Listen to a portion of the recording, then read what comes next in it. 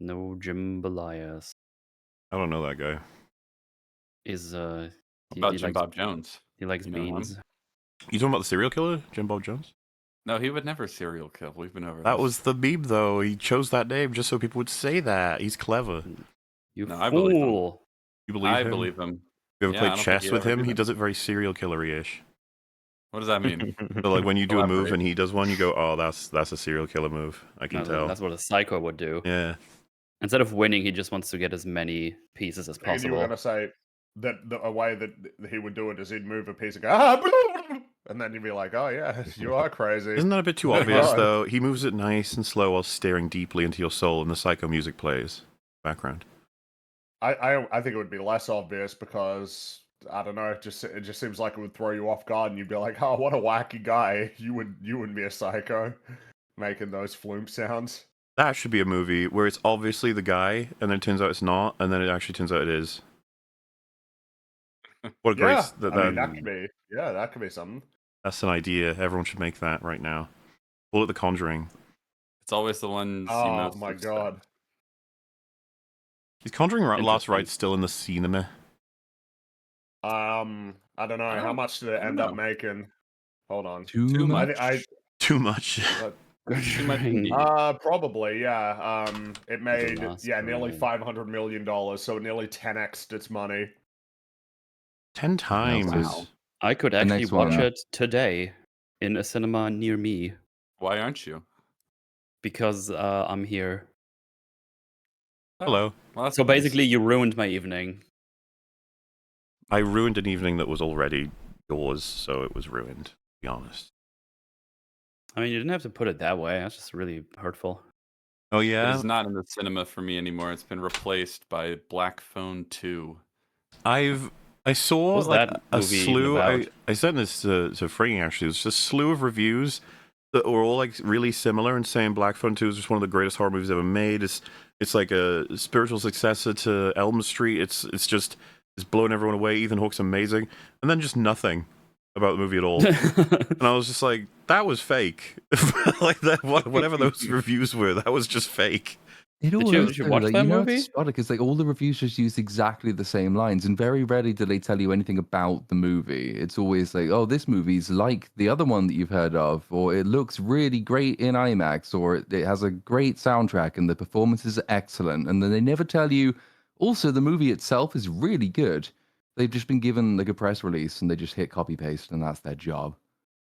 No wonder they're getting AI'd out of existence. Well, Yeah. why don't we open? Because Rags' internet is on the fritz, meaning he could come in and out. Who knows at any point. For now, though, we're sort of just gonna soldier in and on and assume he's gonna join us at any moment. But I will mention Mr. Mootle's plushie, of which was me. iconically mentioned in prior episodes, is actually very near the 400 goal. 16. Only 16 until we have the 400, which means I have to play Forspoken. Chad, you can make it happen today if you want to, if you're that crazy. Also, that's yeah. It's he's gonna suffer. I mean, generally speaking, he does suffer, but this would be like Yeah. more and varied suffering. So Yeah. that should be. I'll play a it little all bit the of way fun, I'd through. say. By the way, it's not going to be a one-off stream. I'll finish the game, and maybe I'll take a day off and have some drinks on the first stream or something. It's good. That's something I just I've heard it's came very up good with. to drink alcohol while streaming. That's a very Yeah. good. Yes. Well, everyone If it should gets to apparently do. 500, will you play Dustborn as well? Okay, don't get cocky. Ugh. Wait a minute. It's already at can do it. 400. Wait, Wow. Wait, what? Oh, it wait, is. who- It appears to be. Look at how that. did that happen? Someone just buy 16. Did someone just buy 16? Also, I would realize that was fast. Whoever just did that, like, That was very fast. Holy shit. Well, we're playing Forspoken, boys. good You lord. got to watch Metal move shit with his freaking mind. Just I because can't you believe, fucking dude, one little stupid fucking Twitter Yeah. thing completely unraveled that game. It's so funny to me. Dude, imagine being the guy who wrote that specific line. You'd probably like, it wasn't me. Well, yeah, but again, the crazy part is that line is in like a trailer that got released a year before they Yeah. posted that thing on Twitter. Nobody cared, but it was posted in the perfect format to ruin that whole game. Like, Yeah. they just completely destroy it. The It's only thing so funny. besides that, I watched Only Plays played for. I don't think they played it all the way through. They had like a couple of episodes, and they kept they kept Yeah, figuring yeah. out what happens like every episode. It Like was really 7 funny. significant instances of calling the dialogue of the events before they happen because it's so Yeah. like generic and shitty. Which, hey, you can have some fun with that. I think I will. Yeah. Well, it's happening. We did it. We did it Let's indeed. get it to 500. So we play Dustborn as well. Come on, guys, we can do it.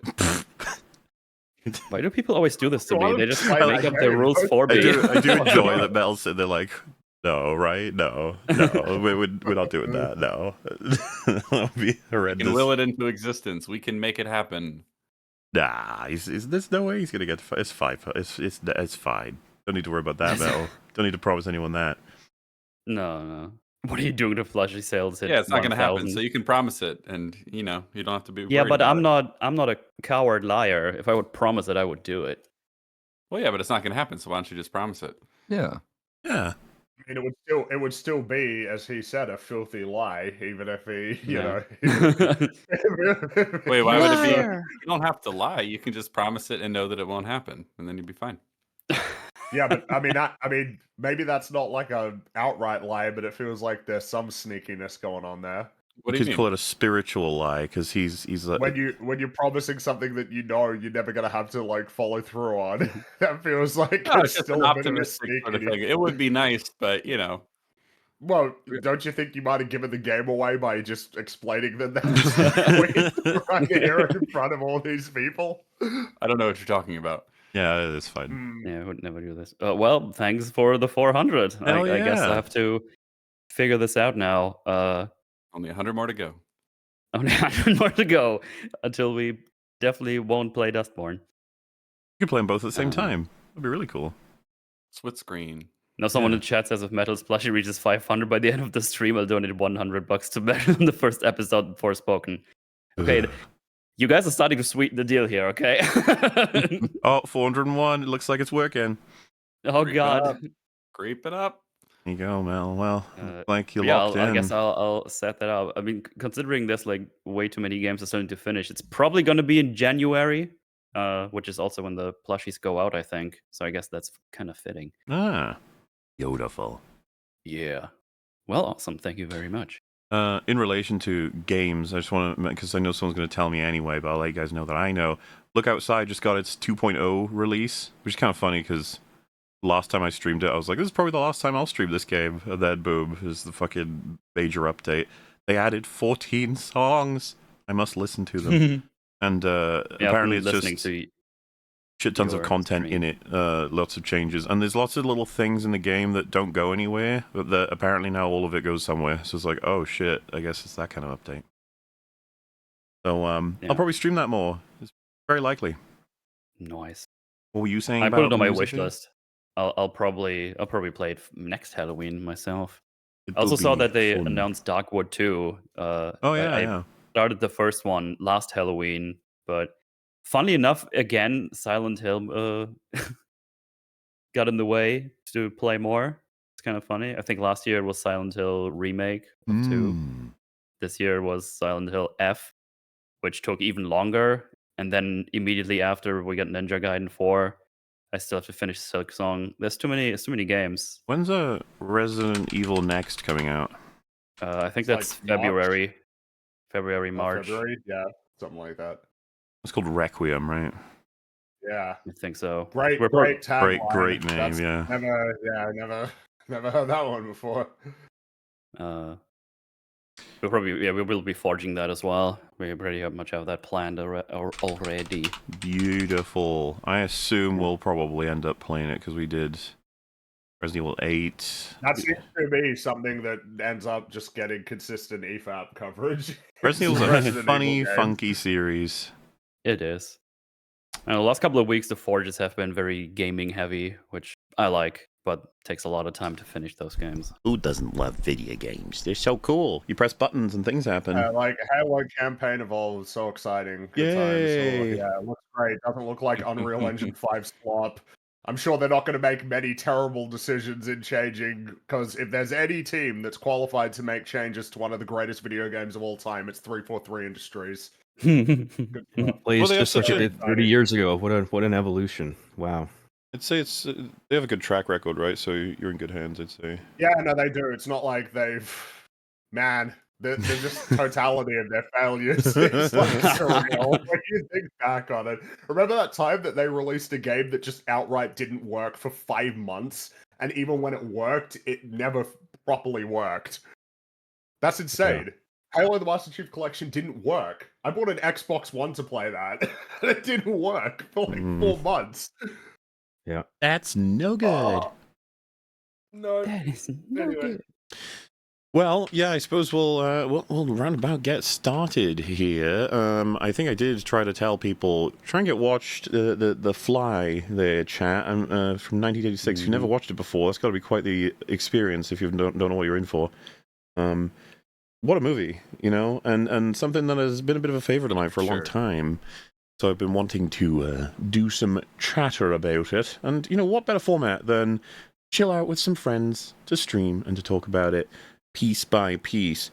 Now, I don't know if anyone else has any interesting sort of stories with how they discovered this one, but I've mentioned before that my dad showed me a lot of stuff real fucking early, and I think it's just in retrospect a matter of he really wanted to watch some of these awesome movies with, you know, like my mum probably wasn't the best for watching something like Terminator or Predator. We were like, yeah, it's okay. Where's the romance? Which actually, Terminator has a good romance. There you go. It's a good workout. And you know what? The Fly has a great romance as well. There you go. Beautiful, perfect movies for... Happy ending. Yeah. Everyone's together. So, yeah, I mentioned a lot of films he showed me. It was actually on... it was Real BBC I was talking about. I have a memory of him telling me like to look away when he you know, cuts his eye out in Terminator. It was like, that's too old for you. You can't see that. But I didn't have to look away during the sex scene, so I'm not sure how the rules work. You know, it's just it was getting strange. But eventually, it was the kind of thing where I watched Terminator on my own at some point. So he was just like, "Oh, well, I guess you've seen the eye scene." It was like, "What did you know? And I was just like, "Yeah, it was awesome." It was like, "Oh, okay, fair enough." No, I totally looked away. I've never seen it. But you know, he was still trying to filter. You know, there was some movies he thought The Silence of the Lambs was okay. Doesn't that kind of make you think like, oh, it's probably everything's okay at this point then? But yeah, I mean, he wears a guy's face. His face. Like, that's pretty intense, so you know. But there were some I wasn't allowed to see, and I think I mentioned before. One of them was The Hills Have Eyes, and I was pretty young.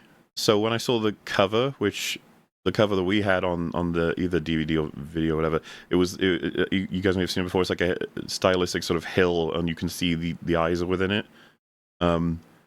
I actually thought when I was younger that was some kind of like sci-fi thing where the land was coming alive and eating people, and you have to be careful with it. I had no idea, obviously, at the time what it was about because I just didn't read the. I was of the age where the front cover decided what I would watch. You know, classic. Which wasn't that like the time with like Pan's Labyrinth and stuff as well? Pan's Labyrinth, or is that later? I don't know. Oh, it was way later. In my A bit later, in my brain, they're I close will together. later. I don't know. Okay. You mean Labyrinth? Because that was Maybe? closer to when I was that age. Do you mean Peter Pan? Oh yeah, right. That's spooky, right? Well, anyway, one of the movies. So the way it worked, you know, like in Hot Fuzz, his film collection, Danny. It's like my dad had that, but above there was like a whole other shelf above the top ones where he kept all of the 18 movies or R-rated for the Americans. And so, what do they have in Canada? Is it R-rated? Yeah.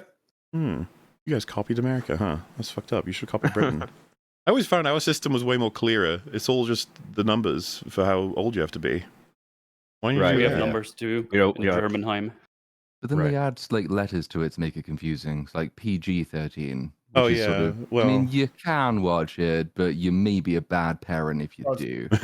In Australia, it's mixed as well because it's all G, PG, M, but then MA 15 plus and then R 18 plus. It's like so right at the end they're like, all right, we should probably put some ages on these. well, I yeah, think we had a because different system before, but then we just copied the American system, kind of. So 'Cause, the American system is obviously like an independent like industry body that decides it. Is it like the government in your countries, or is it another sort of agency that determines these things?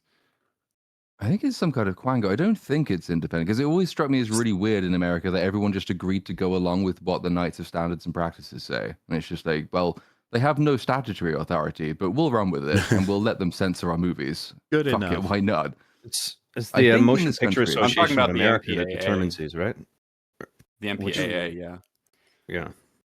MPA, not a great. Which is sort of an elusive agency, like it's like a small group of people. And I remember seeing a documentary about it where it's just like, how do they pick these people? Where do they come from? They just, I saw this like they, it was a small screening. They're watching something and they just decide for the whole world, like this is what it's going to be, or Yep. Well, in kinda any weird. case, for me, because I was obsessed with film well before I even hit 12. So when I was 12, I was like, haha, every 12 film I can now watch, even though my parents were already like, yeah, you do that at like 10, you're fine. And then I think by the time I hit 18, the idea that there was any films I couldn't see at that point was just laughable anyway. But that is the last, gate of being allowed to watch some of these movies. But in the section he had created, the forbidden, you're not allowed to show people who are too young this, and so that's always high up because they can't reach them. I've said before, it was at age 12, I was already 6 foot, so a few years back I was still pretty tall, and it wasn't long before I either managed to get up there myself just from height, or that I, stood on a sofa or whatever the fuck. But I do remember being like, whoa, because this section, the problem is putting all of the forbidden ones together gives them an allure, And one of the things I remember was like, man, this film called Basic Instinct looks like it could be interesting. I don't know what this is. And then the next one was like, oh, Species. Oh, that looks like a sci-fi monster film. Ooh. These are both films I watched. I don't know if you was familiar with them, but they not so much about the sci-fi monstery sort of thing, as much as you could say they're about something else. And that makes sense that they were all in those sorts of areas. But one of the ones that was up there was indeed The Fly. And I was like, But the thing is, I don't think I ever watched it from that collection because I don't think I was that tempted by it. I think I sort of wrote it off as like it's going to be some weird bug film. And to me, when I was a kid, I was like, Did you know at that point? Did you know at that point, like with The Simpsons, Treehouse of Horror, like did you actually know what it was? I Okay. It's so rare when I was super young to connect any given Simpsons thing to the movies they were actually making fun of, as opposed to just they're just fun stories. Unless you'd actually seen it, but then when you get older, it's like, holy shit, there's so many references. But like, being young enough to know, whenever you see the cover of like, oh my god, take for example like Lake Placid and there's a crocodile on the front, so it's like, oh, kill a crocodile, cool. And it's like, oh, Anaconda, it's like, oh, big kill a snake, cool. When it's like The Fly, I was like, kill a fly, I don't really like. That's not scary. I'd rather watch something else. But what ended up happening was we in the household, and I'm sure many people of the same generation are familiar. You'd have your tapes, and you'd have to sometimes snatch some stuff on the old TV down because you didn't have a way of getting a physical copy. So, and this went on well into even I remember recording Doctor Who episodes, and the annoying part of I gotta get up there and hit stop when it hits the ads, because you don't want to have them in your copy forever. And same for Simpsons, did a lot of recording of those episodes off TV. But The Fly had been recorded by my dad, and he'd made the mistake of cycling a blank tape in and among many others. And so I was watching, I can't even remember, but there was this one tape. I even think I might have recorded Simpsons on it, and it would reach near the end. Let's say the end of Simpsons, right? But there's still plenty of tape left. It'd like fizzle and do all this shit, and then it would say The Fly, and I'd be like, oh, end of tape, because I don't want to watch The Fly movie. But one time, I let it play. And, well, like, it didn't take long for me to be pretty interested in the story, and then I didn't never forget that movie. It was it had quite the impact, and we're probably going to talk about why today, because my God, what a unique movie, you know, and one that I could be hesitant to. Like, it's rare for this to happen. I can actually be hesitant to show people it, as in friends and stuff, because it's like, well, it is a little. There's a lot that happens in it, and it might actually be too much for the person that's not ready for. I was about to say gore, but truly, it's a bit more complicated than gore. You just really describe it as body horror. It instills a bit of a fear and a terror in you that's a bit more complicated than just watching flesh pour out. Which, watch enough, war movies or fantasy stuff, and you've seen a lot of that. It's really is about the context of it. And it's more impressive as well, because when it sort of became a horror meta with, you get movies like Saw, and then all the Saw clones that sort of spun off, and it really easily that you can just get desensitized to it, because like it's there to try and shock you immediately, and then tries to shock you again and again and again, and by like the fifth or sixth time, it's like, well, yeah, I've kind of seen all of this. Whereas like the Fly's version of body horror is deeply like affecting. It understands psychologically why what you're seeing will make your skin crawl, or like what is the part of your body that, like, just instinctively, without really thinking too much about it, you don't want anything going near it or wrong with it. Eyes, teeth, anything like that is always going to get much more of an almost visceral reaction than watching bodies get torn apart. Mm-hmm. Before things even get like really icky and slimy, the application of makeup on Jeff's face throughout like the first half is like really well done.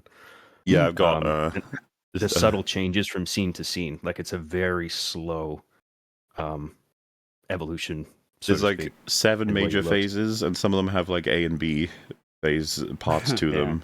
They took this so very seriously. And yes, on the note of, because I don't know if any of you saw Hostel. I feel like I'm so sorry that you had to see any of those. They were films that I saw out of curiosity, and I think a brief interest in what Eli Roth was up to that waned very fast. I was kind of like, I like me some. I think at that point as well, it was like, I like Saw. Saw's fun, which is a fun way to describe Saw with what he's going for. But that's always, you guys have seen the EFAP movies. That is how I've always liked Saw. They're amusing. They're silly.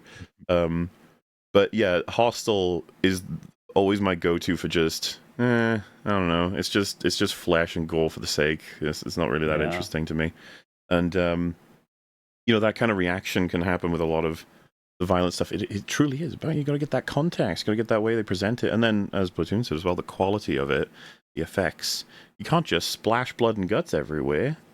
Hostel is distasteful. But I will say about The Fly, certainly after the first watching it and subsequent, I've said before, I've always thought Aliens, and Terminator, Predator and stuff, they're all excellent, amazing masterpieces. They didn't scare me when I was a kid. I truly was just like, this is fucking awesome. I love it. The Alien is so cool. The Predator is so cool. I didn't quite take them, I think, as fully intentional of what we were trying to do, but The Fly did definitely scare me. And scared in a particular way. Instead of being like, oh god, it would be so frightening to be in that situation, it was more so making me wonder about everything, kind of scary, which was new, and probably the kind of thing you do want to avoid kids having to deal with too early. You let their brains develop first. But again, no fault goes to my my parents or anything, because I'm kind of glad I saw it early, because it's been a favorite of mine for ages, and probably decided a bit about how I see quality of storytelling and stuff. It has never been beaten for me for body horror. The closest I think one could imagine would be The Thing, but I just classify that differently. I think I understand that. They're not. I think I can understand that distinction. Well, yeah, if you have something that pre-exists as an alien, like, is different from like a human sort of becoming something he wasn't before. And you quite quickly get to the point with the thing where you cease to recognize anything of yourself in it, and the horror of the thing is how strange and otherworldly it becomes, and it is sort of viscerally disgusting to look at. Whereas The Fly is the degradation of you, basically, it's the human body, and obviously it's preceded by. So, something like most effective part of the horror is actually, excuse me, Jeff Goldblum's acting leading up to it, like the sort of that manic, like I've taken 15 grams of cocaine every second for the last 5 minutes. That kind of, I mean, it's deeply, deeply unsettling in the way that the thing is unsettling in a different way, but it's not unsettling, I don't think, for its body horror. This movie kind of stands apart for that reason. To expand on what Mahler was saying, I think it does open your mind up to a certain existential dread that not a lot of movies do. It reminded me a lot of The Prestige, the way that handles ideas of cloning and teleportation, where it makes you think about the nature of it and existence, and in a way where it's just like, fuck, that's really terrifying. Like, what does it mean to like disintegrate someone and recreate them? And like, are you just like a cursed entity from that point on? Like, it's like if you believe in something like a soul, like is that something that gets duplicated as well? And like, is really interesting ideas beyond, and scary ideas just beyond the look of the creature and all of that stuff. In addition to all the existential questions the movie raises, it also plays really big on disgust. Probably better than any other horror movie I've ever seen. Honestly, this movie's gross. Yes. It is, Especially the last act. It's incredible. I love it. It's like genuinely still hard for me to watch, and I've seen it several times. It's great. So this was it did what it was supposed to with me, and like I said, it's kind of ingrained in my head as just one of the greatest horror movies of all time. So this is the last time before we go further. I'm going to say, please watch this before listening to us break it down. It truly is one of the greatest films of all time, and it's within my top 3 for horror. It's just a tight contest, you know. You got to fight for it. There's a lot of people in there who want to get that slot. So please watch it. And then you can check out, because I'm going to be saying a lot of stuff that's absolutely obviously going to spoil it, but also just talking about how they made everything the way that they did. So it's better to see it first, I would say. But hey, if this conversation is the thing that convinces you to watch it, whereas you wouldn't have, that's fine with me.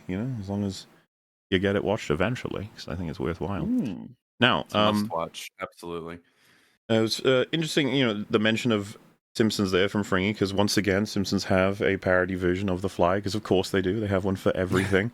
And I would have seen that probably before I watched The Fly. I'm never going to be able to know that for sure. But Simpsons make fun of the original Fly movie. And it's kind of interesting because The Fly 86 had been out for a significant amount of time before Simpsons made that. So I guess they saw more potential to make fun of the 50s one than the 80s one, which in a sense could make more sense. Or that maybe they were going to we can do, the 86 Fly later. In any case, you have that, and then that was based on a short film, a short story in a Playboy magazine. Like, that's the origin of The Fly. Yeah. Really? Yeah. That's hilarious. That's insane. In 57, there's a short story that goes into a Playboy magazine, and that eventually results in Cronenberg's The Fly. It's like, yeah, sure, why not? It was kind of typical of that era, though, because I've always put The Fly together with Invasion of the Body Snatchers, The Thing, and to a degree Alien as well, where they all start as and the Blob as well. But like, I don't like the Blob as much. That's probably why I discard it. But like, they all start usually with like a pulp short story novella type thing, and they have a 50s or mid 60s version, including Alien, because Alien has is it the Terror from Another Planet, something like that, which is basically just Alien but with worse visual effects. And they're really goofy, except Body Snatchers. That movie does hold up, but it's basically just men in really cheap, shitty rubber suits. But the story idea was enough to captivate people, even though they were B movies at the time. And then when it comes to the 70s through 80s, you get people coming along saying, well, with all these advances in technology that we now have and like the practical effects that we can now use, we can take that basic concept and we can now turn this from a schlocky B movie type thing into something that's as horrific as the concept really deserves. Mm. And they all get it, and it makes for this like the 70s and 80s is probably my favorite period of horror for that reason. Like they're all usually stemming from older stories, which were goofy but had a lot of promise. And then the 70s and 80s is when you get these sort of quite visionary directors coming in with the perfect synthesis of that, all the technology they can now use, plus the new ideas they have about body horror and the ways they can sort of meld it in with current day zeitgeist stuff in the case of Body Snatchers and The Thing to create definitively different stories, but obviously they all stem from these really quaint little beginnings. And I'd like to see more of that because like the ideas are so fascinating and the fly and everything else. Whereas you compare it to the modern horror meta, which would be something like, I guess it would be something like The Conjuring or Insidious or something. And it's like, well, they're all kind of the same movie at this point. I imagine Shelby Oaks is kind of the same thing. It's just that you've seen it already about a dozen times because it's just every other horror movie that's released basically since 2010.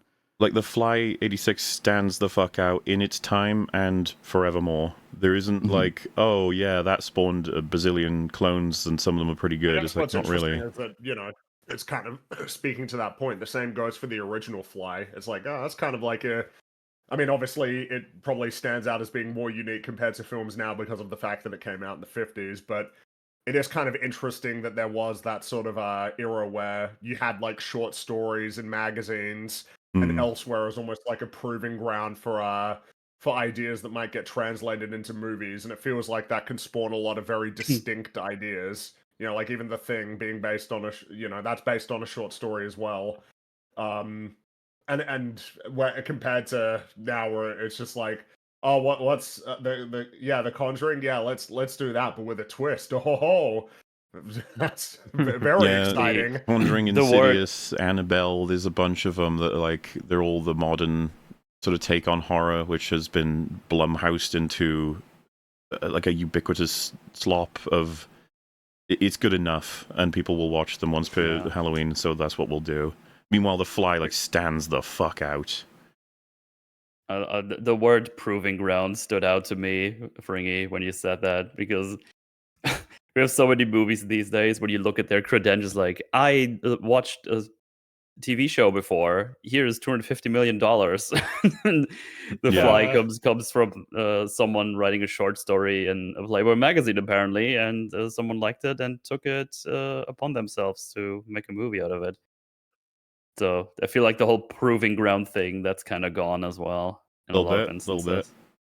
Doesn't feel kind like of interesting that the 80s movie comes about because producers were like, okay, well, we have access to this story. Let's try to get some writers attached. Let's try to get a director attached. Like we have this thing. There's The Fly. Oh, maybe we could do a remake of that. Other people are doing remakes of like 50s B movies and B science fiction movies. So let's see what we can do. Let's try to we can try to get David Cronenberg and stuff like that. It's an interesting approach because I don't know, because on the surface you might think, oh, that's just kind of like a cynical studio move, but it resulted in a whole slew of really good movies.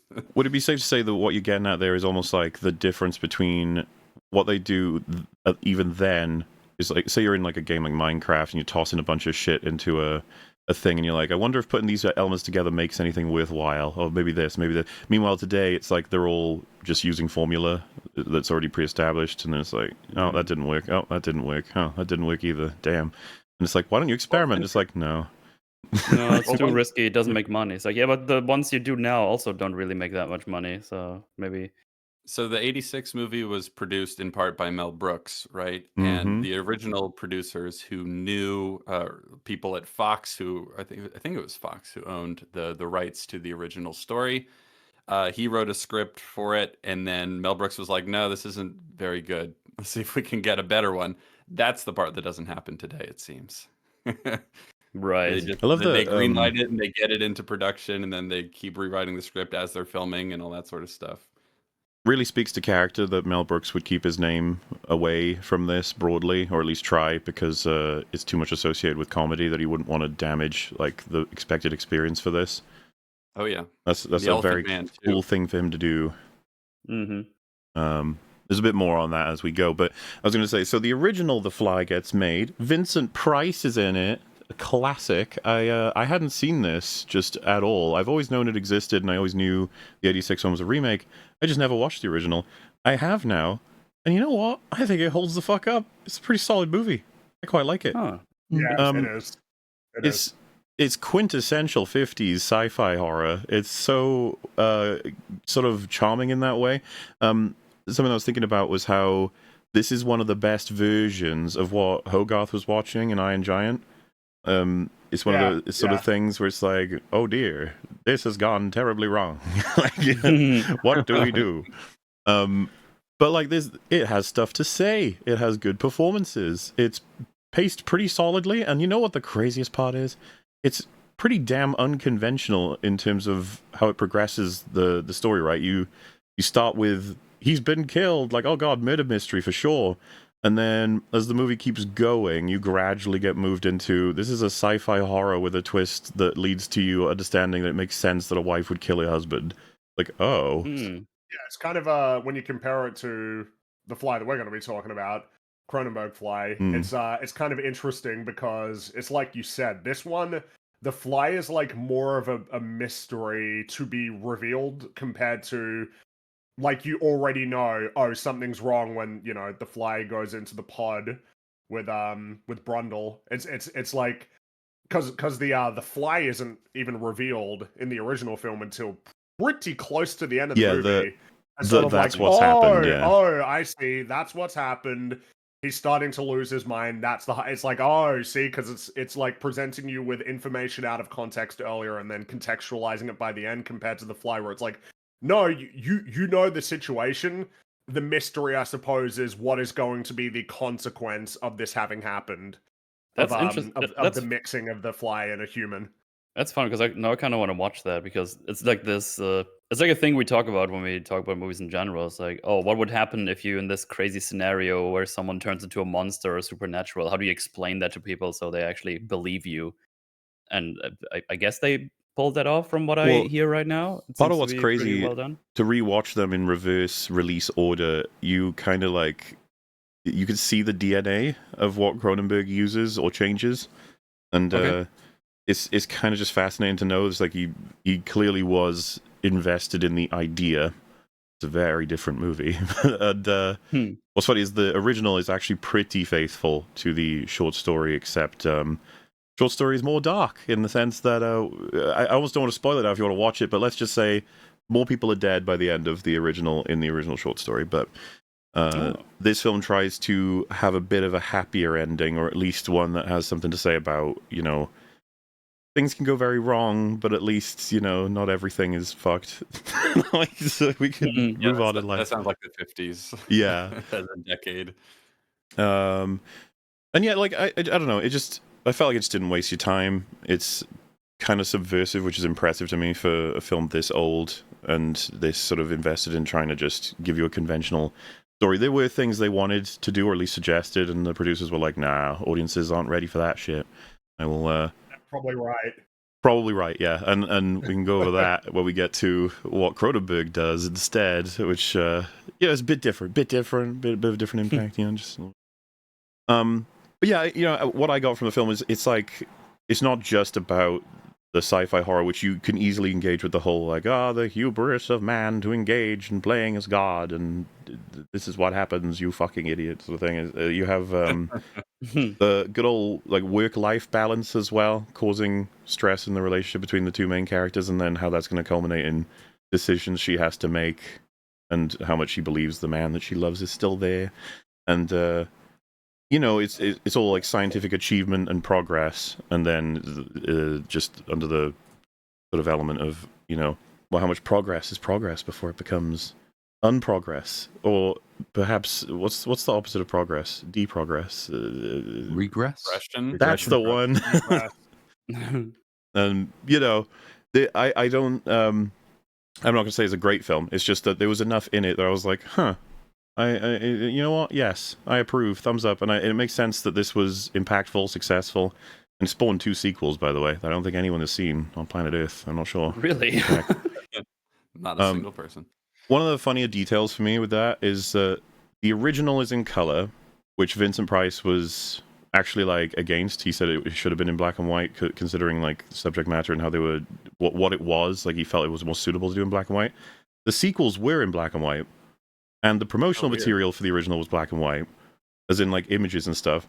And so there's a Mandela effect that a lot of people believe the original is in black and white when there is no version of it in black and white, or at least not, released. And it was so funny. I was on a stream with Lance from Outcast Detect. Sorry, I'm mixing too many words at the same time. So we were talking about different films, different processes and stuff. And I'd mentioned, because I was finding stuff out about The Fly, that I mentioned the original, and he said, "Oh, the black and white one." And I was like, "No, not black and white, color." And he was like, "Huh?" And I was like, "It's in color." It's crazy that so many people do actually think it is.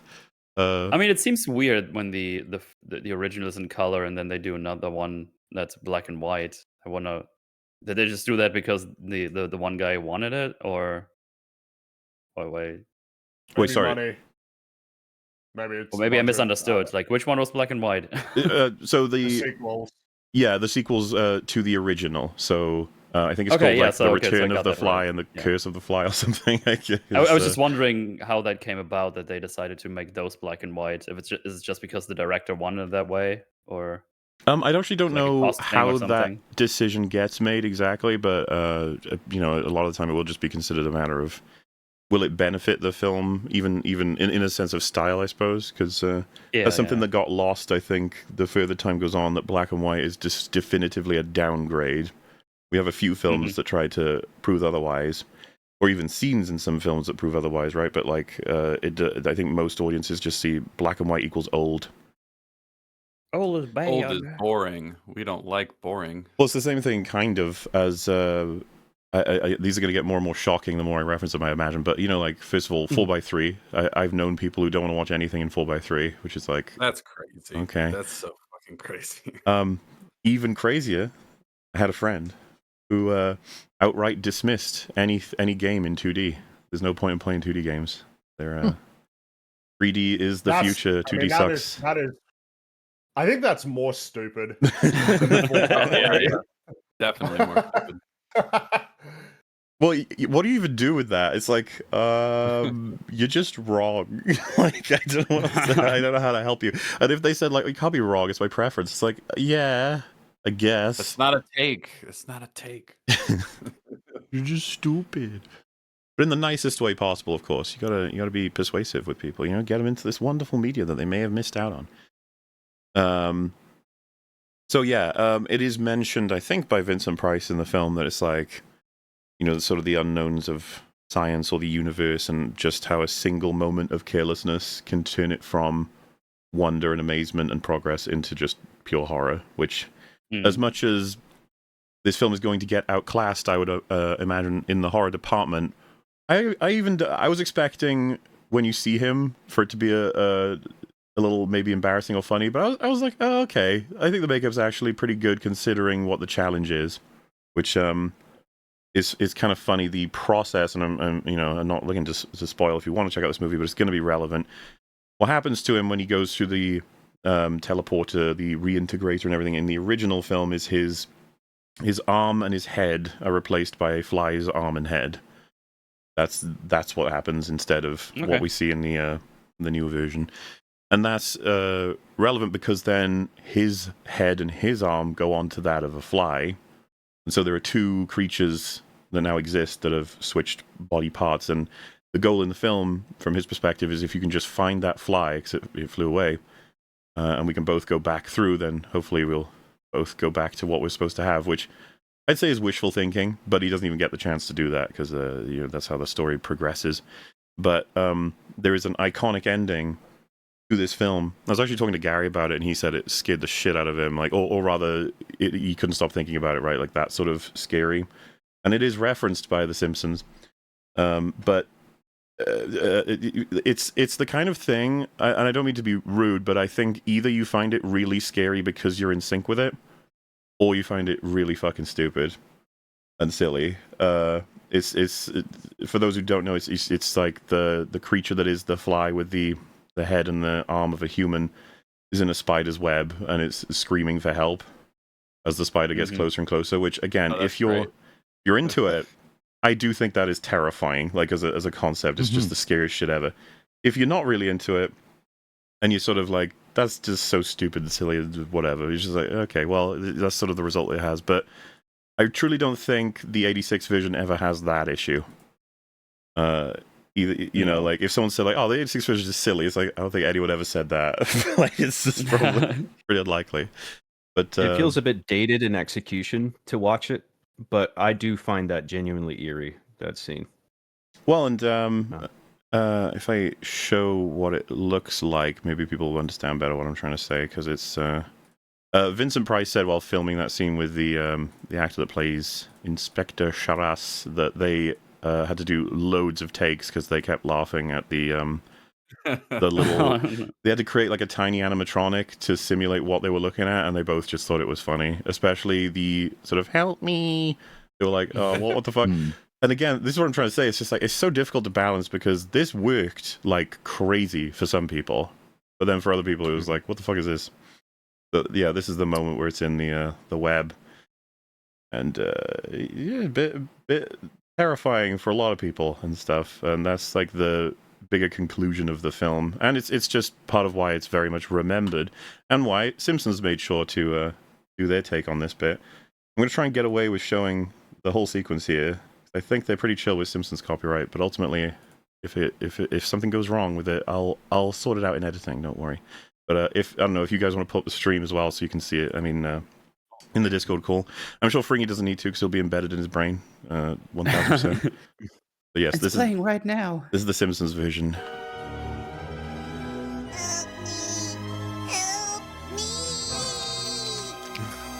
Sucker.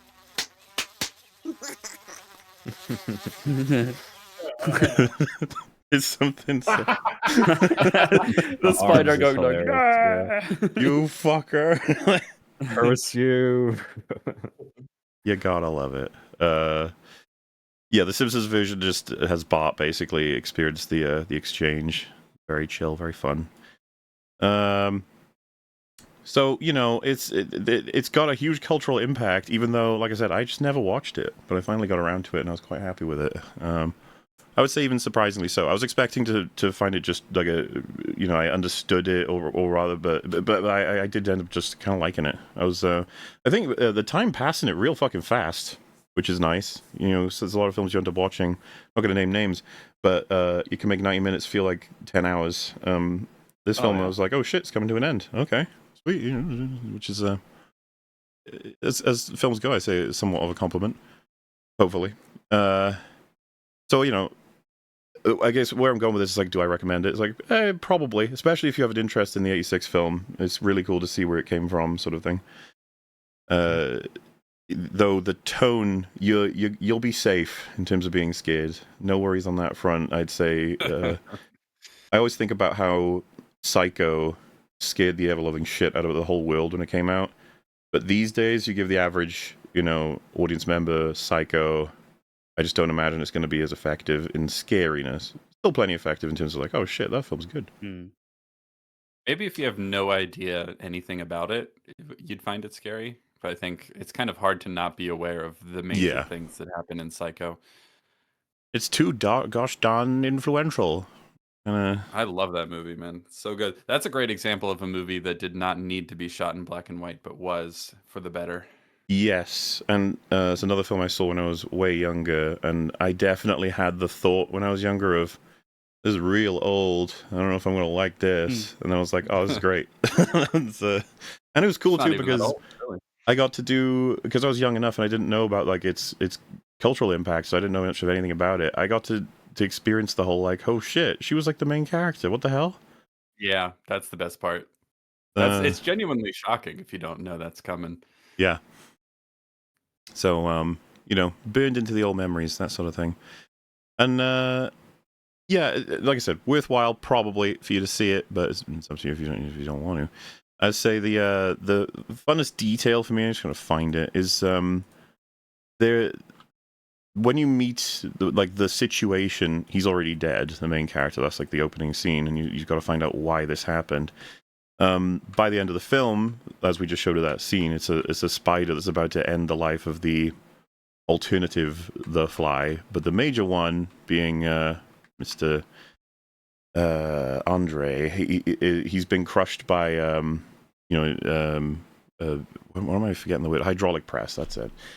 Yeah. And the press itself has a name that they've written, and I was really surprised by this. As like, holy shit, this feels like something that was more of a modern sort of thing than I feel like older movies doing these kinds of details is just unlikely.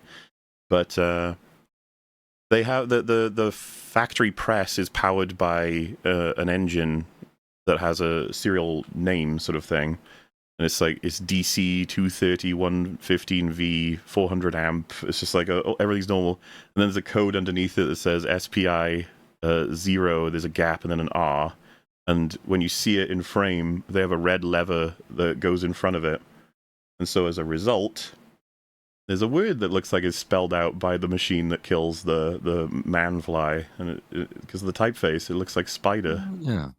Hey. Very neat little detail.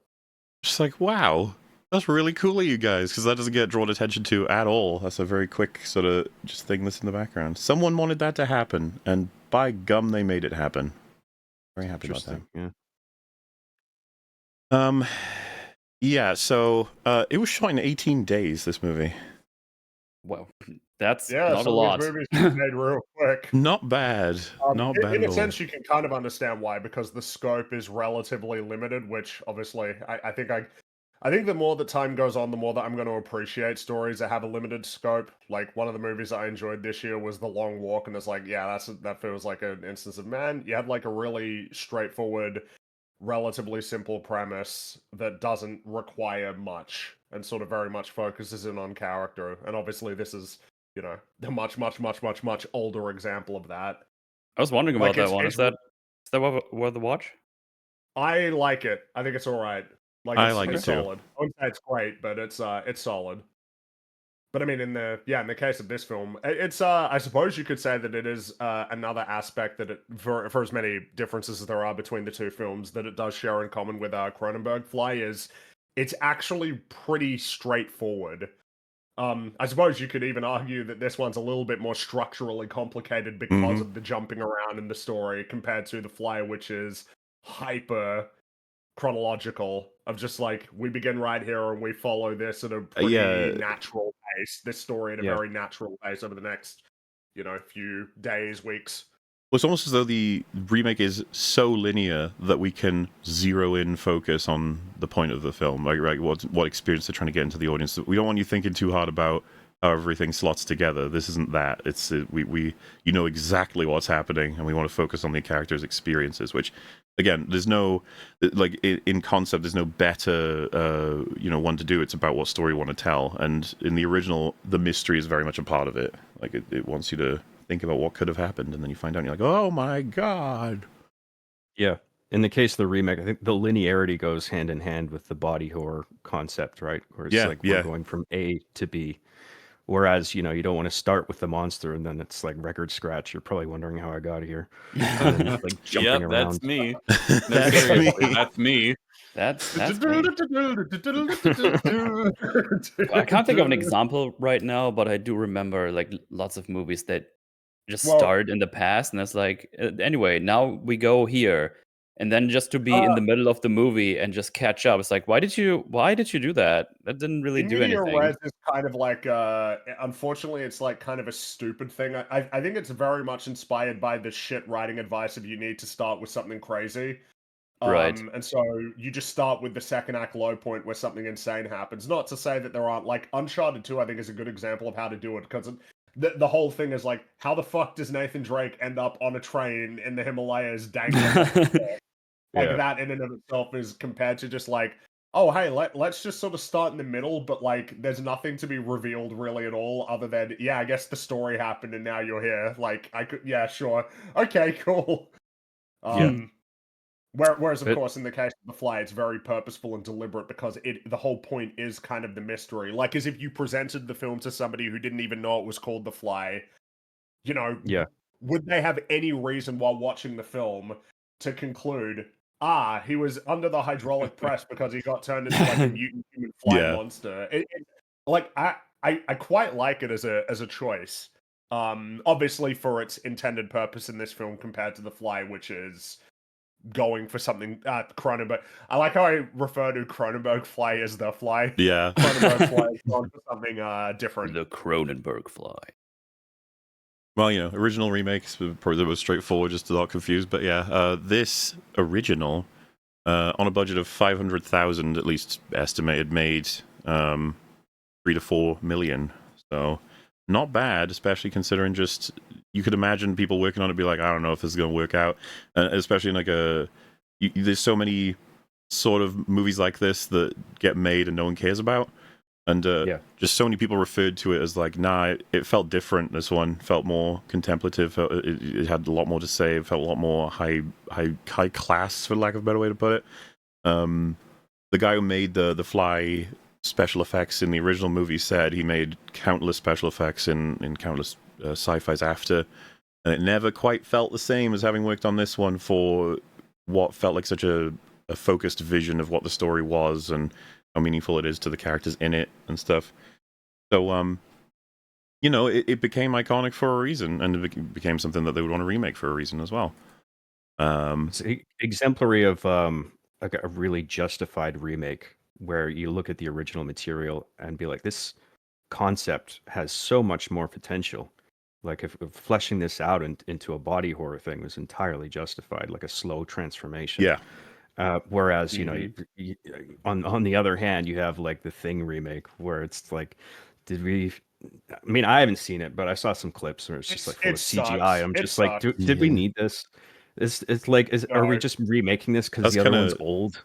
That's kind of funny, just how language works, because it is definitively not a remake as a sequel, even though the original is definitively is a remake. You know what I mean? Like it's because it's called The Thing. I understand why somebody would confuse no, that's a dick move. That movie. It's a prequel and it sucks. It's crap. It doesn't have any characters. Obviously, replacing all of the practical effects with the floopy CG, that was a great decision. It doesn't make the film age horribly. Yeah, and just for the record, if it were all practical, the film would still suck. Like, it's the story. Certainly would. Yeah. No characters. But yeah, just for a today translation, it would have been a 5 million budget, making 30 million in the box office, the original Fly. So definitely the kind of thing it's like, oh shit, hey, good that's job. Pretty good. Yeah. It became the biggest box office hit of Kurt Newman's career. Unfortunately, he died a week before it went into general release, so he never got to know. Oh, that sucks. Yeah.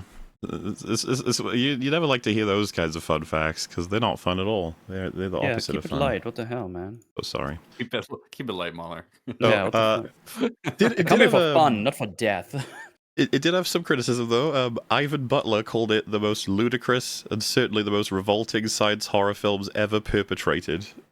Which so funny. That's so funny. It's like, come on, man. I know, right? It's how things change.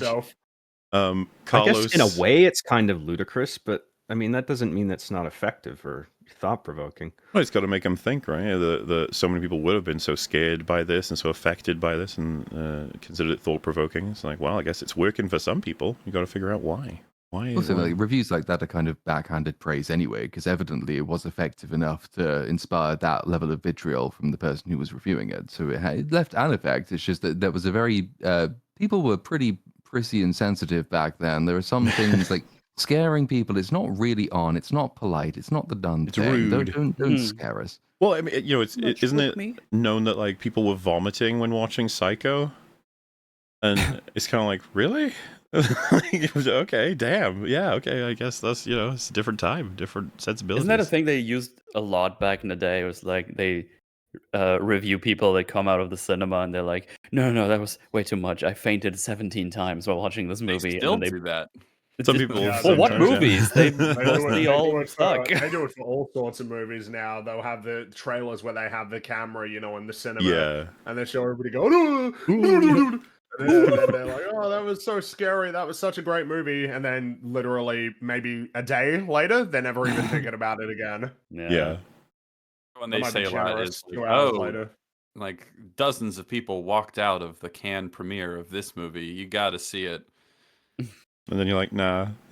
No, I'm all right. Carlos Claren said it's got great effects, but it collapses under the weight of many questions. I'd be curious what his questions are. Collapses under the weight of many questions. Okay. Yeah, fair enough, I guess. But obviously it got praise as well. Considered a first-rate science fiction horror melodrama with gripping action from opening to close, filled with suspenseful, spine-chilling situations that'll keep moviegoers on the edge of their seats. So, pretty well praised, and I'd say universally pretty much praised in modern times. Not many people are going back to shit on this film these days. If you see it, you're probably like, that's some good shit. I like it. Yeah, I'm excited to check it out. Well, yeah, I mean, obviously I wanted to go over this because it's going to be relevant a couple of times with the remake, as well as just how the sort of production begins. But the fact that it gets its own parodies and references, and a lot of people who are very interested in film, like I said, Gary, when you mentioned this film, he still knows it back to front and considers it like super formative and important. It's always like nice to know. You try to remember history for as long as you can before it inevitably fades, unfortunately. I mean, we're giving all this history to back up a movie that itself is now pretty fucking old, to the point where a lot of people would never have seen it, which is, it's just, that's how it goes. True, but then there's the nice thing about it is that if you did get people to go back and rewatch it, like the film itself doesn't fade, because even the 50s version, and again, same is true with The Thing and same is true with Body Snatchers, because they don't lean too heavily on the technology, they don't lean too heavily on making it look amazing. All the things that traditionally will date a movie tend to be the visual elements of it. And because in this case it was written so quickly and so cheaply, it's like, well, what actually does carry a movie? Oh, it tends to be good character work, and actually good character work remains good character work no matter which decade you're watching the film in. So like this movie will date way less, and the 50s one will date way less than any like post 2010 horror movie does, where the characters, you're lucky to get one, frankly, and then the rest of it's just like your generic stock set of traditional spooky tropes, which, well, again, you've seen one, you've seen them all. They will date very, very quickly in the way The Fly won't. I think good characterization and also universal themes, which this film definitely has. Which does then... I find it very refreshing to watch these days, and I think a lot of people will, because it's a horror movie that doesn't insist on trying to be spooky every 15 minutes for the entire runtime. Like, it's a very slow build in terms of the horror. Yeah. Yeah. It does a great job establishing a sense of normalcy in across the first half, and then when things finally start dissolving because of that, it's like unsettling to watch it unfold. Which fast forwards us to the brand new day of modern times in 1986. It's still, it's so funny to me. We fast forward, and I'm still not technically born yet, like in this timeline. Came out 40 years ago. Yep, 40 years ago. This film, we are further removed from the release of this film than this film was from the original Fly. True. Written and directed by David Cronenberg, even though the credits read a little bit differently than that, but I will explain why that's the case. It's kind of a cool little fun fact as well. And if you don't know, David Cronenberg, very much known, at least for me, it was funny because I'd seen a selection of his films, but this was one of the ones I always knew as like the core of what kind of creator he is. And I don't know, correct me if I'm wrong, is this, I mean, I know it is mine for him, but is this considered his best film, broadly? Broadly, yes. I think some people might point to something like Videodrome. But, or Scanners. and obviously, I don't think anyone thinks Scanners is a better movie overall. It's just that one scene that people really like from Scanners. Scanners is a good movie, but that's definitely the high point of it. Yeah, I think broadly this is considered his best. Just 101 for me to start on, for him. It spoiled everything else for him. I'm not actually saying. I did watch Existence when I was relatively young, and I remember being like, this isn't as good as The Fly. this is different. But he's a really interesting filmmaker. He's got hell yeah, really high highs. He's kind of a top tier sort of like trophy case director in the sense that he has a very specific and yet completely uncopyable style. Like, you know exactly what you're dealing with when you're getting him in the sense of the special effects are just fucking unreal. His like creativity and obsession with, I guess, body horror. He's somewhat the father of body horror, right? Or it's not like he's the only person doing The it or body anything. horror But golden child. yeah, That's for sure. He's the first Though he name you did have think of when it comes to mentioning the genre. Yeah. Though he did have a little phase where he kind of moved away from that, where you get like a history of violence and yeah. Eastern Promises, which are both really good, but they're not quite as quintessentially him in what you think of as his whole shtick. And so, yeah, this would be considered a very loose adaptation of both the short film, the short story and the short adaptation of the short story. Like I said, it's they're actually quite close, the original short story and the original film. But this film, nah, not really. But definitely inspired by and wouldn't exist without the originals. It's like kind of an important aspect, and it brings into question, I would say, the sort of discussion that's been had very much so recently about just how much, when you're remaking something, you're supposed to stick to it, be faithful, be respectful, blah blah blah. But there's also the other question of like, but if the original is kind of like as good as it needs to be for what it is it possible? Is it good to sort of deviate and take the original's idea and take it to a different direction and also make another really, really great film? And we did do that at one point. That was a thing. Specifically, The Thing was one of those examples. And The Fly. And it's funny because they're always referenced in aid of that. And then you're like, oh yeah, that's two great examples. When did they come out? You're like, oh, a little while ago. it's pretty recent. Not too long ago. Obviously, problem I'm highlighted is like, in concept, absolutely. In execution, we don't have a great library of remakes that not even surpass the original, just create a new awesome thing out of what was already a new awesome thing at the time. To the point where I think people are very averse to it now. It's like, oh, I'm going to do a thing of this. And you're like, you're going to fucking ruin it is what you're going to do. That's all we expect now. That's what they do today. We have so many remakes and reimaginings that are so fucking awful. Disney.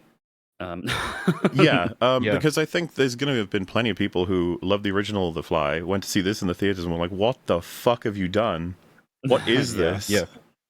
And then, I mean, when I had mentioned this before, I mean, bringing up The Thing, I forgot that was a prequel, so that's a bad example. But if take something like Old Boy, just because it was like a foreign film, and I think, was it Spike Lee that did that? Yes, it was. It sure was. He just wanted to like put his stamp on something that was beloved. I felt like there's a bunch of ego going into that project, and that was an example of a film where it's just like, just watch the fucking first one. It's been done.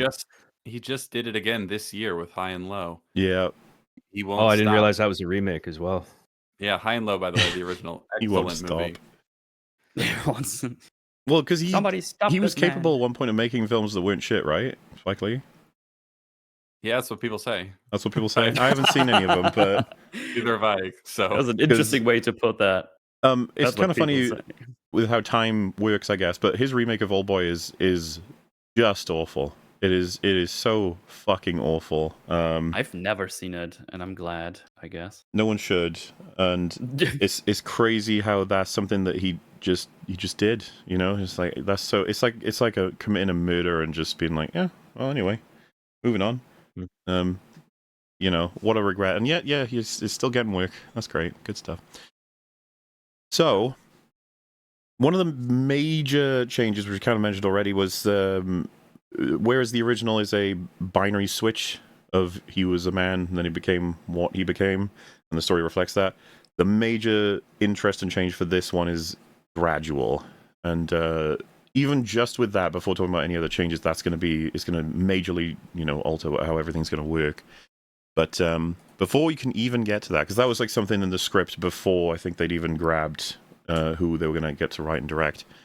Tim Burton was actually potentially going to make this film at one point, which is really interesting to me because I could totally imagine he'd be up for it, but it just would have been worse. And I like Tim Burton, by the way, especially prime Tim Burton. I don't think it probably would have just been like kind of in a silly style, which has its own benefits for sure. But I feel like we'd be losing a lot of what makes this film effective if he did it. Yeah, I would never sacrifice this for a Tim Burton The Fly. Like, no. But in the same vein, I suppose I wouldn't sacrifice Night Before Christmas for a Cronenberg's Night Before Christmas. I'd be like, whoa, no. I mean, it's different styles. Yeah. Different styles of storytelling. even better example, I don't know if you we're about to mention this, but David Cronenberg initially was asked to do this and didn't do it because he was working on a treatment for Total Recall. Yeah. It's crazy So when you that's read the fun facts, and you're like, oh my god, all these things went on to be what they are. You know what I mean? Like, at the time, they couldn't Yeah. know that. I wouldn't trade this for I wouldn't trade Total Recall for a Cronenberg Total Recall either. So it's Yeah, interesting yeah. how That's it fair. all works out. Yeah, so eventually it does go to Cronenberg. There's a bit of back and forth. That's one of the elements, but part of his agreement to come on was that he gets to rewrite the script, which did have a treatment already, and he's quoted as saying the first 16 pages were awful. It's like, man. It was Charles Edwin who wrote the original version, and Cronenberg has said that one line of dialogue remains from Charles Edwin Pogue's script. So that is why that he gets a credit, alongside the fact that Cronenberg said he should get a writer credit because Cronenberg's version would never have existed without that first script. I think if it's a very substantial rewrite, it can be quite helpful and valuable to have like at least a basis to Sure. build off of. Like if the My framework understanding is scaffolding is all there.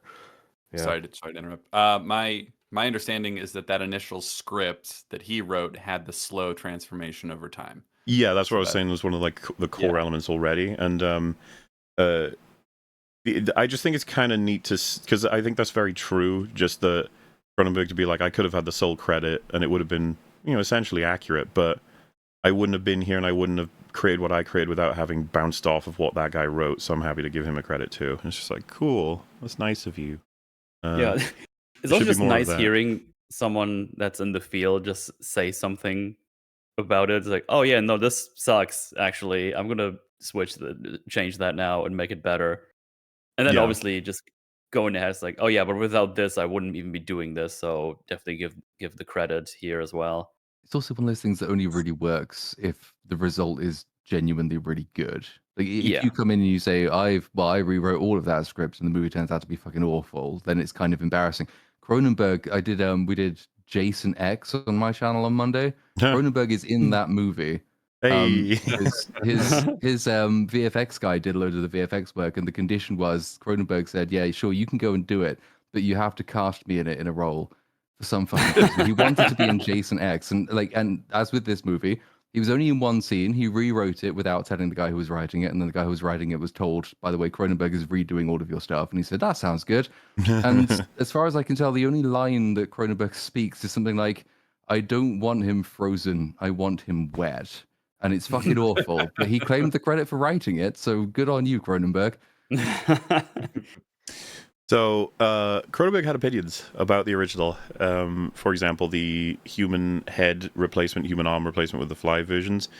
He didn't feel like there was a through line for that. It's like, why did that happen? When you put two of them into the disintegrator and reintegrate them, why would that be what happens? That doesn't really seem like it makes much sense. And he also didn't like that the reveal of the original Fly.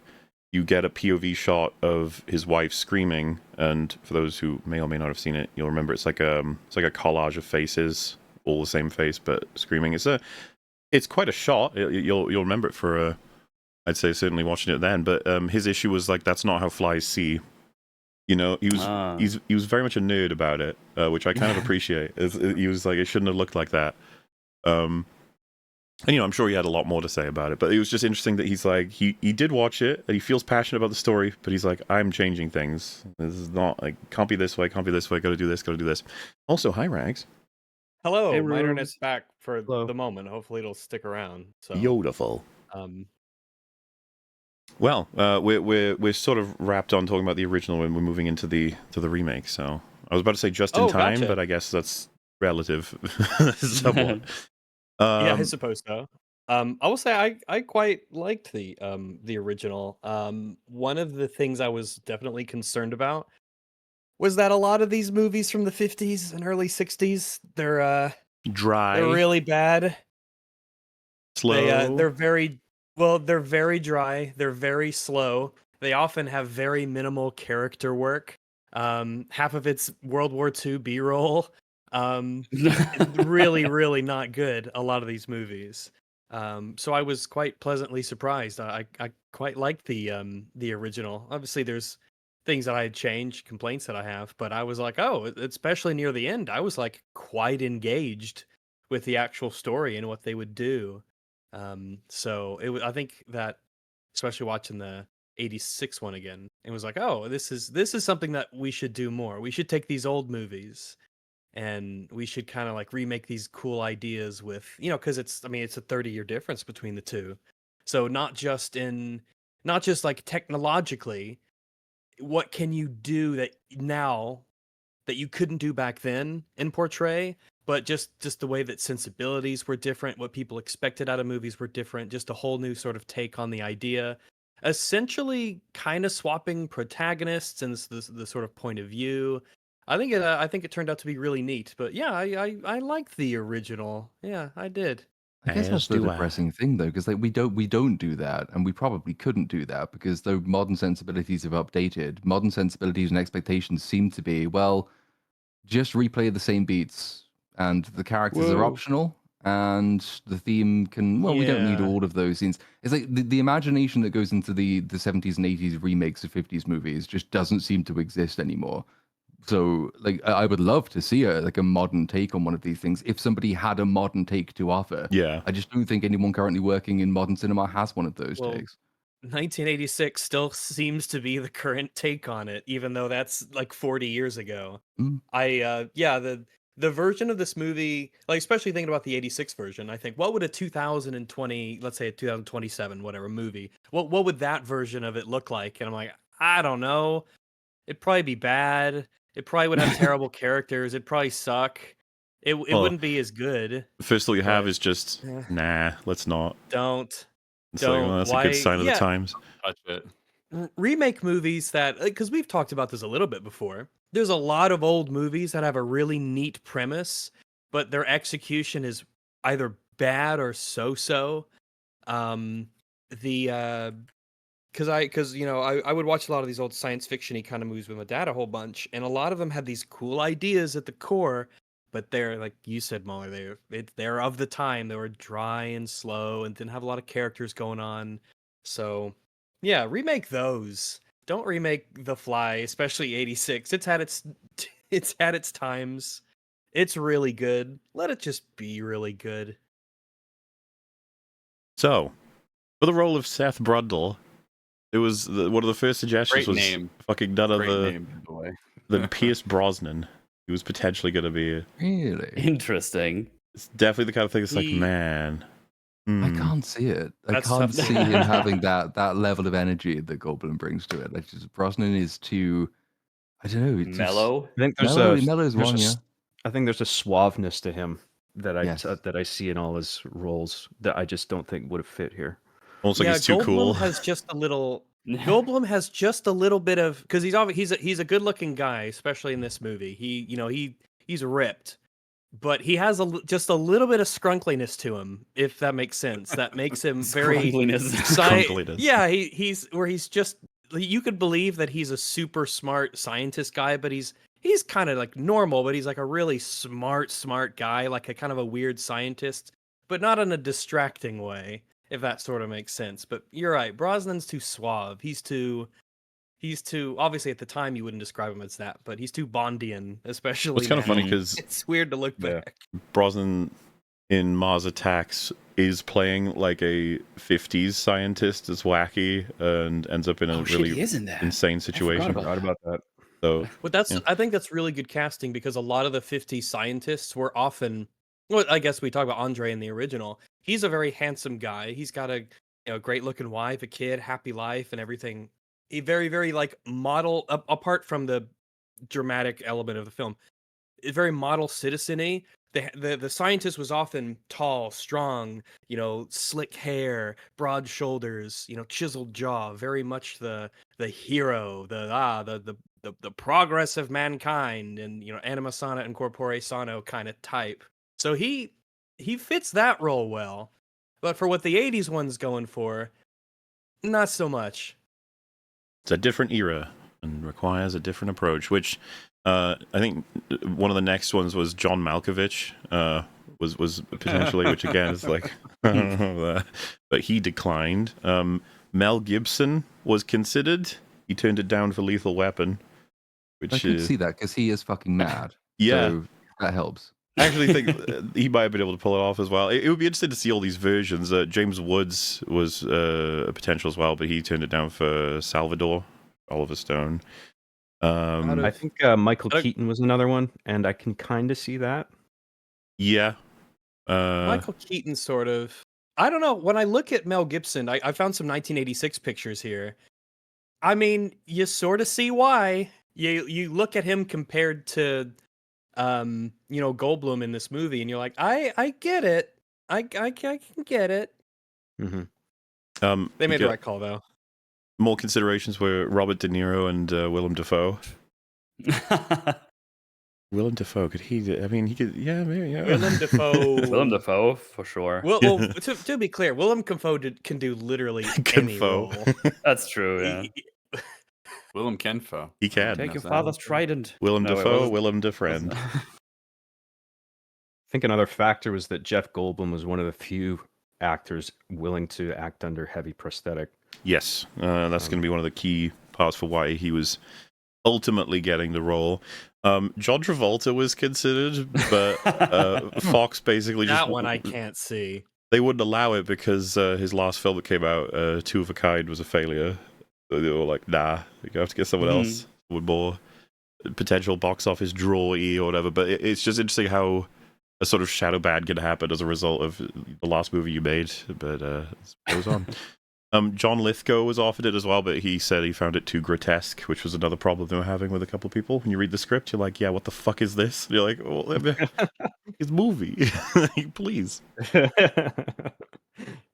And yeah, Jeff Goldblum was proposed by Cronenberg, and the willingness to do the prosthetics is a big reason for why he got the role. So here we are, in the most important casting, I would argue, but that's not a huge shock considering he is the protagonist, and the film only has 3 major characters, you'd say. So yeah, it's going to be very much the weight is on his shoulders in a lot of ways. But that would bring us to talking about The Fly. So, it only took me, hour and a half to get here. It's good preamble, just to make sure we all understand what's going on. I think what are we talking about? There's someone Can you complaining repeat like, the things? are you supposed to talk about The Fly? And it's like, yeah, eventually. Gotta wait until we talk about the other fly. Yeah. All the flies. Bastards. Something's interesting. When the film was being made, right, you cut a trailer before it's even necessarily complete, and it was, I guess, in like a trailer house that they, as part of a trailer, had the title card flutter in, like you see, and Cronenberg liked it so much he was like, I'm putting that in the movie. It's gonna be how it comes in the beginning, and it's just like, yeah, kind of interesting how that works, the back and forth of marketing and promotional material can actually affect the movie itself before it's even out. And the visual, I think this would come back to the whole, like, how flies see. You got it's sort of blurred, but you have the different colors coming in. That's supposed to be more of an approximation of how flies actually see. And then it transitioning to, like, a real set of people and stuff. I just think it's neat. Once the credits are done rolling, which, man, that's another lost art, isn't it? Intro credits. I just don't see that anymore. I especially like this sort of 80s sci-fi font that every movie of this time seemed to have. It's fun. Very much is. So I would say there's going to be a lot we'll have to say about the music. Howard Shore is already just like, holy shit, what? You're like, yeah, that Howard Shore. You know him. You love him. The music, I think, can throw people off when they first hear the theme, the major theme. And there are some people who wondered whether or not it was appropriate, different critics, and even when they were creating it. But I do believe that once you've seen the film, it settles right in as to exactly what the intentions of the music are. And I think it's excellent, like, perfectly fitting. I love the music in this movie, yeah. It's one of those things where it's like, I don't know, some people get a knee-jerk reaction of like, this feels a little too I don't know, epic or even triumphant for what this movie's about. And it's like, nah, you gotta. It's there's a little more than that in there. There's a lot happening in how the music works, and I would call it tragic, which is very absolutely. much There is yeah. some of that in there, yeah. For Well, sure. I would go as far as saying that's the difficult combination that I think he aced. Is there's an amazing achievement happening, and there's also a horrifying tragedy happening. So it's like, how do you blend them? And I think, yeah, it's bloody wonderfully done. I think it contrasts nicely with the quietness of like the first half to follow. It's just like it's a very grand musical opening, as if to like sort of roll out the red carpet, and then it's like, ooh, what's this? And then it just comes right down. Another in terms of like score and things going on. There's a little bit of score, but like by comparison, it's pretty light. The first bar and last bar of music on the soundtrack is taken directly from the tragic opera Madame Butterfly. It's kind of fun. Look at these musicians injecting all these bits of meaning because they probably cared a lot about the project. Don't you love it? It's, passion. So he has that sort of orchestral, operatic tragedy vibe, but he also makes sure to include like 80s sci-fi sounds in there as well, in a way that like they actually really congeal and come together. It's very impressive. He obviously gets his flowers, inappropriately so, for the Lord of the Rings, but he's done so many other great scores that I don't feel like he gets enough credit for. That's fair. It's just that Lord of the Rings is so fucking amazing. All right. Yeah. It would be my pick for the best score of all time. Would be the Lord of the Rings films. Oh yeah. Same. Yeah, yeah. Obviously, it's just I think he deserves more love for his other stuff too. Yeah. It's just Lord of the Rings, man. It's like the crowning achievement so far. It's one of those things. I have a week off in November from work already planned. That's where I do my rewatch of Lord of the Rings. It is the correct thing to do once per year, at least. If you want to do once per week, that's fine. I'm not going to judge you. It's okay. In regard to this, you, there's a very computery aspect to it. There's quite a lot of shots dedicated to looking at computer monitors and things like that. So I like the integration of synthetic sounds. I think it's appropriate. So one of the things I'm going to be making a point about, and I'm sure you guys would likely agree, this film is lean and dense and fast. It is possibly the leanest script ever. It might be one of my top picks of all time. Honestly, it gets basically right to the same size as the original too. Insane. It's like they're basically the same time. Just how purposeful every last thing in this movie that made it into it is, and how it helps. And then the film like makes its point and ends. And it's like, bye. You're like, okay, all right. That was fucking weird. Honestly, it feels like something you just don't get anymore. This kind of sort of leanness. And on that front, the film begins in the middle of a conversation between the two main characters, and the film just. It doesn't care if you're thrown off in the sense of like, whoa, I want to see, why he came to this building, why she came here, and then how they met and what kind of relationship they had beforehand and what kind of people they are. And it's like, no, you'll get all of it. You'll catch up. Don't worry, you'll be fine. We're just we got to get going, okay? Got, just above 90 minutes. We're getting this shit done. Seth Brundle and Veronica Quaife. Well, like Quaife. Got him. Well. Wow. Incredible names. Incredible. Yeah. Brundle comes from a Formula One racer, Martin Brundle. That's because Cronenberg's like a big fan. Oh, okay. So did he do anything? Did this one racer do anything in particular? Or is he famous for insect-like behavior? Or probably not insect-like, but well, it's because he apparently names so fast that he flew. I think so, and he does this with a lot of the main characters apparently in his stories named after races and stuff. But yeah, Brundle is just it's very like, okay, that's I have no, and then you get sidelined with fucking Quaife afterward. You're like, what? But then the other, the third main character, Stathis. You're like, have I ever met a Stathis before? I was like, I don't think. I would remember if I had. Yeah, but which is always a good trick for naming conventions. That you want a name, especially in a movie like this, where like it is moving at such a fast pace, but also you don't have a huge cast of people. You want them to be as instantly memorable as possible, and one of the easiest ways to do that is you just pick a name that makes people think, huh, I Yeah. would remember if I'd met a guy called Stouthis before, because It's it's just a very distinctive name, and Brundle, Yeah. and the thing is, Queef. Brundle didn't even seem weird to me because you just know the Brundle fly as a Right. term. Yeah. And it's like, oh yeah, of course, Yeah. that's normal. And then you have like Quaif. It's like, what? Sorry, can you say that again? Can you write that down? Like, I don't want to get it wrong. Have you guys ever There's seen an art to picking names for people. Like you don't want it to be too distinctive. You want it to sound like believable, I think, in most cases. Yeah, you want them Same. to be remembered, but you don't want to call them Grumble Bits or something. And that's what they're Yeah. remembered for in like a dramatic movie like this. John Grumble Fly. bits. John Fly. Any of you here seen a bit of Fly and Jesus, a little of Fry and Laurie, the comedy show? I did a couple Yeah. of skits, No, I I haven't. think. There's a sketch in that where a guy needs to provide his name, and his surname. He says like a normal name, and then his surname is him dropping something on the table. He's like, like John, and then drops it. And the police officer he's talking to goes, "I'm sorry, what?" And then he does it again. And he goes, "Okay, can you spell that?" And then he says, "Nipple." Is nipple? Such a stupid joke, but I love it. But yeah, the film is holding no bars with getting us in. So you find out immediately. Is the first line of the film, which is, what am I working on? Something that'll change the world and human life as we know it. Which, true. And I guess in terms of goals for the script, it's just like getting you straight into like what we're dealing with here. And he says, she says, be more specific. And he says, no, come back to my lab. And I have an amazing coffee machine. And she says, you don't get out much, do you? And he goes, you can tell that?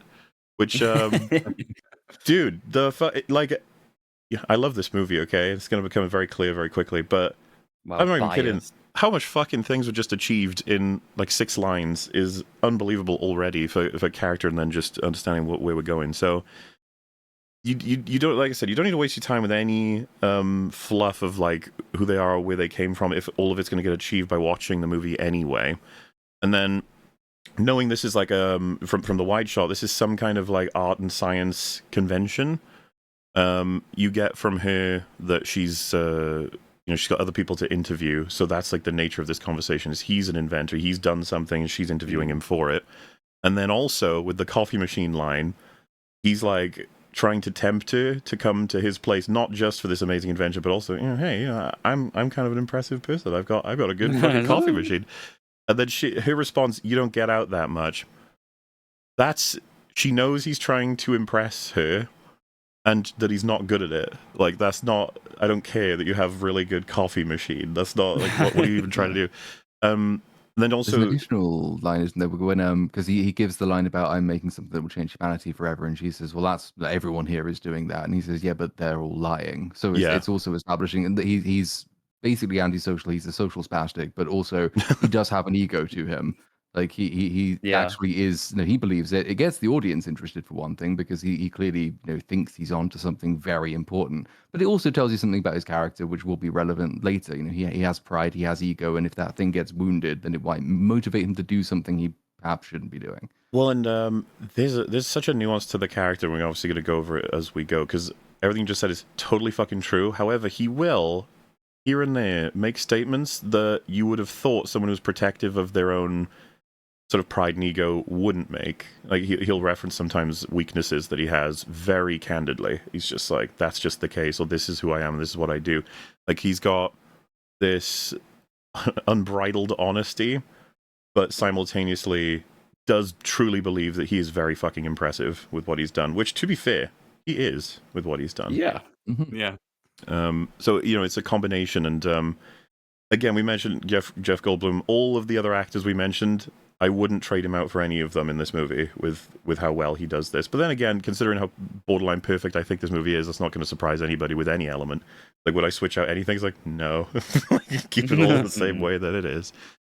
But again, just the lines making such good use of time, which is the important part. It's a lost art. Oh, I yeah. feel like It's arguably the most important thing for storytelling. Arguably, like fundamentally, is like we all have to sacrifice X amount of time. Please don't waste it. Please respect that. Please don't repeat shit all the time. Extend things well beyond their needs, or tell us things that are useless. Just please.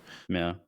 But yeah, his you can tell that is like a combo of possibly like a sort of cute and genuine question, but also him trying to be a bit maybe sarcastic because it's kind of insulting.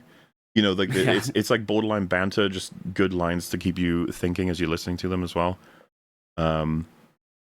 But yes, we've got her profession, his profession technically, the reason why they're connected, and where we're going for the next scene, what he's trying to do, and his interest in her. And we did it in like a minute, probably less. It's just like, holy fuck, good stuff. Okay, it's kind of like move it on. And you get I don't know if it was meant this way, but when they're driving there, he says he's got motion sickness and. He threw up on his tricycle as a kid, which is a line that does get referenced a bit later. But, oh no, we lost Rags again. Oh, goodbye, Rags. Outside. But yeah, it's funny that he gets motion sickness when the character's name was inspired by a Formula One racer, I think is fun connection. But even that line kind of suggests to you something as to why his research took the direction that it did. Yes.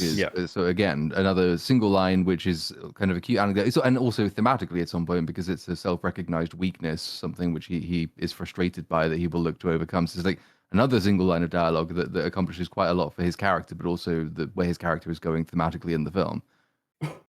Yeah. It fits having scientists really frustrated by limitation.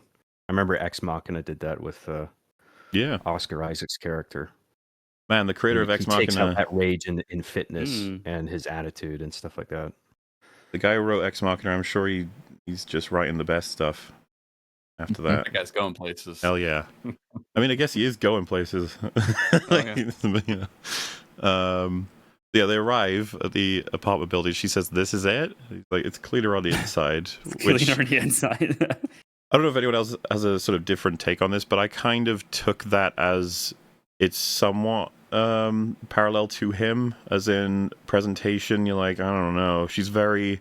It's even after arriving here, she's very much borderline. Like, wait, are you a serial killer? Like, I don't know. But what is within Seth Brundle is much more of great value than how he might mistakenly present himself. And I don't know if the building was supposed to be somewhat representative of that. And I would certainly add that I can see that, yeah. As the film progresses, what happens to the inside of the building, could it be said, happens to the inside of Seth as a person? And it's like, I think so. I think that's probably something they're definitely going for. Very, very cool. This is such a silly thing, but it's very much true. The way they enter his apartment is through a big metal sliding door. That is one of the only things that connects almost all of the Fly movies. The original, the remake, the original, the sequel, and then the remake and the sequel. A big metal door? There's a big metal sliding door to access the lab in almost every one of these films. It's just like fly door. Yeah, I don't know. But you're like, but why would that be the thing that survives? And you're like, I don't know. It's like, it just ended up that way. You I guess lab. You think security, baby. It's like, yeah, of course you would have a big door to secure your lab. Oh, yeah. I probably just made that up. So he starts playing her some music on the piano, and turns out this detail. This is a Jeff Goldblum idea. Yeah, he actually does play the piano. And it's because I play a bit of piano, and it's really obvious when an actor is sitting there playing a piano and they're not really playing it, but because they do everything wrong. Left-handed actors in particular will for some reason play fucking treble melodies with the left hand, which is not how it works. But because Goldblum actually plays it, and he plays it on scene in this scene, it's just a nice little detail. You know he's there. You know he's actually really doing it because he plays jazz piano, which it's an acquired taste, but he's got it. And the fact that he would have thrown that in as an idea and then they did it is always neat. It's even better because he's like scoring the scene as it happens. You know what I mean? Yeah, like when right. Spooky, he does a little low thing on the low key. He's like, ooh, this is scary, isn't it? You know, he's live scoring this interaction as it happens. There's another movie that does that. It's called, I think, Rebel Moon, Fire Child of Curses or something, where they have an in-universe scoring happening thanks to an orchestra. I think you quite like that. Yeah, Cap. You should check it out. That's a must. Do it, kill her. It's very good, I've heard. It's a great franchise. It's going to be multimedia. It's across film, TV, games. They announced the game. I just remembered. Well, no, that did. Can't wait to see where that goes, you know? Anyway, but yes, he says you've seen them now, so can't let you leave alive. And, you know, it's still like a fun atmosphere. I guess that it could entertain for a moment. You might actually be a spooky serial killer, but that's definitely not the way we're going. And she sees them and says, designer phone booths, which, funnily enough, is a line from... I don't know if this is actually the original line that he said survived the original script, but the telepods were originally going to look a lot more like the ones from the original film, basically like phone booths, like as you imagine them, but they switched it up. We can talk about the design in a minute, but that line was to refer to that, but then they realized like that line still works with these, because you look at them and be like, what the fuck is that? You're just like, design of phone booths? I don't know, yeah, sort of thing. It's an attempt to try and rationalize what the hell this could possibly be, because you'll never entertain that they are teleporting pods. But on the design of them, fucking iconic. I love them, and the front cover of the film is another sort of reason to why you might be enticed if you don't disregard it, as I did, sillily, as just going to be a movie about a big fly attacking people. So it's inspired by the engine cylinder of Cronenberg's Ducati Desmo motorcycle. And, obviously, yeah. Of course, yes. But the cool part for me, not just that, that's like a fun element, especially getting some more, you know, tech in there, but the fact that they look kind of like cocoons was just like, yes, good choice. Yes. the borderline between technology and flesh. You love it. You love to see it. And of course, passing by and saying, this is a prototype I had made. It works, but it's clunky. It's like, oh, you dropping that in there. It won't be relevant now until a huge moment at the end of the film. Beautiful. Love it. Yeah. And yeah, when she says, so what do they do, the phone booths? And I like that he goes, telepods. Like, you know, you fucking disrespecting them. Don't call them phone booths. Just another little instance of him being proud of his work. Yeah. He's like, what do you mean telebooths? That's not what it calls. So we asked her for a personal item, an object, just so I assume he wants something that she gives him so that she can confirm, you know, it is the thing instead of him being able to trick her with something. And she does take off a stocking and give it to him. And I just really love the sort of, there's a gap and then he just goes, it's nice. Yeah. Nice. It just reinforces he's not fantastic with what to say and when to say it. It's just a thing for him. He's confident, but it's a very specific kind. Really feels like you know, I'm not trying to. No, I am trying to glaze this movie. So like I don't know that I would compare him with any other character specifically. It's like you could say he's the mad scientist archetype, but I'd be like, I don't know. There's just a bit more going on here. It's a bit more complicated, and I know that Cronenberg and Goldblum took this extremely seriously. They wanted him to be like fully fledged, multidimensional, and that, you know, getting that right is so important for what the power of the movie is, like what we're going to be getting out of this. He's good stuff. Mm-hmm. And yeah, you know, the way he talks, everything's just a little bit off sometimes. He's got his weird Goldblum eccentricities, but it does feel very purposeful with Seth Brundle specifically. Yeah. Something I've seen compared, and I find it fascinating because I think I agree.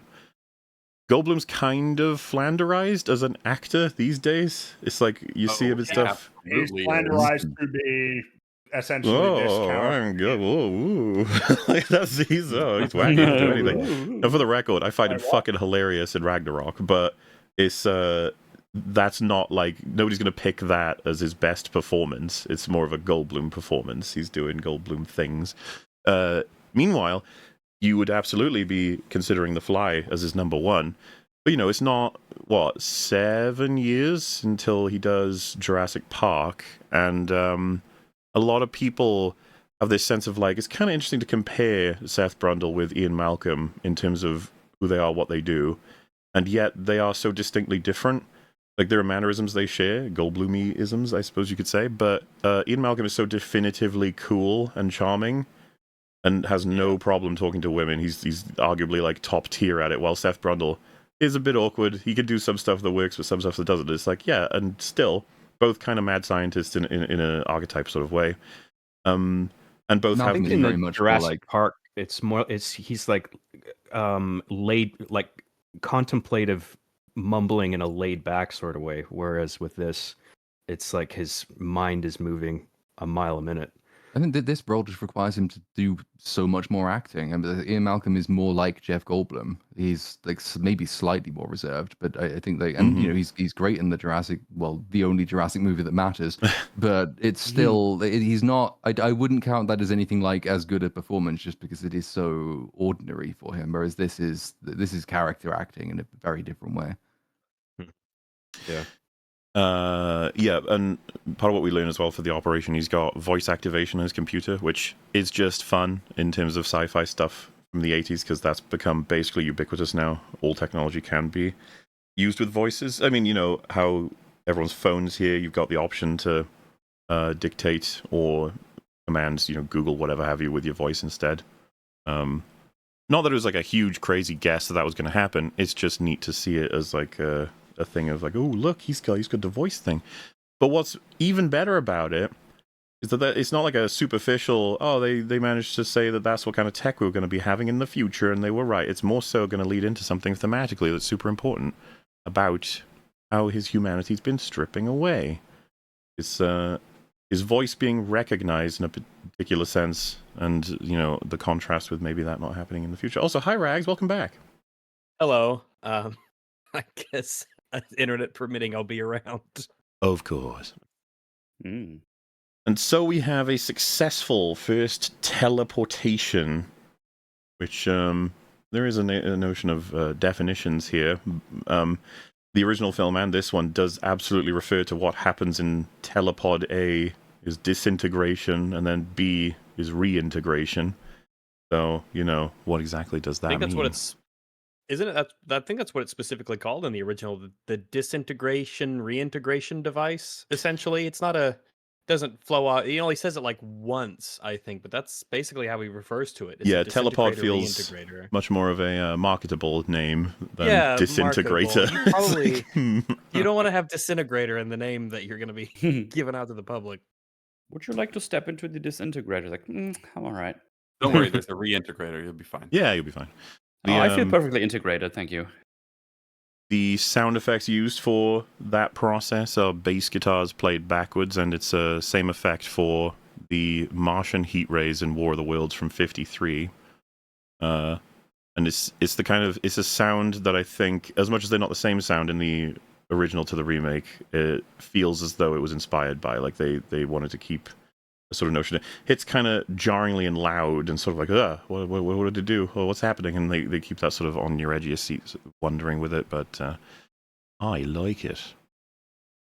So the idea of being disintegrated is terrifying. But like, there's certain things, like if you see them do it in Star Trek, you don't really like think about it in that way. It's just, well, you like, don't think about it in the sense that they never address it, right? There's never a Star Trek episode where all the characters wonder if they're even alive as they were as a result. You know, you could say it's in the same way that Toy Story never should have addressed what it means to be a living toy. Star Trek does not want to address everybody's dead because they've been using the transporters. Like, no, we're not doing that. We're not going to think about that. We're doing other stuff.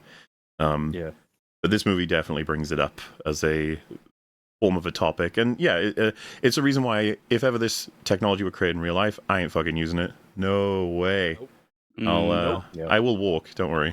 I'll get there eventually. I'll see you there. I'm not gonna use I've played Soma. I'll hop in I've the played spaceship. Soma. Exactly. I don't trust these fuckers. They'll have to do like it would have to be like a portal device that you physically step through. Yeah, I'll do a portal. I'll walk through a portal, but nah, the disintegration reatomizing process, that's fine. I'm good. I like my atoms where they are for the most part. So yeah, she's impressed. She understands what's going on. This is amazing. She says, "How did you manage to keep this quiet, and how did you do it alone?" Which are honestly probably two of the first major, like, this plot could fall apart if you don't answer these properly questions. And man, are they quick. He says he's farmed bits and pieces from different guys from different areas that are far more talented, but none of them know individually what he has done with each of the pieces and how he stuck them together. And then Bartok is the sort of company that finances it. And he says they don't look too much into the project because he's cheap and they're going to own whatever he ends up making. Mm-hmm. I'm not even kidding. This is so, like, wow, you've answered all the questions. You don't need to ask anymore. Good job. Yeah. It's like, there you go. We're done. Also, That's all that's needed. just nice seeing a guy who built this incredible thing, not saying like, "Oh, I just built everything myself." It's like, "Oh no, I'm not knowledgeable in every fucking field of all the Isn't it things, nuts? lasers and stuff." It's like I'm getting the parts from different people who know more than me, Yep. and they just deliver it to me, and I just put it all together. It's like, Well, this is what I mean about yes. someone could think that's like, oh, that's kind of humble of him. And it's like, I actually think the sort of line here is being said very honestly. He's like, they are way smarter than me, but they don't know what Yeah. I'm up to. Like, it's just, that's what happened. That's how it happened. And yeah, it's funny because you'd compare it with something maybe like Ironheart, where it's like, no, we got to make it so that she invented it all from scratch because she's fucking amazing. And it's like, why? Do you think that makes the character more interesting? Do you think that makes her story more viable as opposed to Seth Brundle, who's a part of a masterpiece film and basically just said, like, yeah, I didn't invent this, but I've invented the result of the inventions, which I actually find a lot more viable that happens in real life, like constructing bigger things from smaller ones that you don't really fully understand. And I actually think it gives a bit of breathing room for him not fully understanding how everything works with the telepods and how it could go wrong.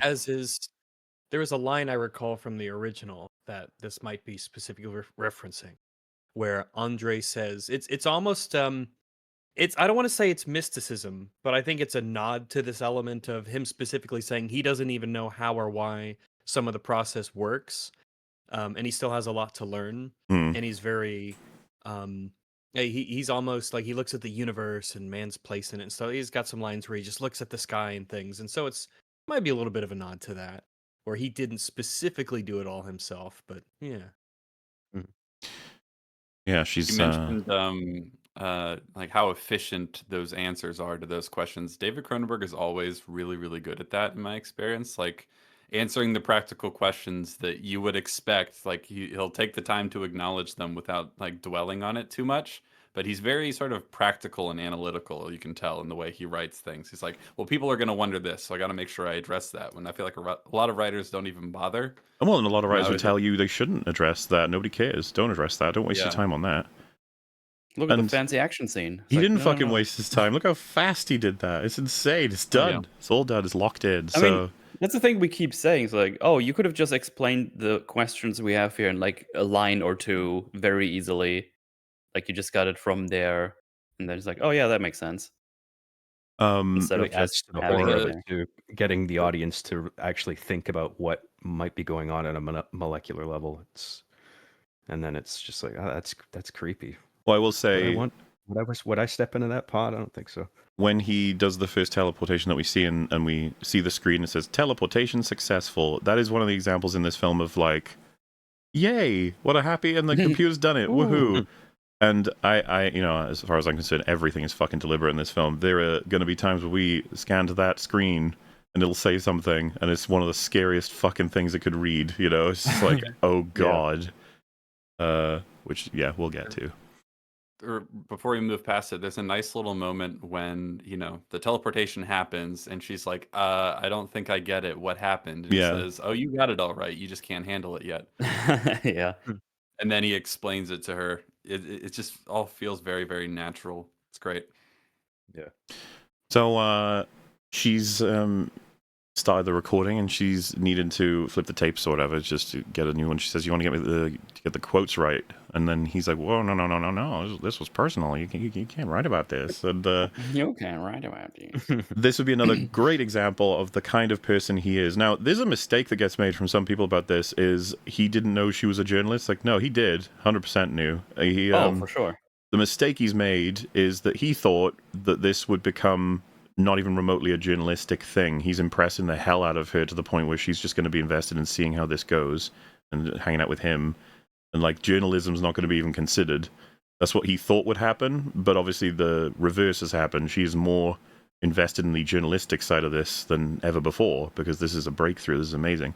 he's like, no, no, Yeah. no, that's not what I meant. Like, you were supposed to like me. You're supposed to be Yeah. because before this reveal happens, he shows her the eagle top of the coffee machine to like confirm. See the coffee machine. See, I've got it. That's the impressive one. But yeah, misunderstands that that's not something she really is invested in. And Would you think he was probably more hoping, not that he was probably more hoping for something to happen like he does later on in the movie with the one girl that he gets, yes, like, yeah. look, the thing. She's like, oh, that's crazy. That's fucked now. Yeah, so not quite what he was expecting, and so she's a journalist. She works for Particle magazine, and as much as this is kind of an interesting moment of he gets a little forward in terms of demanding certain things, but it's absolutely within her rights because she wasn't exactly lying about anything. Yeah. For her to do whatever she wants, and she starts to back up. But he doesn't take it any further than that. He's just like, don't, please, no. And then she leaves. And it's like, okay, no serial killer stuff. We're fine. Hooray. He's a normal Goodman. We're all good. It's just, I just think it's a sort of interesting thing because you can tell there's an air with her of like, I got to get out of here now. This is amazing information. I've got to tell the world sort of thing. And there is a fun line, I guess, for him where he's like, "Yeah, I guess I did tell a journalist." It's like he's like, "Yes, that is true," but like that wasn't relevant because of how amazing this was, right? Like, why? And yeah, hard cut to her speaking to her editor in Particle magazine. You know what I mean? It's just like we don't need anything in between. We're good. We know what happens next. It's important. And yes, this is the intro of the third most relevant character to the film, Stathis Borans, which again is just like. Interesting name. All three of them, interesting names. Even her being Veronica and then it's referred to Ronnie throughout. Is do you think it's like a goal of just trying to have impactful names because they sort of unique in the sense that you just don't come across it that often compared to, I don't know, John and Sarah or something? I think so. I think that's generally a good strategy if you want their names to be meaningful. Joss Whedon's really good at that in particular. Even if they have like a normal given name, he gives them a very unique nickname that you're going to remember because you don't know many Xanders, for example. True, even though you'll eventually find out it's Alexander that it comes from. You're like, wait, why isn't he called Alex? Like, you're cheating. Then you wouldn't remember it. Yeah. Not the same way, anyway. So, yes, we have John Getz playing what I think everybody, certainly now when watching this film, is like, oh my god, it's a sleazy 80s businessman. Yay! Like, archetype, I know that one. He's in so much stuff. Just that kind of character. And he has the exact reaction that every one of us would have, which is, he tricked you. Like, Con artist. Can't fucking teleport something. Are you okay? It's like, yeah, no, that's not happening. And, so yeah, that's going on, and Seth manages to get into the office as well, which again, these decisions seem normal, I think, when watching the movie, but they're just good for moving everything forward fast. We don't, instead of having like this meeting, he backs her down and then she sits alone in her apartment wondering about something, and then Seth knocks on her door and he's like, I found you through, or we have a scene to explain how he managed to find that. It's like, no, she mentioned Particle magazine. She's going to go to the editor. Yeah. He's going to go to Particle magazine himself, ask for her. He'll be in this meeting. He goes to it. This is all stuff. It's like, we don't need to see it. We know how it can all happen. None of this is a problem. And it gets us to the stuff we want to, see quick. And there are characteristics as well, which are very important. It's like either his characteristics are going to be amplified by what happens to him, or like his characteristics are going to disappear because of what happens to him, and then he views himself as having been amplified because they're no longer there. So like going from he thinks the only way he can get anybody's attention is not to talk about himself, but to talk about what he's working on, because there's a kind of inherent lack of self-worth, I guess. And then being almost disappointed when it turns out she gets there, sees what he's done, and lo and behold, yeah, it is just what he's done that's interesting and not him. That's something that will change about him. He perceives briefly for the better. But the other stuff that gets amplified is like this persistence. He's, he can be quite insistent. He's quite forward. He doesn't necessarily take no for an answer very easily. And like when he actually then gets filled with this sense of empowerment later, those things become more pronounced and then become threatening, as opposed to here where they're kind of quirky. Yeah, it's he's losing inhibitions as the film proceeds. One might argue he's losing his humanity as the film proceeds. But yeah, so it's clear he's devised another strategy, which is much more clever considering what Ronnie is invested in. So he's like, we need to talk. And because of the fact that he's been referred to as a con man magician, I like the way that he delivers cheeseburger as like a sort of, the way that you would like on a box. You're like abracadabra, the other thing changes. He does it with that. And it's very Goldbloomy as well. But that takes him to a little diner where they're having a little chat, and he says that it's going to kill him if this comes out now. His colleagues, bar talk, everything, it'll fuck everything up because he can only teleport inanimate objects. And she's like, well, what happens when you teleport living things? There's this gap, and he just goes, not while we're eating. Which, again, first time around, and especially if you don't know this is, an 18R rated sort of thing, this can totally come across as a chill film about a scientific discovery. And him saying that is funny. It would be funny, it's just funny. But the fact that it's like, oh god, he's not fucking joking, and we will find that out very definitively, not even that long from now. It's almost the only part of the movie that bumps me significantly low is the way she immediately moves on to, well, what happens if you do try and do living things, as opposed to, wait, you can transport in, like, do you have any idea how, like, just being able to teleport inanimate objects is still gonna probably get you a Nobel Prize. That's true. That's massive. But as you've said, like, his investment, because you're right, she should probably be more so just like, why wouldn't you just... But he really wants to be able to transport people. He's very invested in that. He's getting there. He's got pieces, but he's not quite there yet. And this conversation... And I think also, because he already said, oh, if they find out, they're just not going to leave me alone. They're going to keep prodding me with questions, and then he probably can't work in peace anymore and do the thing he wants to do. That's where we're going to move away from just getting people transport and just like, oh, we can transport tanks for war or stuff like that.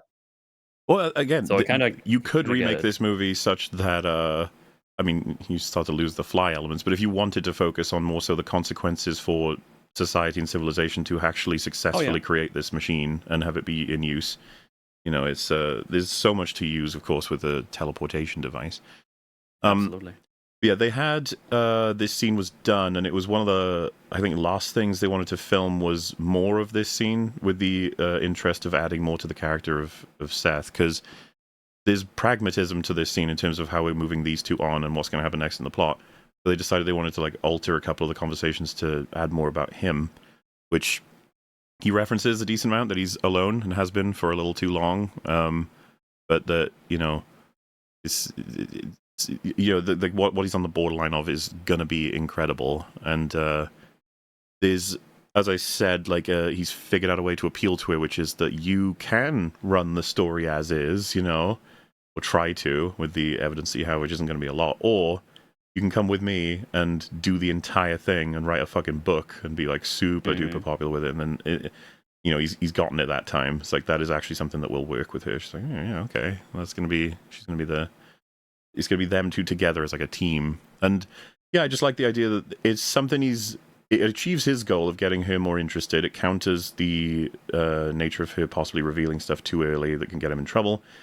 But it's also just like a decent endeavor in general, and something that he does mention a little bit later. It's kind of something he wants. He wants to talk about it. He wants it to be documented, and interested in her. So kind of just achieves a whole bunch of stuff at once. It's all very tight and efficient plotting here with a minimal amount of scenes. And none of it feels like forced because it's a minimal amount of scenes where you're going like, oh, well, why is that character suddenly there or whatever? Like it all flows nicely. And that office scene accomplishes so much so quickly, like we were saying, like, and it all works, like, because she, like, when she first finds out about this teleportation thing, she's just like, no. And then, like, even throughout the whole process, like, no, come on. Like, she doesn't believe it until she witnesses the end result for herself. And then I think she's just so carried away by what she just witnessed. She runs back wanting to tell her editor, or I can't remember what his position is, but like she is like forgetting that this is so unbelievable. Yeah. That he is going to have the same reaction that she initially did. And then she's just like, oh yeah, this is something that you have to witness. And that's the thing that saves Jeff there. And then he comes into the office and it's just like, Oh yeah, I guess he would like follow her to the office, I suppose, or just looked up where she worked and then wanted a conversation, and then it's just like, oh, there you are, and now we get to accomplish this beat between them in the same location, in the same room. And then it's right to the restaurant, which makes perfect sense. Like just as an icebreaker, and to get some lunch, and then you have lines like the not while we're eating thing. That's just so clever. So it's like, how do we use the fact that they're eating here to like foreshadow something? It's so clever. Just for how tight everything is, right? You might have said when doing all of that, wait, he turned up personally to come and see her. Would Stathis not find that curious if it was just a con thing? And Stathis saying like, oh, you must have made an impression. Stathis' assumption is this guy like wants to date her. He likes her, sort of thing. It's got nothing to do with the fact that she actually is revealing his teleportation stuff. He's not even, it's like he wouldn't even entertain it. So that's there too. Everything is there that you need to just keep on going. This we haven't really discussed about the movie yet is that it's also a love triangle, kind of. Yes. And a pretty effective one at that. And we're about to establish a pretty key component of that triangle in the immediate next scene. It's just, we're moving right along, man. It's great. I like the way he describes at the end of it as sort of selling it and wrapping everything up for us to understand to transport a living creature successfully, earth-shattering invention. It's one that's going to end all concepts of transport, borders, and frontiers of time and space. It's very like, okay, yeah, this is pretty cool. Pretty good. Yeah. And it's giving you a lot in a little time. So anyway, yes, we move forward, as was mentioned. So Stathis has been squarely identified as the editor of Particle Magazine and her boss. He's also in her shower. It's like, I'm sorry, what? Why? Hang on, excuse me? And sexual harassment. He's got a spare key, and one that he even comments is like, why didn't you change the locks? And she says it's because she's lazy, but I do think there's room to interpret that she just doesn't quite feel the full need to prevent him from ever getting in. It's not high on the list of things to stop because, as was mentioned, it is a love triangle. She was with him. There's an amount of trust. They work together. Because there's, I think Stathis is a lot more interesting than a lot of people might have come away with thinking he is. Downright subversive as well, that character. And as far as I'm aware, the nature of where the character goes is why John Getz was interested in playing him. He was like, he's not as simple as it comes across, or it could have been, I guess, in another movie. But he's still very good at playing a slimy asshole. Especially these scenes. He's got the look too. He sure does. Yeah. Do you know he's in the sequel? And oh no! My God, like it's funny. His scene is very brief, and it just feels like he was given the money and he was like, what are you guys making? What is this? It's like, I'll read the lines, but oh well. There's a line here as well where he says he's decided after that quick meeting that he looked into Seth, because he said con man magician. He says he led the F-32 team and he came an inch from winning a Nobel Prize in physics when he was 20. What's interesting about this to me is, in a modern movie, this would have been solely to tell the audience just how smart the main character is, right? We don't actually need that because we saw that he's invented and explained how he's managed to do all this stuff. We've seen him, exchanging with different people. We've got a grasp on how intelligent Seth is. The line is not actually for that. It's to justify now why Stathis has got a different point of view on this project. He's like, he's not a con man. He's actually really fucking smart. So now I'm starting to think, no way he actually did teleporters, right? Like, but maybe, it's just like, it's to tell us. He's got the credentials, so there might be something to it. Well, and he finds it super curious that she's not interested in the story anymore, and he's like, really? Like, he's got Peepo sus going on with this information. Because he gets him, it's a really good way of getting him involved in the story, because you can sort of read from her character that she's almost been stuck in this rut up until the point at which the movie starts. Like, she is a journalist for this magazine. She clearly doesn't really enjoy the job. It's just the job she has. Like, she still works for an ex-boyfriend. Like, she's just not moving anywhere and she's not moving on. And Brundle represents this prospect of fulfillment for her, essentially. Like, this is a genuinely big life-changing event that she could be a part of, which then, when her boss learns about it, that's a threat to him because he still kind of wants her back. But here is the incredible mega genius character who she's now suddenly really taken with, but also is now stopped talking about. So it's like, well, that's romantic rivals. So the love triangle is being used to tell you like things about everyone in the love triangle, but it's also like motive for every character to becoming closer and closer together, as opposed to just, well, he needs to be in the scene to be in the scene. No, he's got a really good character motivated reason to be in the scene. And it's just And all it's just a nice little like fake out that isn't annoying spook in terms of like, oh my god, there's someone in her house. You know what I mean? Like, but it, Right. it ends up not really being scary, but just more kind of like skeezy behavior. yeah. But it is a nice Well, way of going like, don't worry, we're still gonna get spooky a little bit. There's some tension. It always stood out to me when he says like, I was in the neighborhood, I felt a bit scummy. It's like, which takes us to the first sort of Ronnie recording a successful teleportation, or at least attempted. So it's like the goal here now, we're already in. You could argue this is like an act break of some kind, because we're there's so many scenes you could put between the one we just saw and this one, but it's not necessary. It's we need to crack sending organic life through the telepods. That is the goal. We've got the thrust. It's gonna be world changing. She's gonna be able to write a book.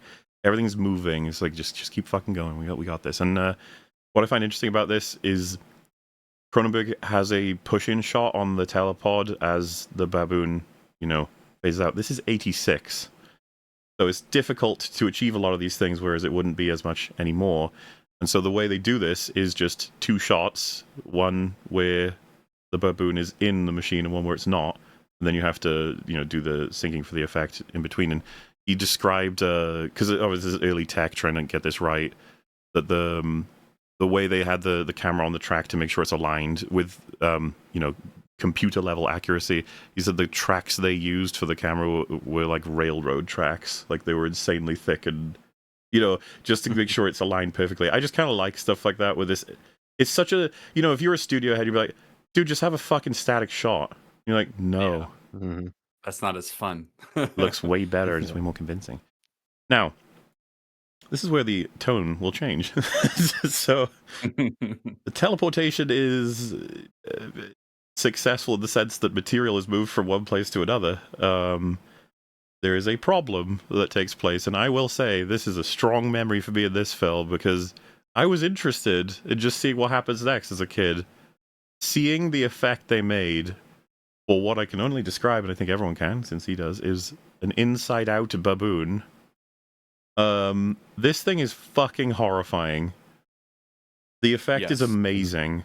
Utterly amazing. It's there's a different, this is kind of what I'm getting at. As much as you could say it is absolutely about the context, the effects themselves are just stellar. I've seen The Fly 2, which is directed by the man who did a vast majority of the special effects in this film. It don't look as good, the effects. They just don't. I don't know what they were smoking when they made this film, but I have no trouble, my brain has no trouble believing that's just real. Like, that's what that happened. That fucking poor creature, that's what happened to it. And they show it so briefly, it's like 2 seconds. Yeah. But it'll stay with you forever. I'm borderline, not interested in pausing on it, because it's so gross. Yeah. It's a lot. But, what can you say about, well, go ahead. Oh, just really quick, we talked about the design of the telepods, but the fact that a bunch of, steam smoke, or whatever you want to call that, comes out when they open the door, that's a really great sort of primordial sort of effect for it. Really good for tension, too. Because it allows them to delay the reveal, right? Because it's the combination of the steam and the light, so you can't immediately see what's happening. And so, you're looking, you're going to see something, but you don't know what you're going to see until all of a sudden, oh, fucking hell, yeah, there it is. And I can also believe that it just does something to the air. You know what I mean? It makes sense. Yeah. Scientifically, too. Here's a question I have. It's one of the few things that I don't know if I like. Why a baboon? So, yeah, there's a question, I suppose, of, why wouldn't he start with, even, ironically, an insect? Or something very, very small to make sure you can nail that before moving up to more intelligent life that is going to suffer.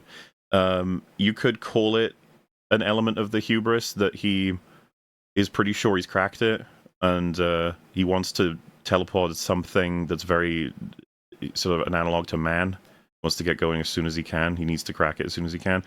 And he does show a level of guilt for what he's done as a result of this. But, well, I'm actually, because some people have complained he doesn't show enough guilt. I'm trying to say, I think they're trying to tell us something with the amount of guilt he feels. He doesn't want it to happen this way, but it's acceptable in the journey of, getting to that ultimate success. He would rather it doesn't happen like that. But I think I get, like what your concern, I presume, is that you'd think he would just opt for, like, even a mouse, first. Yeah, a mouse or a rat would be the most obvious science thing to do. You know what I mean? Like a lab rat, obviously. Or to start with the steak, like organic matter that's not alive. Yeah, I can understand why he jumps that. That feels more like a hubris thing, like he's just rushing to get to the conclusion. My real hang-up is just the baboon itself. Baboons are very aggressive animals, They're not very chill.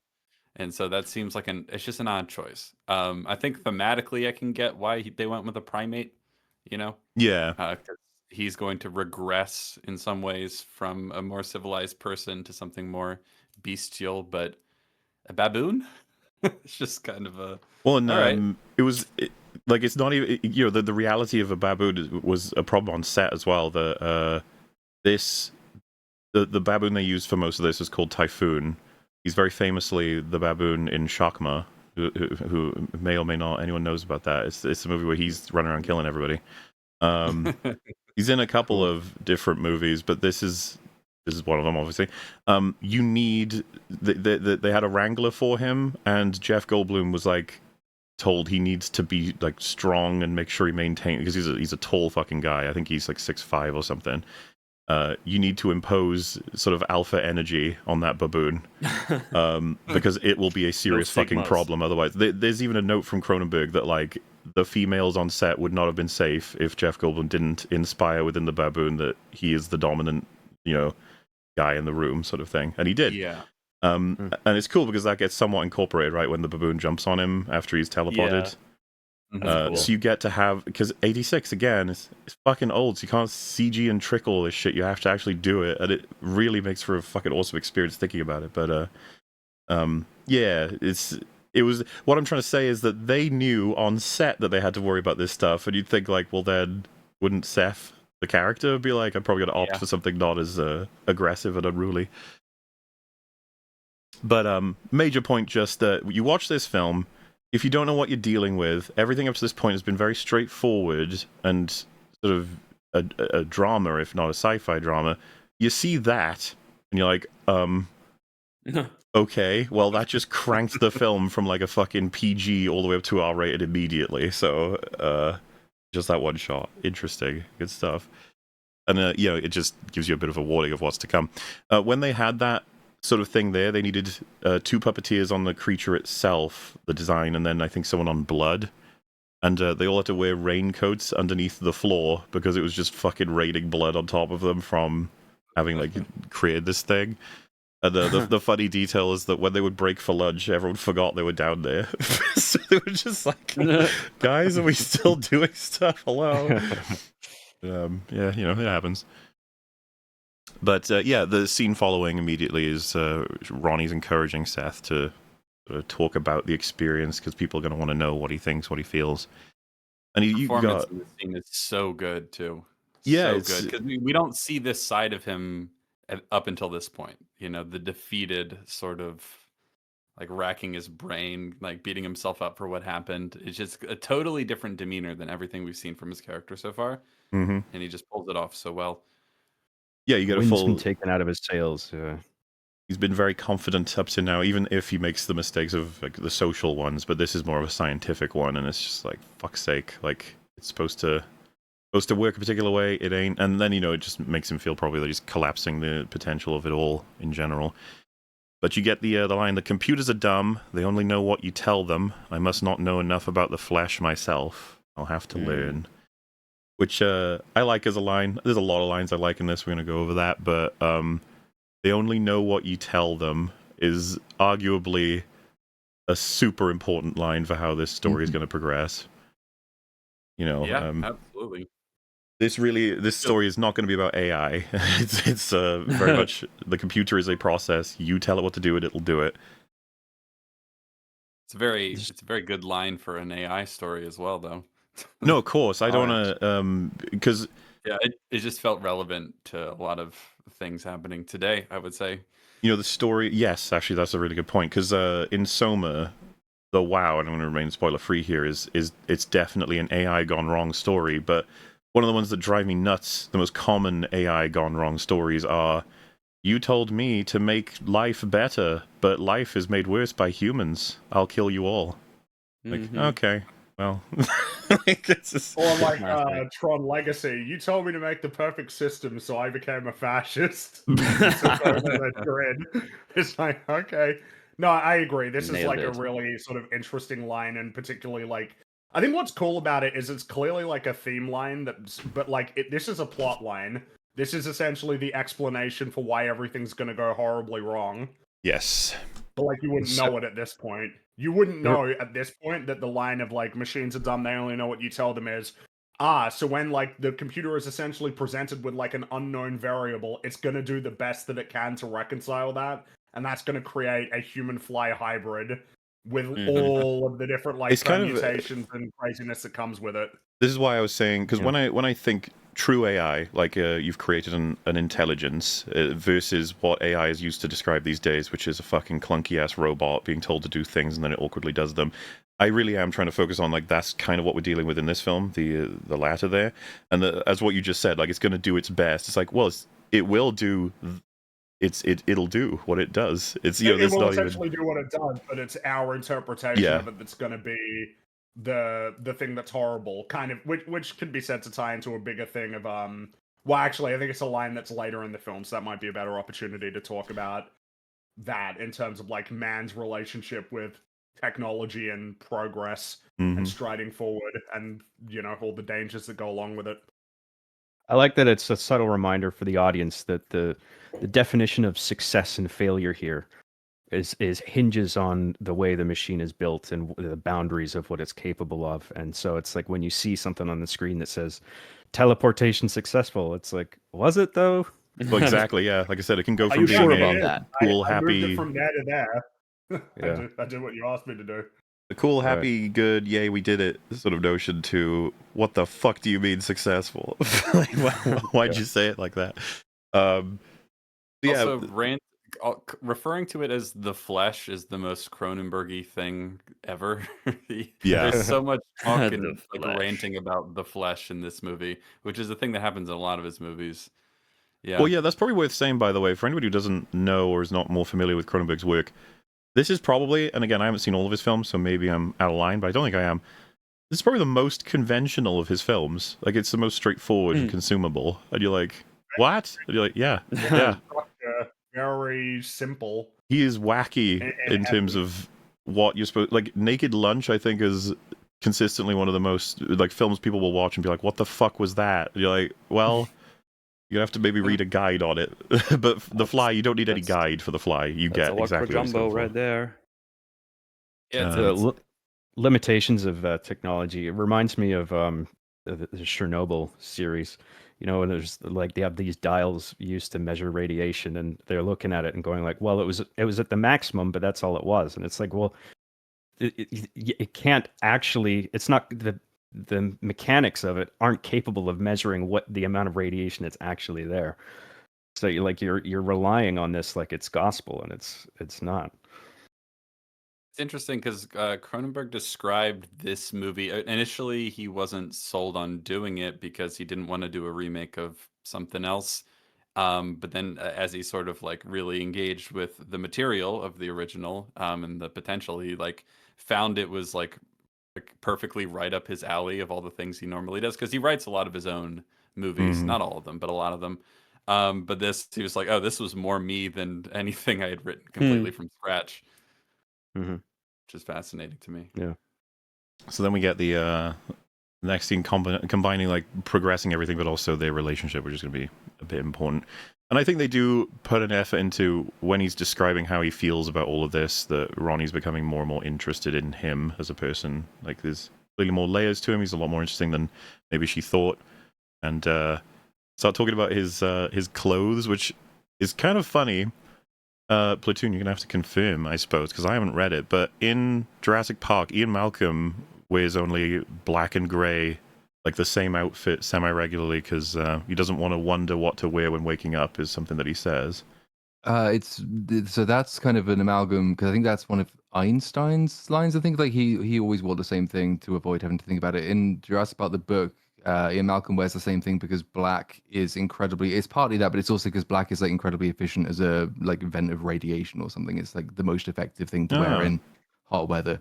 Well, the fact that these two characters both have a similar sort of thing, because he says he's inspired by Einstein for this one, right? Like, oh, hey, Rags. Always good to be here. The sound effects when you come back is very funny. Yeah, it's I don't. This is the Halloween sound effect. They said, by the way, Discord said that so many people were confused by the sound effects changing last time that's why there's like a notification that pops up in the bottom that says it's Halloween. That's why the sound effects. By the way, I don't know how many people know this, but Seth's outfit is like 1-to-1 with Mr. Bean. Yeah, it is. Yeah, I noticed that. Oh shit, you're right. I didn't even think about it because he talks about Einstein, but I didn't. Well, Einstein, Mr. Bean. I mean, well, these are basically Very the same, similar. right? Crazy how fucking close it is. You're like, oh, it makes sense. Mr. Bean would be inspired by The Fly. I think there's a lot of connections, actually. It's good stuff. What was Mr. Bean's first thing? Which came first? Brundle or Mr. Bean? The Bean or the Brundle? Yeah, Bean in the 90s. Okay, I gotcha. But yeah, I think so. Ronnie seeing that he's borderline a cartoon character with how he wears his clothes, and that he's just so candid about like, I just don't really want to think about it, I guess. And then when suggesting food, he's like, we could go out. I don't know. Like, these are all none of this was like a plan to do anything in particular. Like, it's all very candid and honest. This is just who he is, and it's turning from being like, are these weird things about a weird guy into, as she says, like, this is kind of cute actually, that these are all just things that you are. This is who you are. This is how you live, and that you don't see anything wrong with it. And there isn't necessarily anything wrong with it. It's just that, you know, it's a very fast way of getting her to connect with him with the other stuff that we've had. And it is surprising that in this movie, known for its horrifying special effects and its notion of disease or aging or lack of humanity, that it's got a pretty fucking solid romance story in here, like a high-scoring one. It's just also around, and a pretty good blueprint as well for anybody looking to try and build a relationship relatively fast, like in writing. I mean, not necessarily in real life. I wouldn't necessarily go with the whole telepod thing in real life if you want to impress. Go meet a depressed scientist. Yeah, maybe don't hop into it. Maybe just transport panties and dinner plates and stop there. No baboons. It's worth noting that it is something of an accomplishment, because the relationship essentially needs to be established by the end of the first act. Yeah. Like, it needs to be there and solid, because it's from the second act onward that the relationship is tested and, you know, deteriorates. It's also the point at which he becomes his most human, and like the most fully fleshed and formed human. And it's obviously it has to happen right before the moment he starts declining away from that again. But then it also has to set up that sort of tragic irony of like, well, what do relationships sometimes lead to?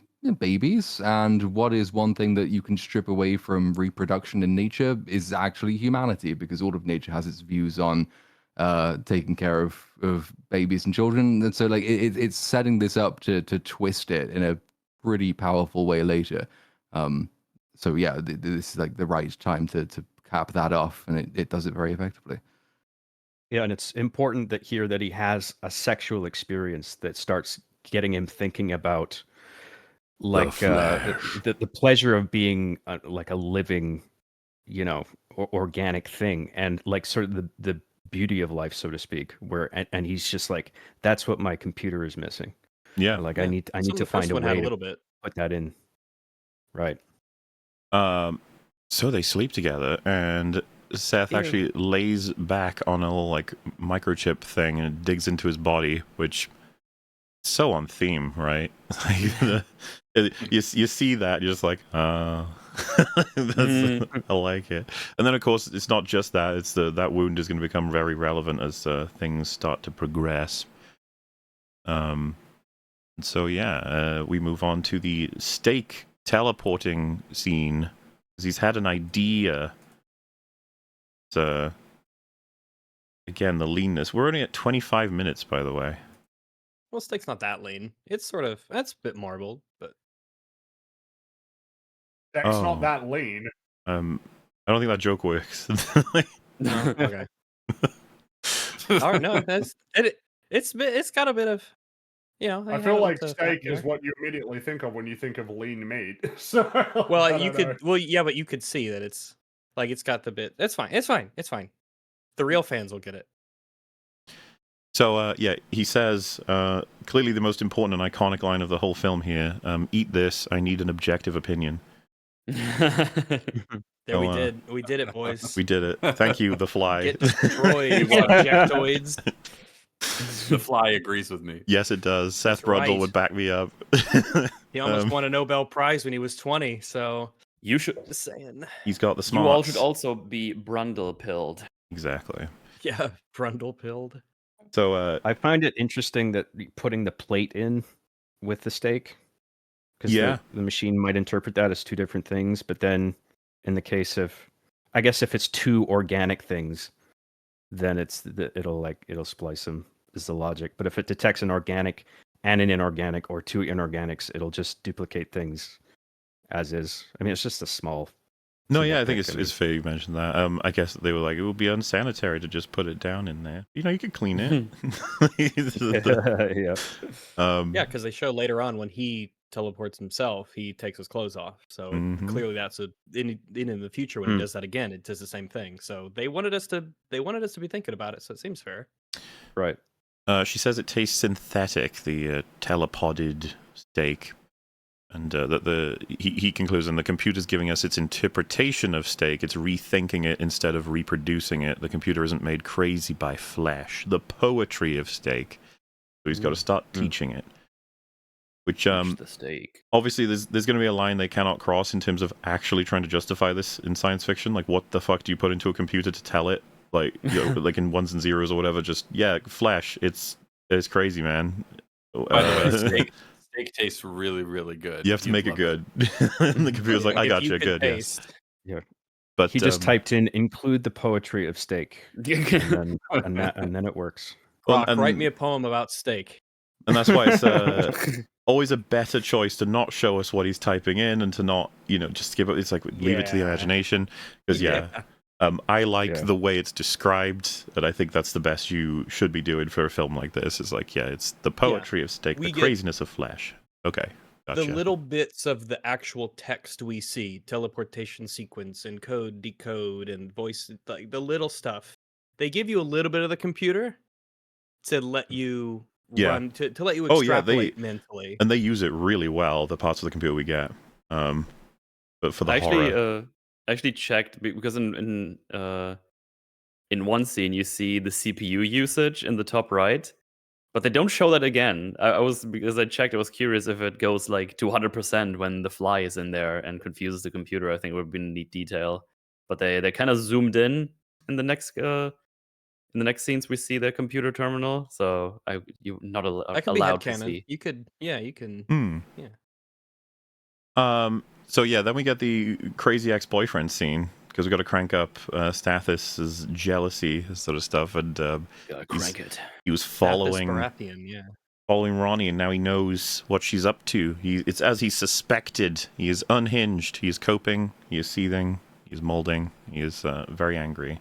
Pissing and coming. And it definitely makes you think that maybe the film is going in a direction with him of like, is he going to be the villain? Is he going to, he's unhinged. What's he going to do? And because he says like, you're a goddess making my paranoid fantasies come true. It's like, he's a little obsessive. But there's a great line where she says, I'm onto something big. And he goes, yeah, what? Is cock? Is cock? Many times... There's a lot of times in this movie where when they're talking, she specifically says like, wow, really crude, Stathis, or, disgusting as usual. And he just kind of owns it. That's just like, Yeah, wouldn't want to disappoint True. you. I'm about that life. But again, just how fast all this flows and what purposes it all has, like that's going to be important. We'll need that later. Done now, so we can move on.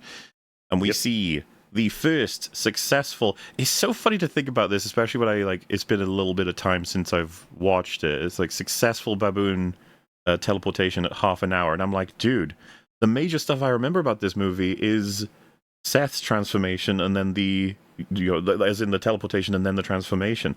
You haven't even started it yet. It's like you're getting everything and it's like, yeah, it's a third of the movie, and it's been dense as hell. It's just kind of like there's this thing with stories where something can happen in like 10 seconds, but it can feel, like a minute because of just how effective or involved, impactful it is, and that expands then across the length of a whole film.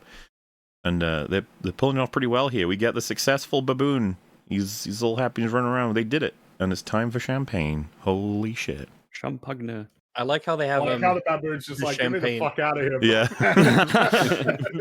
I don't here. understand what you did to me. I don't want to do that again. That was weird, dude. I like that they pour the champagne in they're just like normal water glasses. They're obviously not champagne glasses. He doesn't have any of those. Why would he? He's just got normal glasses, so that's what they use. That's kind of funny, yeah. It's just normal cups. Well, and because I don't have any champagne glasses here. I guess that's what I put mine in, I suppose. She says you'll never have to get car sick again. He says, or air sick, sea sick, and then she says, or tricycle sick. And I was like, oh, it's only been like 20 minutes, and I could totally buy these two have really fallen for each other. Excellent work, because you really got to get it going. As was mentioned, we're about to move into the other phase of this film. And yeah, so it suggested they take some time off, go on like a little holiday, and he says, just us two? The baboon gets checked out, which is a really good detail. I liked it in both of the movies, with the guinea pig and with the baboon. It's like, well, we got to make sure that it's okay. We did something crazy and teleported it, so while it gets its test done to make sure it's okay, we got to, wait and see. Yeah. It's not just, oh, I look at it and it looks fine, so all's well. And indeed, that does indeed seem to be the case later, but well, I see it as like just that they have that. This baboon escapes unscathed. Fortunately, this baboon's okay. I mean, he died, and a new baboon was put in its place, but that's its own discussion. Well, yes. I mean, if you want to, yeah. He killed 2 baboons in this movie. One just sort of got replaced. There's in the movie as it currently stands, that one makes it out, at least that version, maybe Baboon 2 if you want to call it that. But is a deleted scene where something else happens, and we can talk about that when we get to it. But so yeah, I just think canon, so it doesn't matter. True, correct. Very strong sort of dialogue, and I see this as a sort of like there's a fork in the road here where there was a chance he went on holiday and had a wonderful 2 weeks with Roddy. They came back and then made sure basically just there was a different world where something else happened here. That's where the multiverse split off. That's right. And he My says favorite word. In a very Goldblum way, is this a romance we're having? It's like, yes, I think so. Good stuff. He's very blunt. That's how he is. And the chemistry is working real well, which of course would be boosted, I suppose, by the fact that these two were dating in real life, and it's actually why I think she got the job. Is Goldblum suggested her, and Cronenberg's like, I don't like working with people who are dating in real life, but she did a test, and they were like, oh shit, you're pretty good. All right, fine. Damn it. Yeah, she's very good in this movie. How dare you be qualified? I was going to bring it up when we get to it, but I'd say she's integral to allowing this film's chance to... she prevents it from falling into too much absurdity, too much, pulling you into an essential POV, an essential, essentially, I mean, all of her reactions are, essentially meant to guide you in certain directions as a viewer. Ground you in the situation. Now with the... I can't remember if it's was mentioned, but it certainly helps that they were in an actual relationship with each other at the time. Yeah, they are. And that chemistry... Yeah, that chemistry translates. So, this, again, it's all set in motion because of those quick scenes we had with Stathis and everything, but he's gotten pretty mad and pretty jealous, and so he's sent what you could call a threat It says from the desk of Stathis Barnes, the editor of Particle Magazine, which is all going to be relevant in a moment in terms of information. She knows what it all means. She opens it up, and it's basically like a front cover to announce that he's making teleportation. Not gone out yet. It's his way of saying, like, you keep blocking me on this, and it's pissing me off, and so now I'm going to run with the story in the same threat sort of that she had for Seth, but he has for her, and she doesn't want that to happen now because of how much she's invested in this whole thing, so she needs to go sort it out. And I quite like the way she describes it. I have residue of another life, and I have to scrape it off my shoe and get rid of it once and for all. But again, properly set up and so easily. Like, she has that one meeting with Stathis where he doesn't even believe her. And in the process of what, like a minute's worth of film, they've shown us how he went from that all the way up to he's going to publish a fucking like full-on magazine article about this out of his jealousy and the fact that he now believes it is very much real. You know, and they did it all so fucking quickly. Yeah, it's excellent. He is the like chief editor. This is his skill set. He's used his skill set to pick up on the little trails and things of what he can put together. So yeah, it's out there, and he would be the one to find it.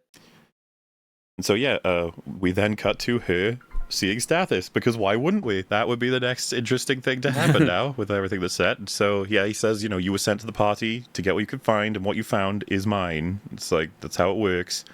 And he got his history for Seth. He's dug deep. He knows what he's doing now, and it's like super interesting. So, you know, that's it. That's the case. And he says he wants to be informed as a friend and a confidant. And then it's sort of like a gap, and this is, to me, the moment where you start to get a lot, like, we've really completed the angle of him being an asshole and slimy. We've got that in spades. But he says, I don't want you to disappear from my life. It's like, you know, as just a angle of the character, that's what's truly motivating a lot of this. He's not even as invested in the you know, breakthrough of teleportation as he is just like, he was probably hoping to get back with her or maintain the friends with benefits sort of thing that they had, and that's slipping away. So and now he's just like, listen, I just like to hang out still, you know. But that sort of disarms her a little bit, instead of thinking he's just a complete, like, you know, asshole about it. And then he says, what about sex? Not love. Stress relieving sex. And she says, you're disgusting as always. He's just like smiles. She has this weird cheeky smile on her face. Like, this is him being weirdo again, you know? Well, that's probably how they got together in the first place, because he's been like such a cheeky boy. Well, yeah, and saying all these silly things. As much as he's not going to have as much screen time as the other two, but they're painting a picture of what kind of character we're dealing with and showing us like how they interact.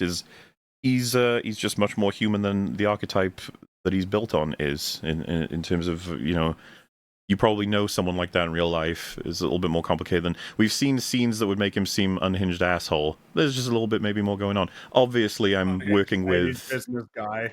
Yeah, I'm working with information that's going to be coming later, so I'm just trying to set already that the film does have an interest in painting him as a little more layered than some kind of like strict immediate change or anything. Well, just in the fact that he says he's going to run with the story, and then she convinces him not to, and he's like, all right, just keep me informed. Well, yeah, just keep me in the loop, and I won't do it. I think the scene gets across that his main concern is he wants to hang out with her still. He likes her, you know, and he's not even being immensely creepy about it in the sense of like, must report to me. He's like, he gives her offers of, you know, keep me informed as an editor or as a friend or as a confidant. It's just ultimately, I would like to just still be able to talk to you. She's like, okay. And, you know, you can tell from her reaction, she's like, fine, that's chill. And of course, that takes her out temporarily from being with Seth in terms of, you know, logistics of scenes for reasons that he's able to put together. If he had seen this scene as it progressed, the film would probably be very different. But he didn't. Yep. He makes some assumptions. He's had some drinks, and he's doing a bit of a panic. He read what was on the front, which is Stathis Barnes, editor, Particle Magazine. And then he put together that she had said, you know, residue of a past life. He's like, oh shit, they're probably exes then. And they're probably... What was that? Yeah, like, did she phrase it that way to maybe, is she hiding something or trying to act like she doesn't really like him, but Well, he's racking his brain about what residue means. Are they still in a relationship? Do they need to stop it? Are they having sex right now? He's doing the sort of paranoid human thing your brain can do sometimes, where it rolls off a whole bunch of shit that's not necessarily true at all. And I love the sequence because Goldblum is top tier in this film. Okay, he's doing all this like rambly stuff, and then he looks at Typhoon, who's sitting on the chair there. He's rambling to it, which is a wonderful image, by the way. That the baboon is like, "Yeah, man, talk to me. What's going on? You know, I got you, bro. I got you." And yeah, he looks at him and he goes, "I didn't mean to kill your brother." And it's like, oh. And what I love is, as explaining that, giving us this little window of the humanity that Brundle absolutely has, the fly starts flying around Typhoon and annoying him. And it's just like, I know the name of this film. No, wait a minute. And then Seth says, like the general says, there's nothing I would ask you to do that I wouldn't do myself. Like trying to, think back on that mistake and how it sort of flows with what he's gonna do. And with still that fly fucking around with Typhoon, and he starts thinking, you know what? You're fine. Look at you. You're healthy. You're happy. You're doing baboon things. This works. This totally works. And he is on the verge of being able to say with complete confidence that he has made a person teleporting device. All he's got to do is do it. And he's a little bit jealous, a little bit concerned and angry about the situation with the old potential girlfriend, but guilty, a bit drunk, and a bit ambitious, and a bit ego-driven. And I'd say that the film has done everything it needs to do to justify this huge mistake that he's about to make. Yep. Even like going back to, I know we sort of discussed the ins and outs of it earlier, but just even beginning the experiment with a baboon tells you something about, like, this is not a guy who takes things procedurally, and he doesn't do things safely, and he doesn't do things in what would be the proper order naturally. It's like, no, I have an objective in mind. This is the quickest way to do it, and I have the confidence I'm able to do it. And then you combine that with the fact his mind is already turned to losing the one thing he's been after this entire time, which is kind of like the relationship as well as the success. And the alcohol as well. Yeah, everything is in place. It's obviously the wrong decision, but it's a completely supported wrong decision. It doesn't come out of nowhere. And so, thinkers and scientists, they do that kind of shit sometimes. Makes me think of that guy who discovered H. pylori. Like he sort of manifested this bacteria in his stomach, and then he cured himself, and then he won a prize for it. I think it's the Nobel Prize for that.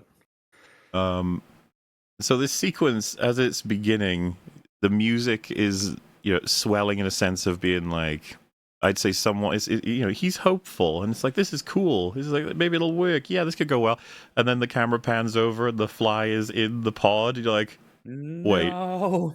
Wait. Because, it's also ubiquitous at this point as to what this film is about and how it moves. But, treating this as a brand new thing that you're watching, you're like, well, what does it mean that a fly is in there with him? That's exactly what the film is going to be relying on, is your brain wondering, what would that mean? What would that do? Yeah. To happen. And so I'd say it's almost similar to the whole bomb under the table thing, right, that Hitchcock talks about. It's this immense amount of tension. Seth's not aware, but we are. And we've got enough information about how this technology works to maybe assume what might happen, but that it creates such a tilted experience that he completes the transportation and he seems okay. Like, he's not, what's going on? It's like, but he can't be. He can't be. There's no way. If he was okay, this wouldn't be quite as much of a film. It would be, I mean, it would be a different film. It would be mostly like a drama romance story, and sometimes baboons show up. Yeah. And it's nice and it's good, but it's not the same. Is there not something wonderful about this shot, by the way? Him reaching out and the baboon's on the other side of the glass. Yeah. Yeah, it's like, buddy, look out. To me, a little bit like a goodbye to the genetic ancestry that he had. And interesting. Oh yeah, I never thought of that. Because a primate, yeah. I don't know. It's this film makes me think and feel things a lot. It's good stuff. That seems deliberate, but that didn't occur to me. I like that. Interesting. I also like that in the splicing process that it seems like mass is a factor, like in regard to the ratio between him and the fly. It's like in him because it's small, but and because it's so small relative to him, It is he something comes out seemingly It takes a long unscathed. time. I have- Yeah. Like he doesn't step out and he's like half fly already.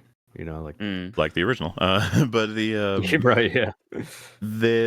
I have a lot to say on. It's part of why I adore this factor of the horror of it. The computers sort of we can talk about it more as we progress, because it's not going to be revealed to us exactly what has happened, but that you can have interpretations or assumptions. Because I think you're absolutely correct. The mass is playing into this on a particular element. What the computer does is fuse or splice the genetic core code, but then the mass probably is what effect that has is what the dominant flesh is as coming out, but it'll then how we is it I forget how many years it's some amount of years that we replace the majority of our cells. So even as human beings, right? Like most of them are brand new, and you have the ship of Theseus thoughts about that as well.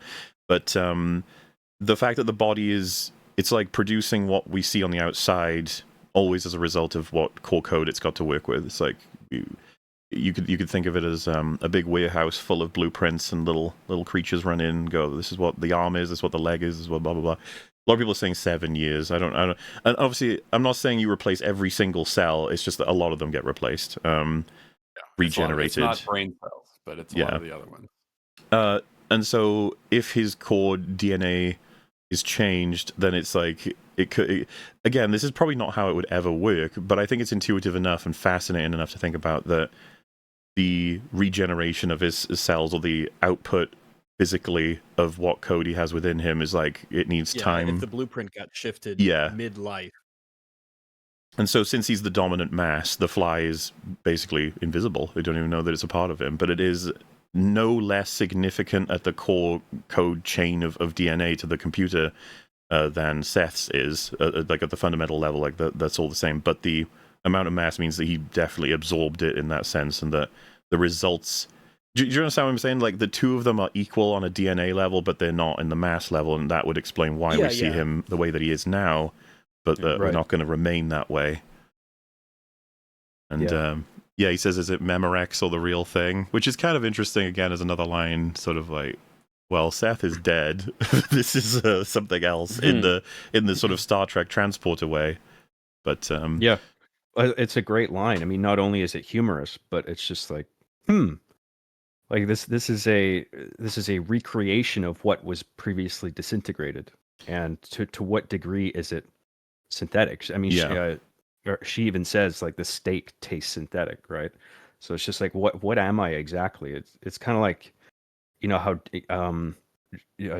digital formats like try to replicate like a true analog sound, but it could only do it in steps of bits, like voltage and absence of voltage, and that's what bit rate is. If it's a high bit rate, it's high quality, but it never quite is capable of achieving a true sound. And I think that sort of applies here, where it's just like, this is a recreation of this is a synthetic human being in a way. Yeah. Like, what does that mean? What are the implications of that? Am I real in this world? Yeah, that's the thing that I'm always interested in, just wondering if the fly wasn't in there, exactly how does this movie play out? Did it work? I suppose with what this movie says is happening, it would have worked in the sense of what he was after, and then it progresses, I guess, into safety precautions and then widespread. And somebody else would become the fly, because it would probably be inevitable that would happen. That a fly would get in, or an ant. Closing the scene out on our second sort of scan of the computer saying teleportation successful, but this one, the previous one hit with a pure like, oh cool. This one's like, whereas this one's like, oh shit, yeah, I guess, yeah. You get that stressed out feeling, that emote. Yeah, because just goes back to him saying the computer only knows what we feed them, and the computer, all it's supposed to do is teleport the one thing to the other thing. It did that. There was nothing in there that said if there's a second thing, don't teleport the second thing with the first thing. Mm-hmm. And I think it's an understandable oversight. I can understand why this would be like an error that would happen, like of not considering what if like a bug gets inside of it while I'm trying to teleport myself. Yeah. And it's not even remotely an issue of was it able to replicate as opposed to interpret. It's what did it replicate? Yeah. And again, it creates such a great tension at this point in the film because you don't know what is going to happen, but you know it's not going to be good. Mm-hmm. And well, it's kind of like you mentioned it before, but the poster for the movie, right, of this sort of the big ominous green glow from within. It's like, yeah, what lay on the other side of this, you know? Who fucking knows? But it's not going to be good. Invites you to speculate. Oh, and I kind of like the earlier line, right? The flesh, it makes you crazy, as a sort of a thing that comes about as with them, you know, intertwining, and that's what gives him the moment of understanding what needs to be done. But subsequently, his teleporter it does what he's instructed it to with the flesh, and it subsequently makes him fucking crazy. Like, it's just it's kind of fun to think about. But yeah, he also becomes, well, you know, I'll save it. Actually, no, I'll say it right now. So, like, as he sort of becomes more like the Fly, he also becomes much more, you know, obsessed with like the pleasures of the body. Essentially, he becomes much more like animalistic. Basal, yeah. When I say crazy, I'm of course referring to a broad assessment from any normal person's perspective, but it's very much clear what's happening to him, why his mind works the way that it does. It's honestly, no, I like, just mean it's part like of the genius fact of it. that it's so much about the flesh. He just becomes much more obsessed with, you know, the matters of the flesh. I mean, yeah, with all the sugar he's taken and like the urges to eat particular things, and yeah, obviously the sex aspect, Actually, and prove himself to be better than other people as well. Like, sort of establish himself. As like well, let's get the film get there first, all right? We're rushing because all of those. I know, but it's gonna be all the second act. It's all of its payoffs. Got to get there. Yeah. So, he admits he's a bit jealous, angry, confused, a bit drunk, and so I went through. He's talking to Ronnie because she's back, and she says there's nothing to worry about because yes, they, you know, it's like they were a thing, but you know, it's whatever. It doesn't matter. But she does notice there's some weird hairs on your back there from where you had your wound. Ew. And again, the audience is just like, what's that? What does that mean? Oh god, it's fine. It's fine. And you know, once all that's cleared up, you know, it's fine. We're good. It's gonna be great. Woohoo! And she's just relieved all of his possible concerns, and back to sleep. Only now there's a fly buzzing around, and he reflexively catches it before I think he even opens his eyes. Yeah. So that's pretty impressive. And then he starts wandering, he starts thinking. And he's like, you know, I'm going to do some gymnastics. We've all been there, obviously, when you've got coming off a bit of a high. You just want to start bouncing around the old apartment. Calisthenics. Yeah. Advanced calisthenics. Very impressive moves. What's funny about this, of course, those eagle-eyed viewers will note this is probably not Jeff Goldblum doing some of these things. Don't listen to him. No, Don't listen to Muller. No way. Like that shit definitely is. him. No, of course, but like calisthenics is hard. What's funny It's about really it is they difficult. got gymnasts, right? And you know, you got people that best approximate what he looks like. This is, you know, the best you can do when you're making films like this. But they it was commented on by Cronenberg. They train up for years to do like one big show. So bringing him onto a set and being like, "Can you do this about 50 times so that we have it all right?" They got exhausted to the point of like, we can't do it anymore. Like, this shit's too fucking hard. You know that, right? So you know, it's good they got the takes they needed, but at the same time, it's just kind of funny when you're working with like a profession you're not as familiar with. So you're just like, yeah, you guys do this. That's your thing, right? So just do it a million times, and then I'll figure it out in post. Yeah, we do it the once, and you score us, right? Yeah. So yeah, there's that, and it's just all to keep stuff in your mind about what might or might not be happening. We get a real wholesome scene, possibly the last one, where they're at the market, and he's wearing the jacket she bought for him in that prior scene, and he takes her to a jeweler's, and he's picking something out for her because she mentioned earlier actually that she doesn't wear jewelry typically. Like, oh, look at them, they're improving each other's lives. They're noting things about each other, and they're taking care of each other. Wow, that's great. That's so good. Hope things work out for these two. Hope things work out. Yeah, that's awesome. So with the effects that have been happening, Seth is trying to figure out why that would have happened because he expected to just be completely normal, right? If that was successful. So maybe there's a chance that the computers improved him. Like being disintegrated and reintegrated could purify you and cleanse you. It's like a detox of some kind. And I guess in a sense, and he's ranting all of this through, he's like, I get to be the real me now. Like it's released me. And it's funny that that would happen at the same time as me achieving what is like my biggest, most incredible goal ever. And while saying all of this, he's so fucking good in this movie. He's just piling the sugar onto his coffee. And doesn't really realize that's what's happening. He doesn't really care. He's so taken with all of this having happened. He barely cares when she points it out. He just like acknowledges it and just carries right along. Yeah, like I it's think not he even just unusual for him. Yeah, I think he just does like, and just keeps going. Just the dialogue here as well. He's like, human teleportation, molecular decimation, breakdown, reformation is inherently purging. It makes a man a king. It's like, okay. Did just- so like the back half of this rant was all Jeff Goldblum, because apparently in the script they had like the first half and then ... and like just to like let him rip after that. So everything that you just said is Jeff Goldblum. Well, it's just like after he makes all this statement, he's like, I think I'm going to have a cannoli. And it's like, what? Waiter, Jesus Christ, waiter. And the impatience as well. And yeah, summoning him again. It's so. This is almost like more tense than any of the actual horror in the movie for me. It's like if you've ever spent any time with someone who's had a bit too much of the Colombian marching powder, this is exactly what they are. And it's like it's draining, but it's also kind of like it gets you on edge because they're clearly on edge, but they don't realize it yet. Yeah, it's a bit of comedy here as a moment as well. I think it gets interpreted. I think you can interpret it as fearful rationalization on his part, where like I mean, based on the fact that he says, "Is it live or is it Memorex?" I mean, I think in the back of his mind he's thinking like, well, "What am I now exactly?" And he's just like, "Nah," he's blocking it out. He would rather engage. I'm pure now. He's hoping for the fact that it's like, I've been improved. I'm the best me I can be. This is great. Like he's hoping that that's the case, obviously, because there's a concern. There could be something else going on. Oh, for sure. Like if you wish it, you make it whatever the sayings are, like all that shit. You just have to master. It's like Master Uruguay said. You have to believe. It didn't work for Seth though.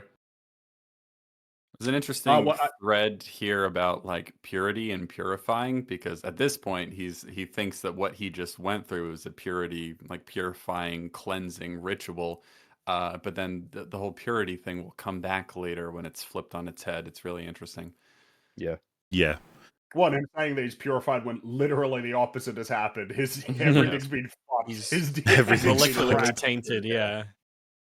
So next scene, we join them having the old sex again, but this is actually where we've got our first phase of the makeup. He's got a rash on his skin, he's discolored, and he got some small like hairs here and there, less spottable. It's interesting that you say it's the first, because you're right. But even in the scene just before, he's a little bit sweaty, like a little bit, a little bit kind of But then it's like, oh well, that's a normal person could be sweaty, but it's like you said here, it's like, oh, all right, we're starting. Well, yeah, I mean, you in terms of behaviors and stuff, like obviously it's already cranked up. I'm strictly talking about like all the efforts from the special effects team. They had this like cordoned into sections. Like I'm not making this up. This is taken directly from like their account of how they did all of this. This was considered phase 1, and he's having a hell of a lot of sex, and Ronnie can't keep up. Look how into this he is. The passions of the flesh or something. And but she's still concerned. Crazy. So she collects the fly hairs off his back, or I guess that's hairs at this point. But like we are sitting here as the audience being like, oh geez, I know what they are. And so she doesn't. So she's like, yeah, I'll grab them. Why not? And he has the thought while chowing down on some ice cream, a tub of it while she's doing this. You should go through. That would solve the problem, because then she can keep up with him. And he says it's like a perfectly pure and benign drug. He feels that way. And when he says this, by the way, the music fucking kicks in with like a like okay, you like that's bad enough, but no, you should be don't no. And then she's like no, like thankfully, of course, and she says something's gone wrong, something's wrong, and he doesn't take this well. No. Not at all. You're a fucking drag. Yeah. exactly. And And yes, he tries to frame it as like doing other people a favor, but I think he's deep down he's scared and he wants someone else to share his I think experience so. he's not alone in it. The way that you see this progress, I feel like that was a part of it at this point. You'd be like, let's do it together. You know, it's this grand adventure. Well, that's why he wanted to share it with her in the first place, because he's been working on this thing and he just wanted to tell someone about it. And so now he's in a very similar position where he's like, oh, you need to experience this too. And again, this is just a huge celebration of this script. We got all of these factors of his personality, but all of them were in a very romantic, wholesome, interesting, sort of good vein. But now we're sort of seeing the transition of how you can take those elements, remove the humanity from them gradually, and they start to become horrifying like elements. Because there's going to be in terms of him being with her, there's going to be a third an end to this film version of it that's a little less wholesome, you could say. So, yeah, he says, you're afraid to dive into the plasma pool, aren't you? You're afraid to be destroyed and recreated, aren't you? Yeah. Why did you say destroyed?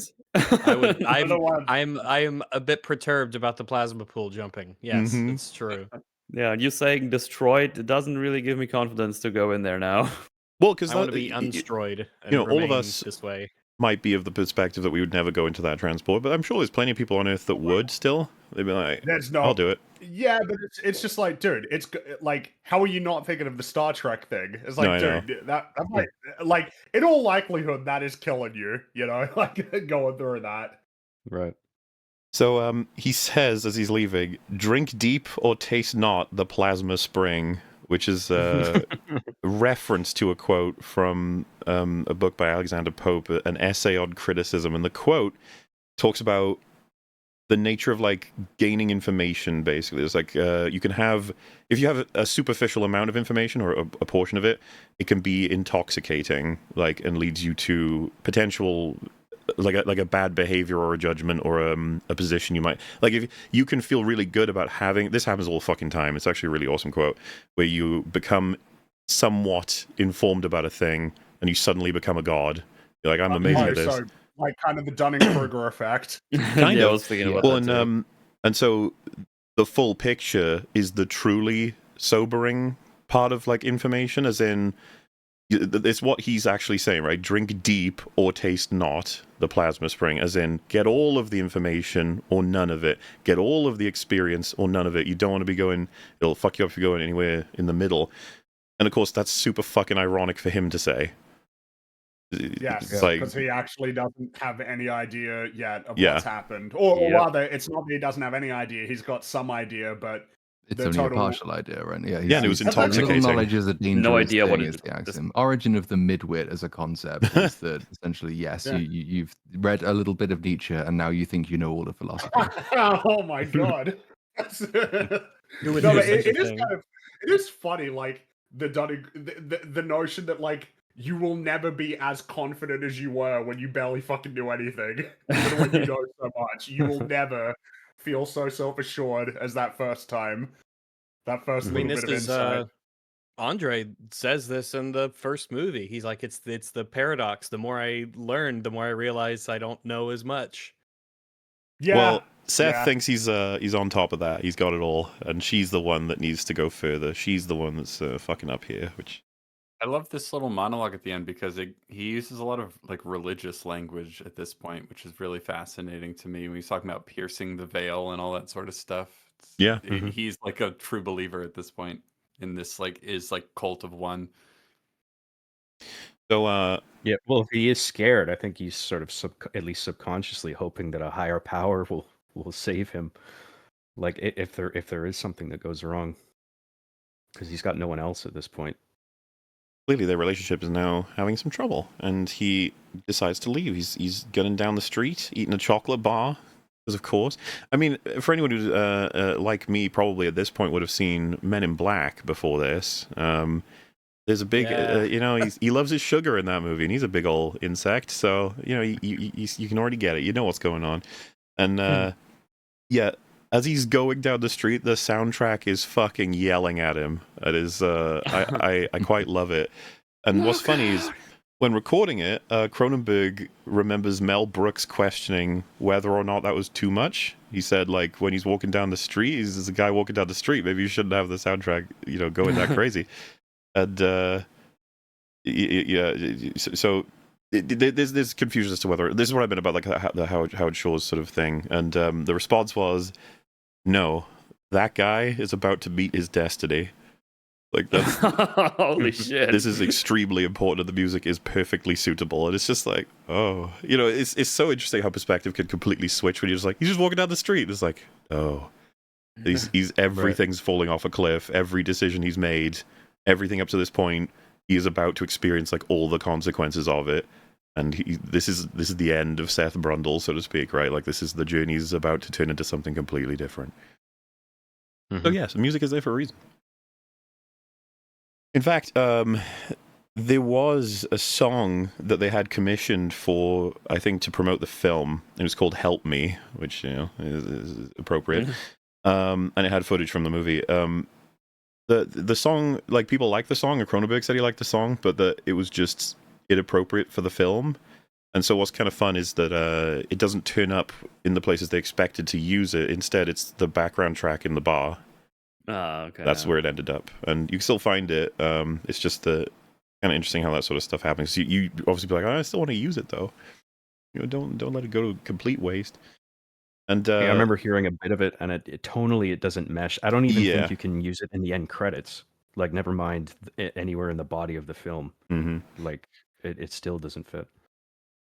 So this sequence in the bar is actually one of the things they did last, and they were worried they wouldn't be able to get it done. And so it's like one of the more, funnily enough, rushed effects, what happens to the guy's arm, which was funny for me to find out because this was, I think, one of the first friends I showed, this was the scene that scared them the most, like in terms of what happens.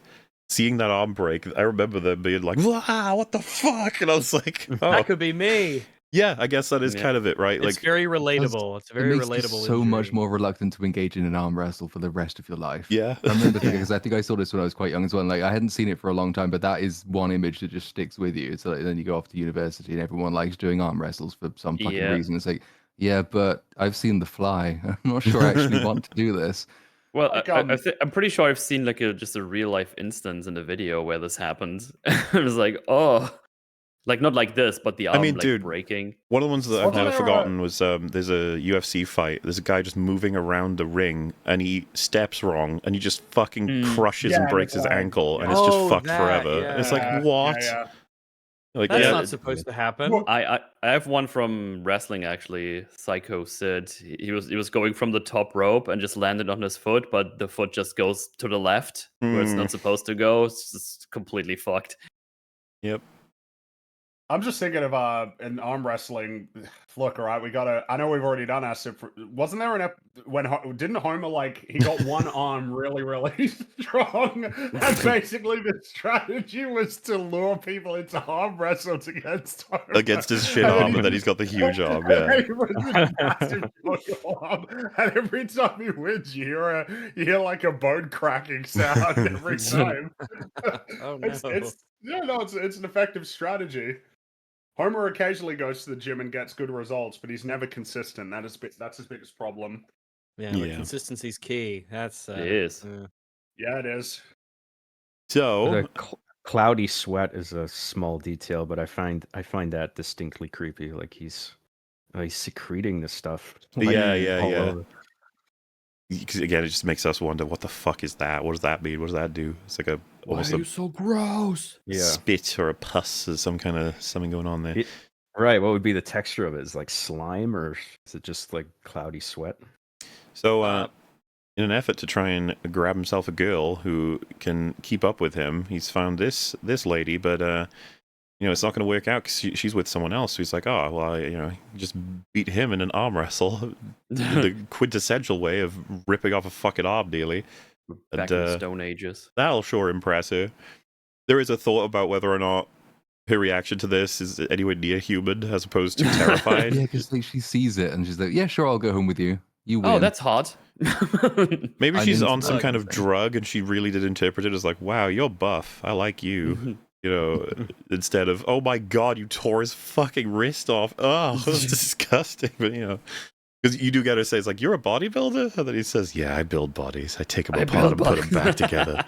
I love that response. Like, he's so in his own head about what he's done, what he is, what all of that was. It's just like, yeah, I take bodies apart and put them back together. That's what I am.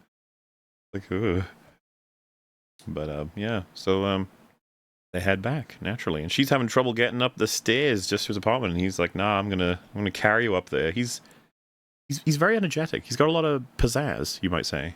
You know, Yeah, all that sugar. there's lots of sugar. Yeah.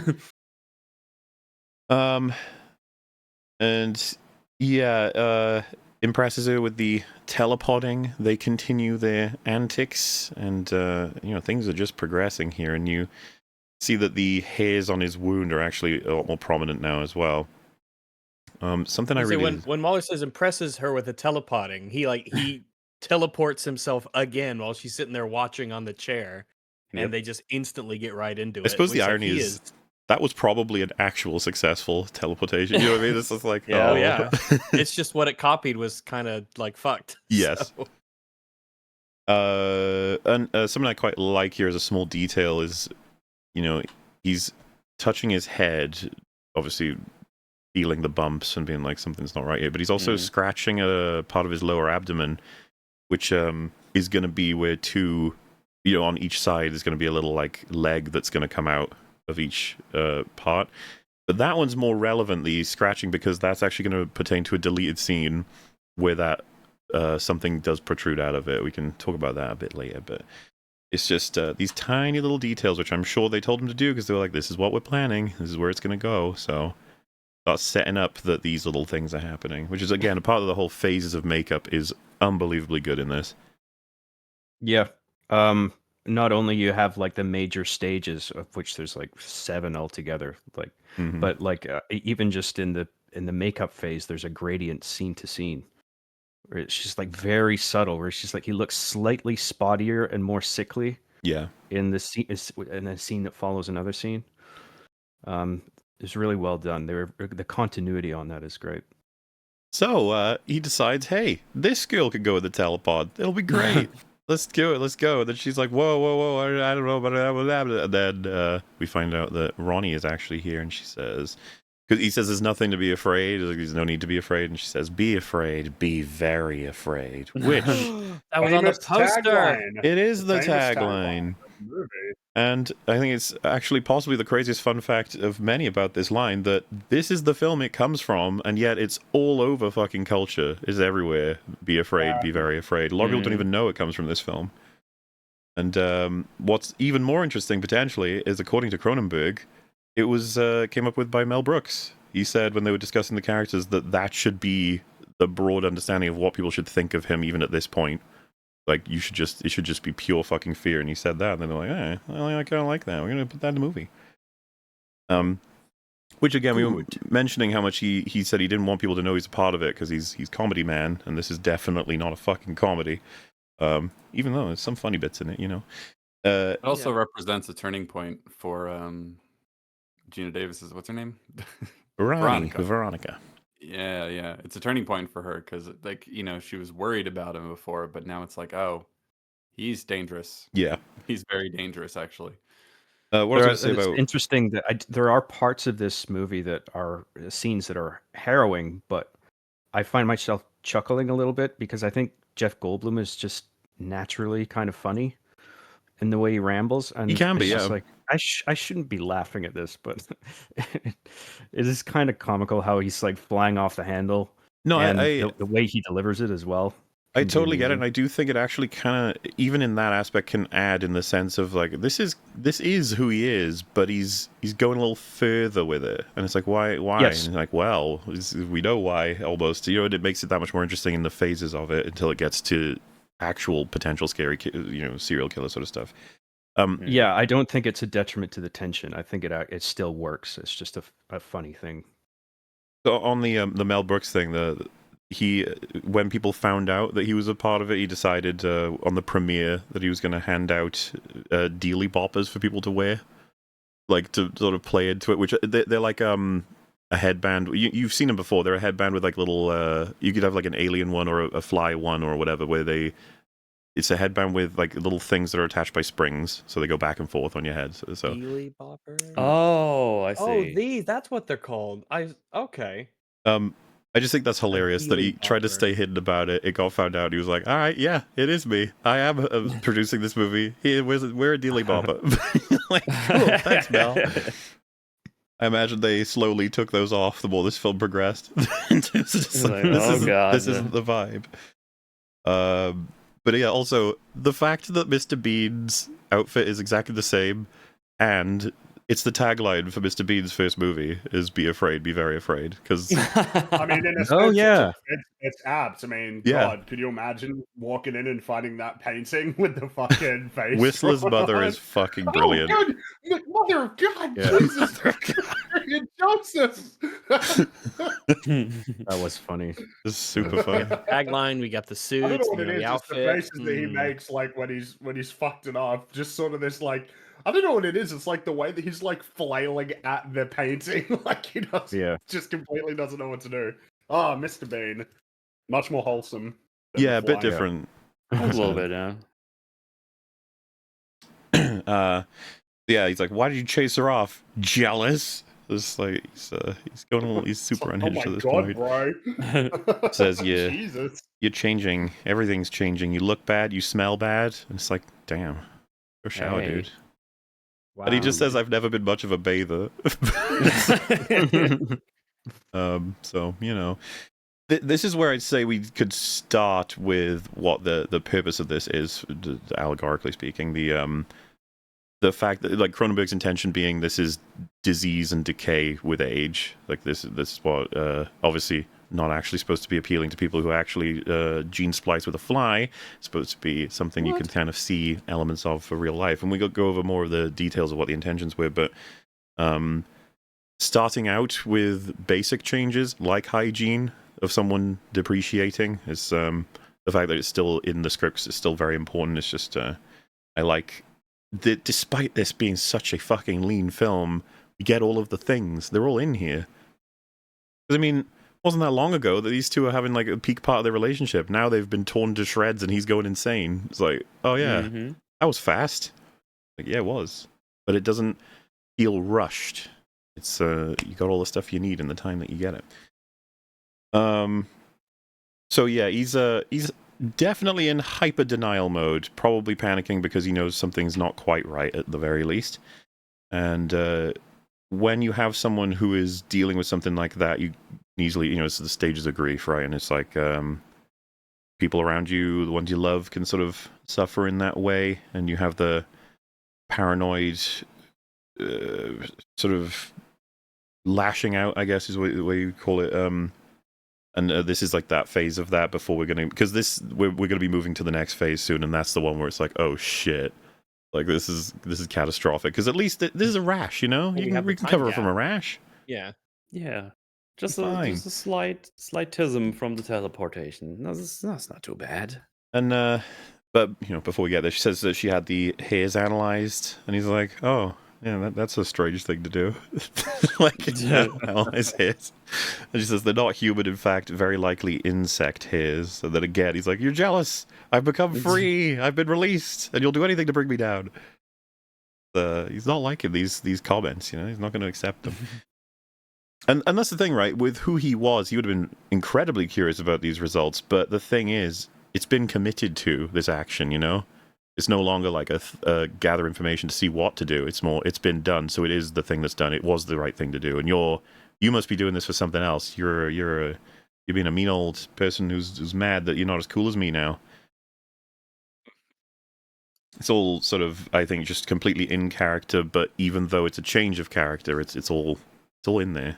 Especially, I guess the thing is that at this point, it's not like immediately obvious to the viewer to conclude like, oh shit, this is almost like kind of a byproduct of the fly psychology, because you don't even have like a great understanding of what's happening at the moment. Like, you could just imagine like, this is just him being fucking, kind of weird because of whatever stuff, and maybe like hyper in denial, as opposed to like, oh, this is actually us sort of getting glimpses of like this new personality that's sort of manifesting in him that's going to become increasingly scary and dangerous. I imagine that everyone has a person like this in their life, or they are this person. I'm not going to judge you too much for this, but that when you're faced with a couple of facts about your current state health-wise, and you're like, nah, I'm fine. I don't need to see a doctor. This will be fine. Literally, like, next week I'll be fine. It's going to be gone. Off. It's just a thing. It's just a little thing. Like, I don't want to fucking go and get tests and shit. It's like he's definitely in this phase of just like, oh, you had it hair analyzed. Okay. Good. I don't know, man. It's Sick person do this. He punches the wall a bunch. Yeah.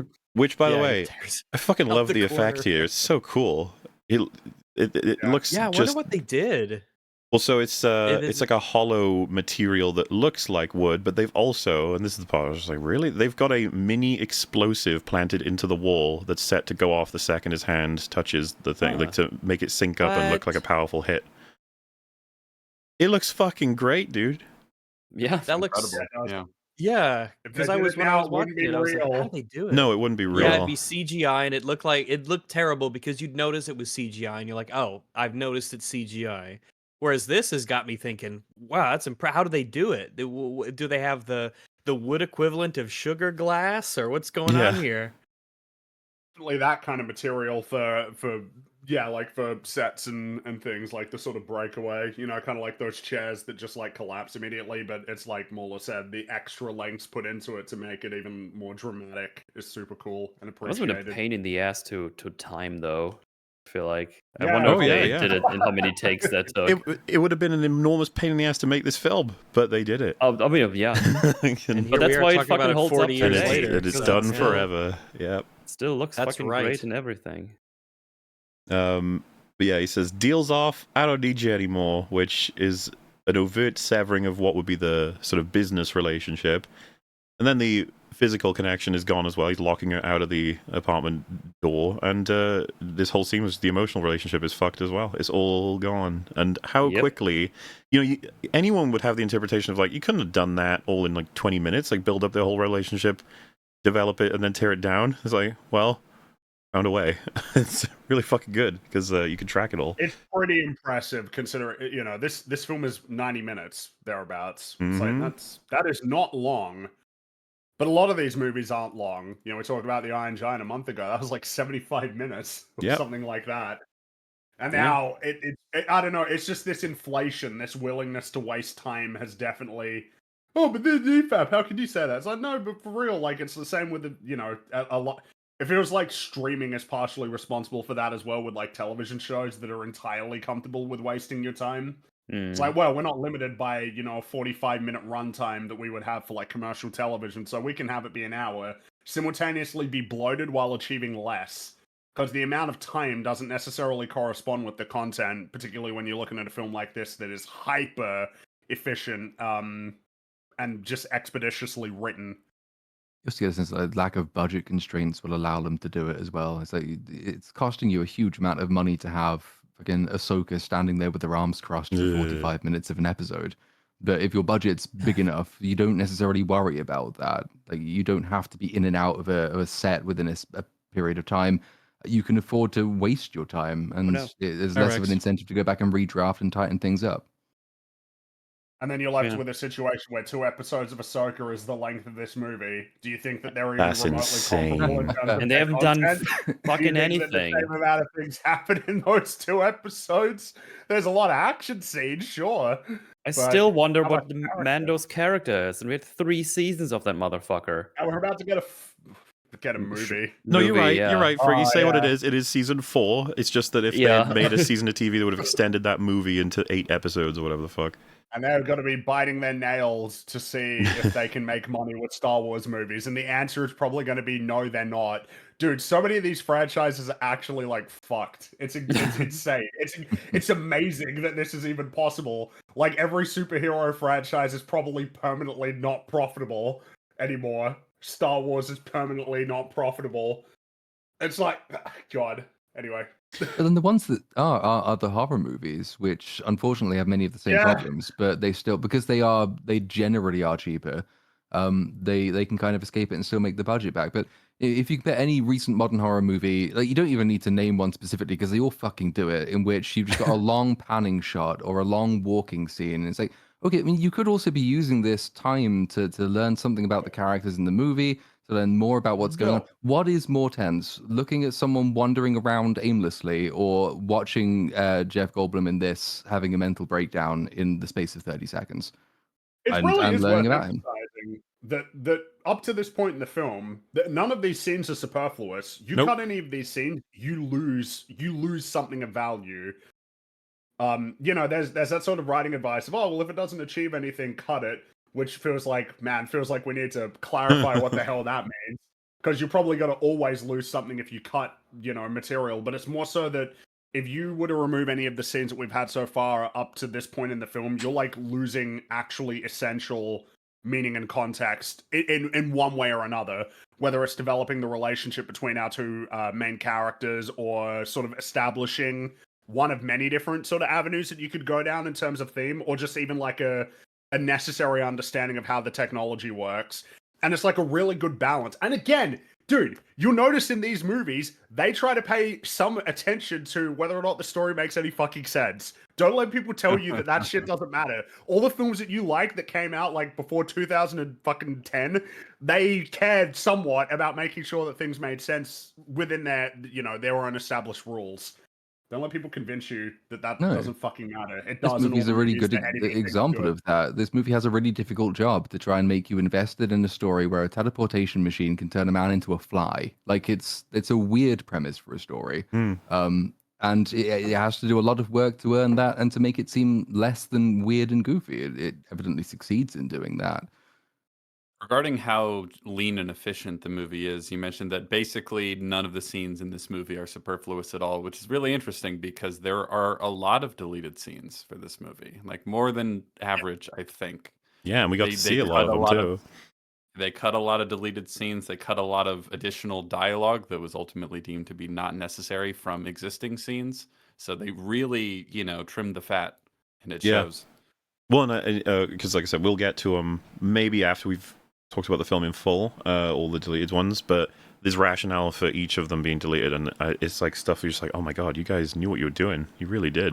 Yes, there's definitely it's a case of like, right, okay, yeah, we're making like some really considered choices about the effect that these scenes might have on the broader story or people's interpretations of the characters. No. Is there like an extended cut out there? No. To watch, or did they just release the? This is the cut. You can get the scenes on the DVDs, sort of thing. Oh, gotcha.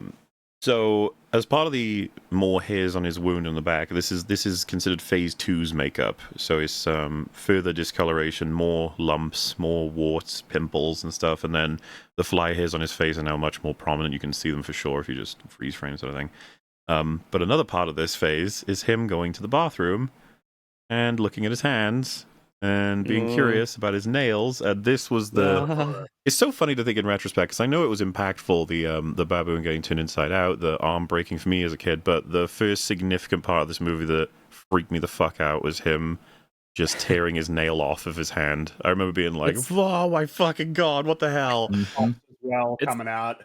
It's those related things, because you've heard your nails before in general, or that's why every time you see like someone getting a paper cut in a movie or whatever, you're like, ugh, because you exactly know how it feels, and you have like an understanding of how hurting your nail or maybe even ripping it out to some degree feels.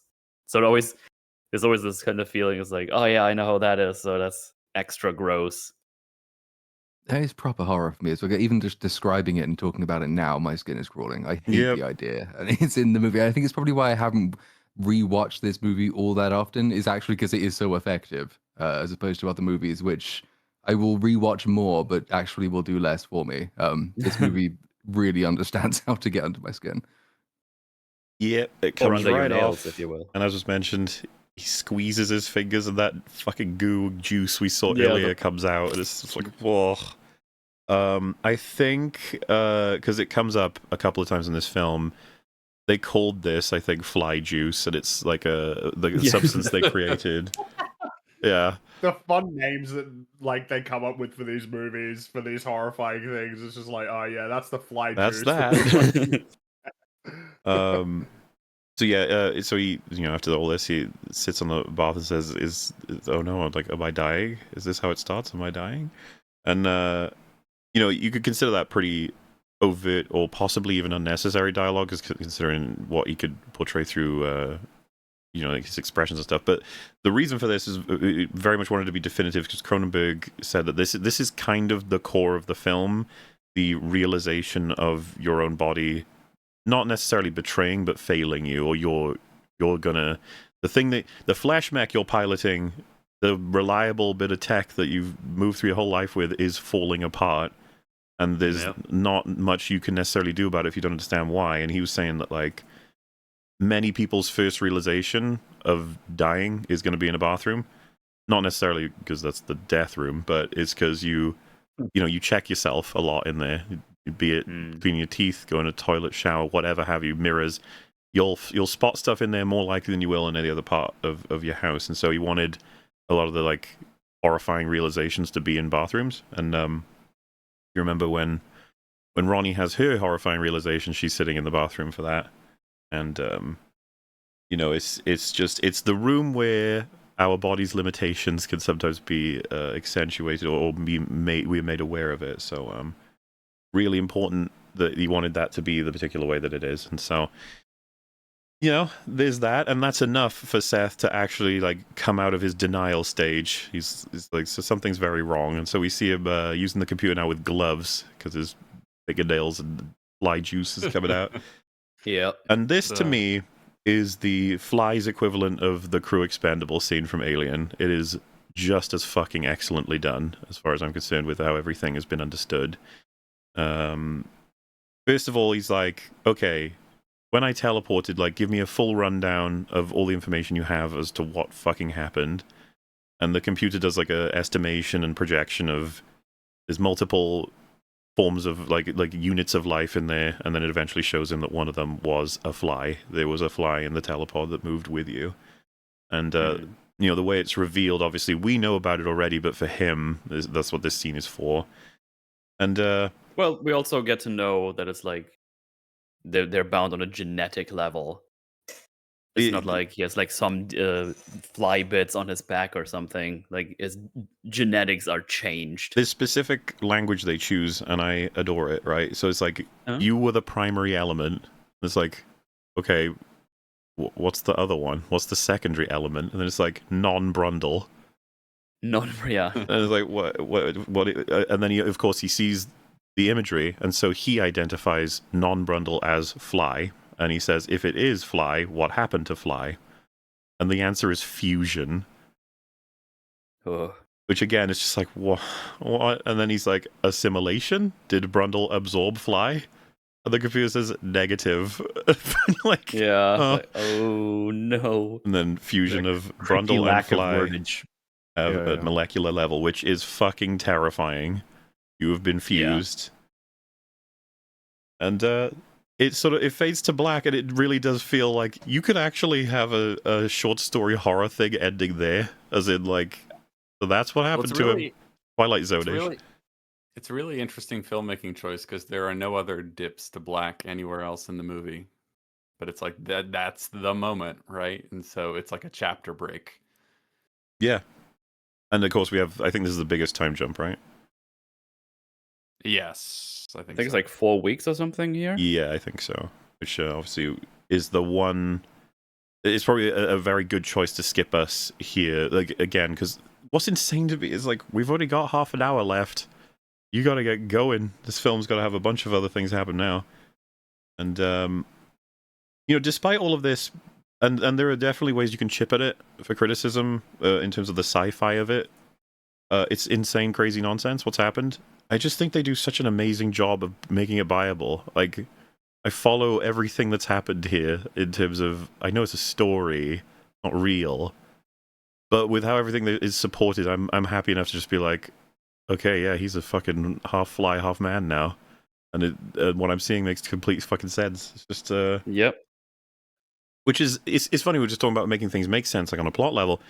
it really helps getting you scared if you can understand all of it and it doesn't, overtly spit in your face as to how stupid anything is, which, by the way, horror, the realm of stupid, one could argue. So stupid, in fact, that iconically, Patrick Willems argued, you have to have retards in horror, otherwise it doesn't work. I guess, in a sense, it makes sense that you would conclude that with the amount of horror films that rely on stupid people. None of the characters are stupid in this movie, really. No, and if ever they make bad moves, it'll be for good reason, not because, well, they're just fucking stupid. That's how it goes, man. As we said, Alien Earth, not that it's like necessarily super relevant to this film, but like they had in-universe stupid people who were acting too stupid for even how stupid they were written to be stupid. You know what I mean? It's like, why are we here? What is happening? What's the point of this? Why do you even want stupid people? That would have been fun, I think, to actually watch. I don't know. Who did watch that here other than myself, Fringy, and Platoon? And obviously Ragsby's not here. Did Mel, John, Cap? Yeah, never, ever watch it. It's so bad. Yeah. And it's so weird to be in because it's like, it seems a bit like hyperbolic that he's doing this again. It's like, no, it is one of the worst TV shows. It is. I know it sounds insane, keep doing but it is. I swear it is. I'm not lying. And obviously, by the way, we've moved through quite a bit of film without necessarily commenting on it. The music has been fantastic at supporting each of these big emotional payoffs, including this scene. This is absolutely does this not speak to the power of this film? The fact that it's text on a screen from a computer and it's scarier than most every horror film that's been made? Yeah. And that's what they've managed to create. And of course, you'd be like, so, they keep it all in the mind, do they? And it's like, no. This film is definitely not one that's like, you can imagine how it's going to be bad. Like, they will show you. And it'll be so much worse than you could have imagined. Yep. Mm-hmm. Yeah, because at this point you're like, okay, he's changing a little bit. Okay, that's kind of fucked. Maybe he gets like some fly aids or something, and then he dies. If you haven't seen this movie before, have no concept of what's going on further on, you have no idea what's going to happen to him and his whole body. And so, 4 weeks passes, and he says he was afraid to see Ronnie, but now he's afraid not to. Worth appreciating when she arrives, the apartment is just fucking, it's so much worse. It was already kind of getting bad in terms of he had wrappers all over the place, everything was unkempt and not cared for or clean compared to when we first saw it, and now just like grimy and dark and everything's fucked. There's just shit all over the place, can't tell what's going on. There's even like slime or it's getting real bad in there. And again, if this was to be connected as an allegory to the character, you could say that this is the state of his maybe his DNA or his insides as well as the outsides. It's he is majorly fucked, and it's not good. In fact, you'd say it's quite bad. And the music hits real fucking fast and heavy when you see him, which partly I imagine due to the fact that he looks intensely horrifying considering compared to last time we saw him. This would be Phase 3's makeup. Yeah. And the choice to give him those crutches to walk with, so he's like a quadruped now, that's a great choice. Yeah. It's stark as well in juxtaposition with the gymnastics from earlier as well. And like that's not a very long time ago. So it's a really dramatic change in a pretty short period of time. And so Phase 3, you get significant prosthetics covering his face. The lumpiness is definitely there. We got some gross. thinning of the hair. There's some bald spots, and then they've done some work with the teeth, and then struggling to walk properly, and then the rest is done. He's still able to wear human clothing right now, so that's a plus, right? Is that?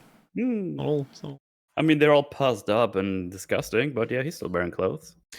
He says every time he looks in the mirror, there's something or someone hideous, someone repulsive, and just the deterioration to the point where you don't even recognize you are that thing in the mirror anymore. It's like it can't be sort of thing. But this would just be, we're going to get to way more of it. But if it's not clear already, this is the body horror of it. This is you get to sort of feel for him, you understand him, you watch him deteriorate, and then you can't help but feel the horror with him of imagining you had to deal with this. Your body, your temple, and it's all becoming this grimy, fleshy, falling apart, leprosy level fly DNA creature thing, and that's I think the angle that makes it more scarier than a real disease, in a sense, or at least could be.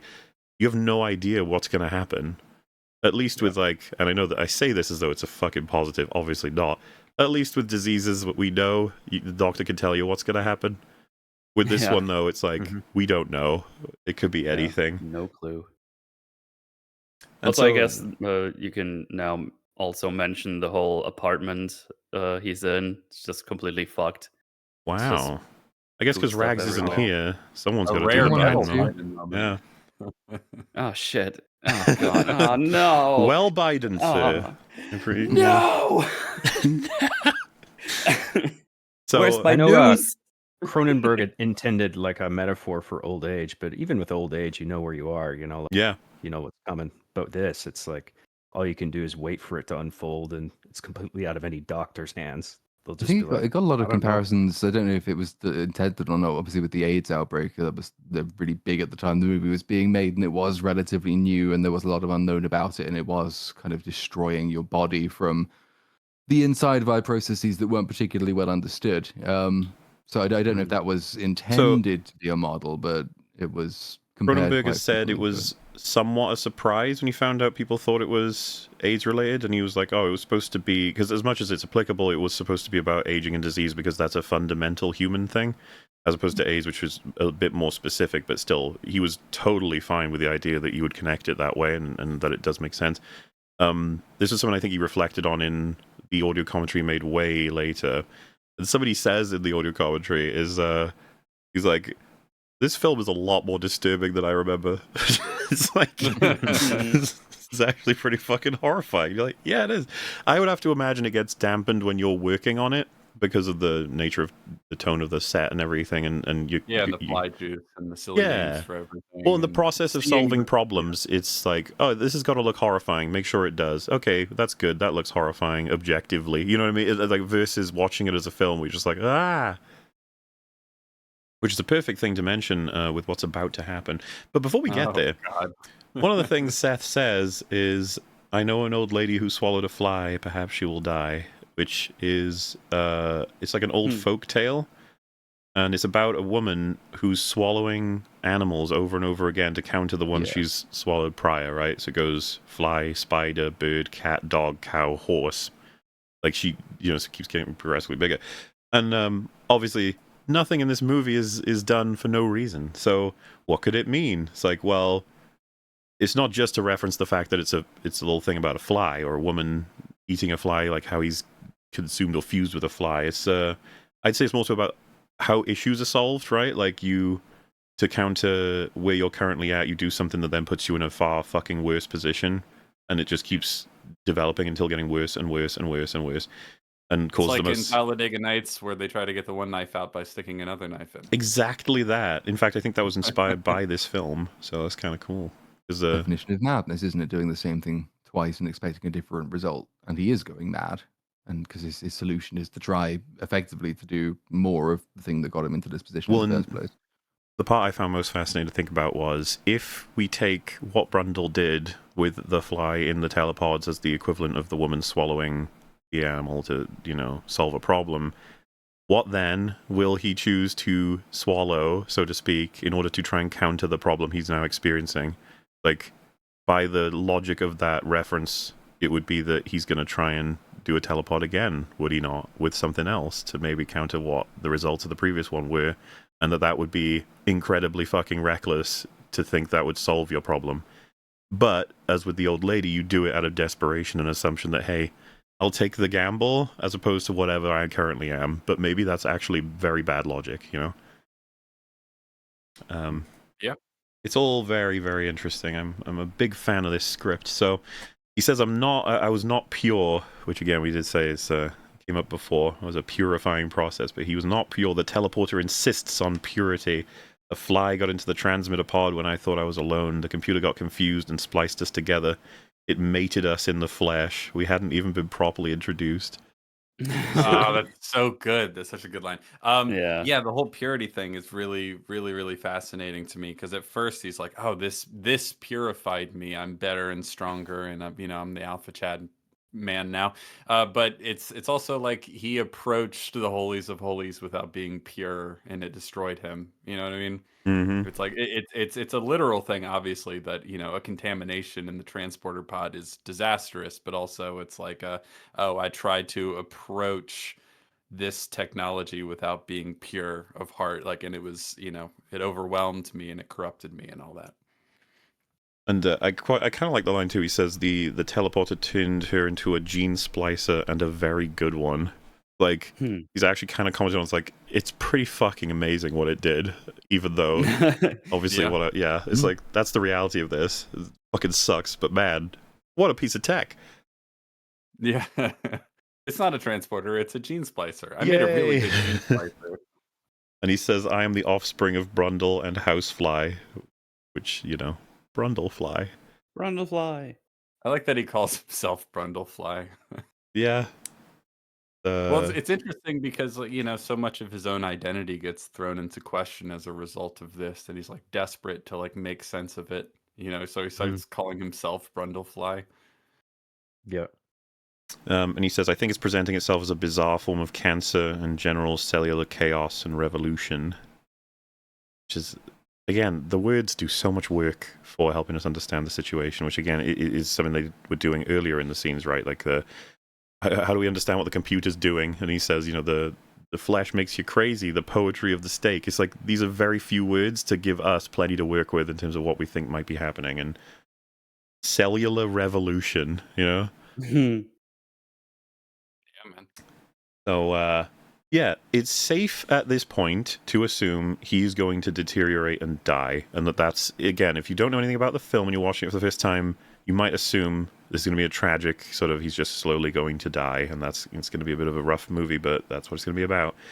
And that splicing, you could say, is like incompatible with sustained life, for lack of a better way to put it. Like that it would be a strict death sentence, and the film taking that route sort of thing. But because he says when he's talking to the computer, he asks like, is it assimilation, is it integration? It's like no, you have not like combined and integrated the best aspects of both of these things. It is a death sentence. It's just going to lead to disintegration and decay and degradation and all that. Well, the fact that he says I'm going to disintegrate in a novel way, no doubt, and then I'll die and it'll be over, which we'll go back to that line. That he's looking forward to it, almost the way he says it. It's like, and then it will be over. Yeah. Mm-hmm. Also, welcome back, Rex. Yeah, it's good to be back, This must be a bizarre conversation for you, where you discuss the first 5 minutes, the first, the 15-minute mark, and then the 45-minute mark. It's like, Look, it's fine. I got to watch some cool movies. All right. Hopefully the internet will be fine from now on. We'll see, but carry right along.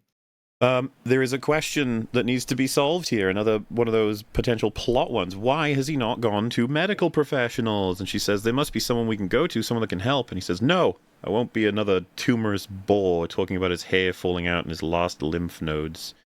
So we're running with a pride and a sort of... I think there's going to be another angle that's going to become clear that he intends to solve this himself because he believes he's probably the only one that can.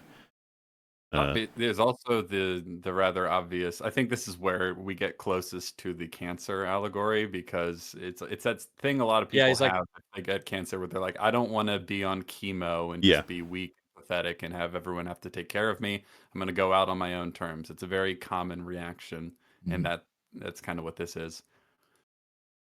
He does refer to it as his assumption is as a cancer like in this scene. A bizarre form of cancer, I think he says.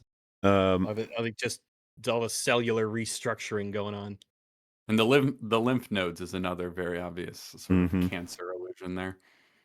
So he sort of borderline instinctually just vomits up on this donut that he grabs, because she was asking why she's even been brought here. And it's so fucking good. That's disgusting. Like, to me, this is again another consequence of the personality he had combined with the effects of this transformation. Because again, very candid man with a lot of aspects, even to the point of potential, even minor humiliations, right? Like the admitting he's not the smartest person in the cogs that created the machine. For here to be like, okay, so this is the food, vomit on it, and it does it, and he's like, oh right, that's like that's gross, yeah.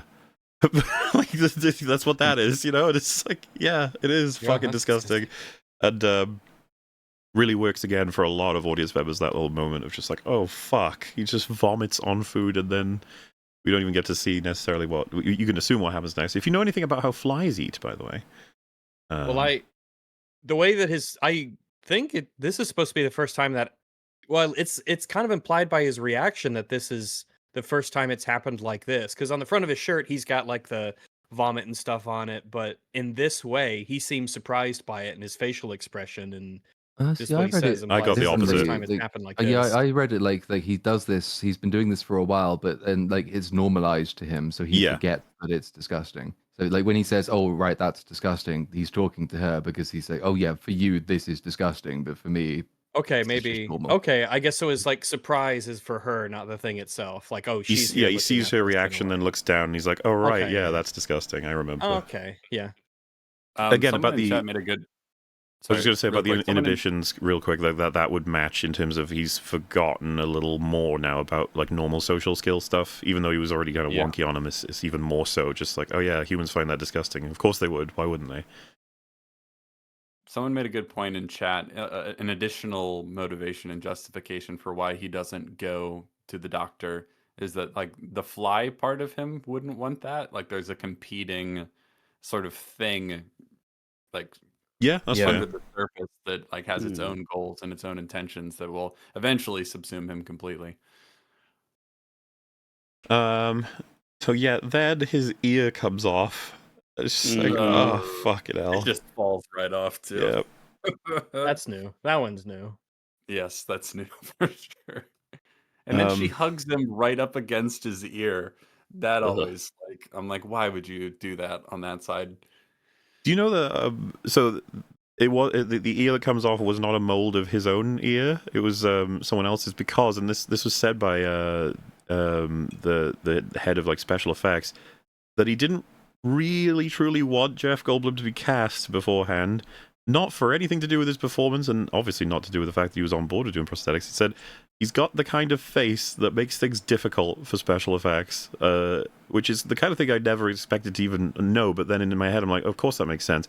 It's like the way that the bridge of the nose comes in on the average person versus some people, or the way that the face is structured, like different prosthetic processes become more or less difficult. And so they couldn't, like, it was not easy to make fake versions of his ears, so they used someone else's because it was like more straightforward, I guess, because it was maybe too big or too the shape was too difficult to do. But you know, they went with him eventually. But I was just like, Jeff Goldblum is apparently annoying to do special effects for compared to the average person's face. That was a thing. But hey, I quite like that she hugs the gross side of his face because she wants to comfort him and she doesn't want to do anything to make him feel more gross than he already does. I mean, it's obvious that he feels gross and he looks gross, but she's just like embracing him at the same time. Oh, dude, her performance here is top tier. You just completely buy that she's just watching someone she actually really cared about fall to pieces and die. Like if she was like, ugh, and then like motioned to hug the other side of his face, it would just feel like that's kind of mean. Yeah. But understandable, but like, yeah. But yeah, this is where he actually says, "Help me, please, please help me," which one for one, the iconic original line from the original film. But what's so interesting here to me is that in the original, right, the scientist having spliced with a fly such that it creates two entities with flipped head and arm. The help me is a strict sort of tragic horror result of the experiment. One half commits suicide, the other through the press, and then this half is, you know, a victim of a spider. Like, what a horrifying scenario before getting executed by Sharas with the rock. In the remake, the line isn't spoken by a man who's like trapped physically on a web with a spider about to get him. It's spoken by a guy who's basically, like, the tragedy is very different. He's got pain and misery for being trapped inside himself but slowly being converted. He's like trapped in a process of losing himself, both physically and mentally, right? Like that's the. I'm not going to say like this outclasses the original for what the horror is. It's from within. Yeah. There's nothing anyone could possibly do. At least, I know this sounds silly, but at least in the original, you could save him from the spider and he can fly away.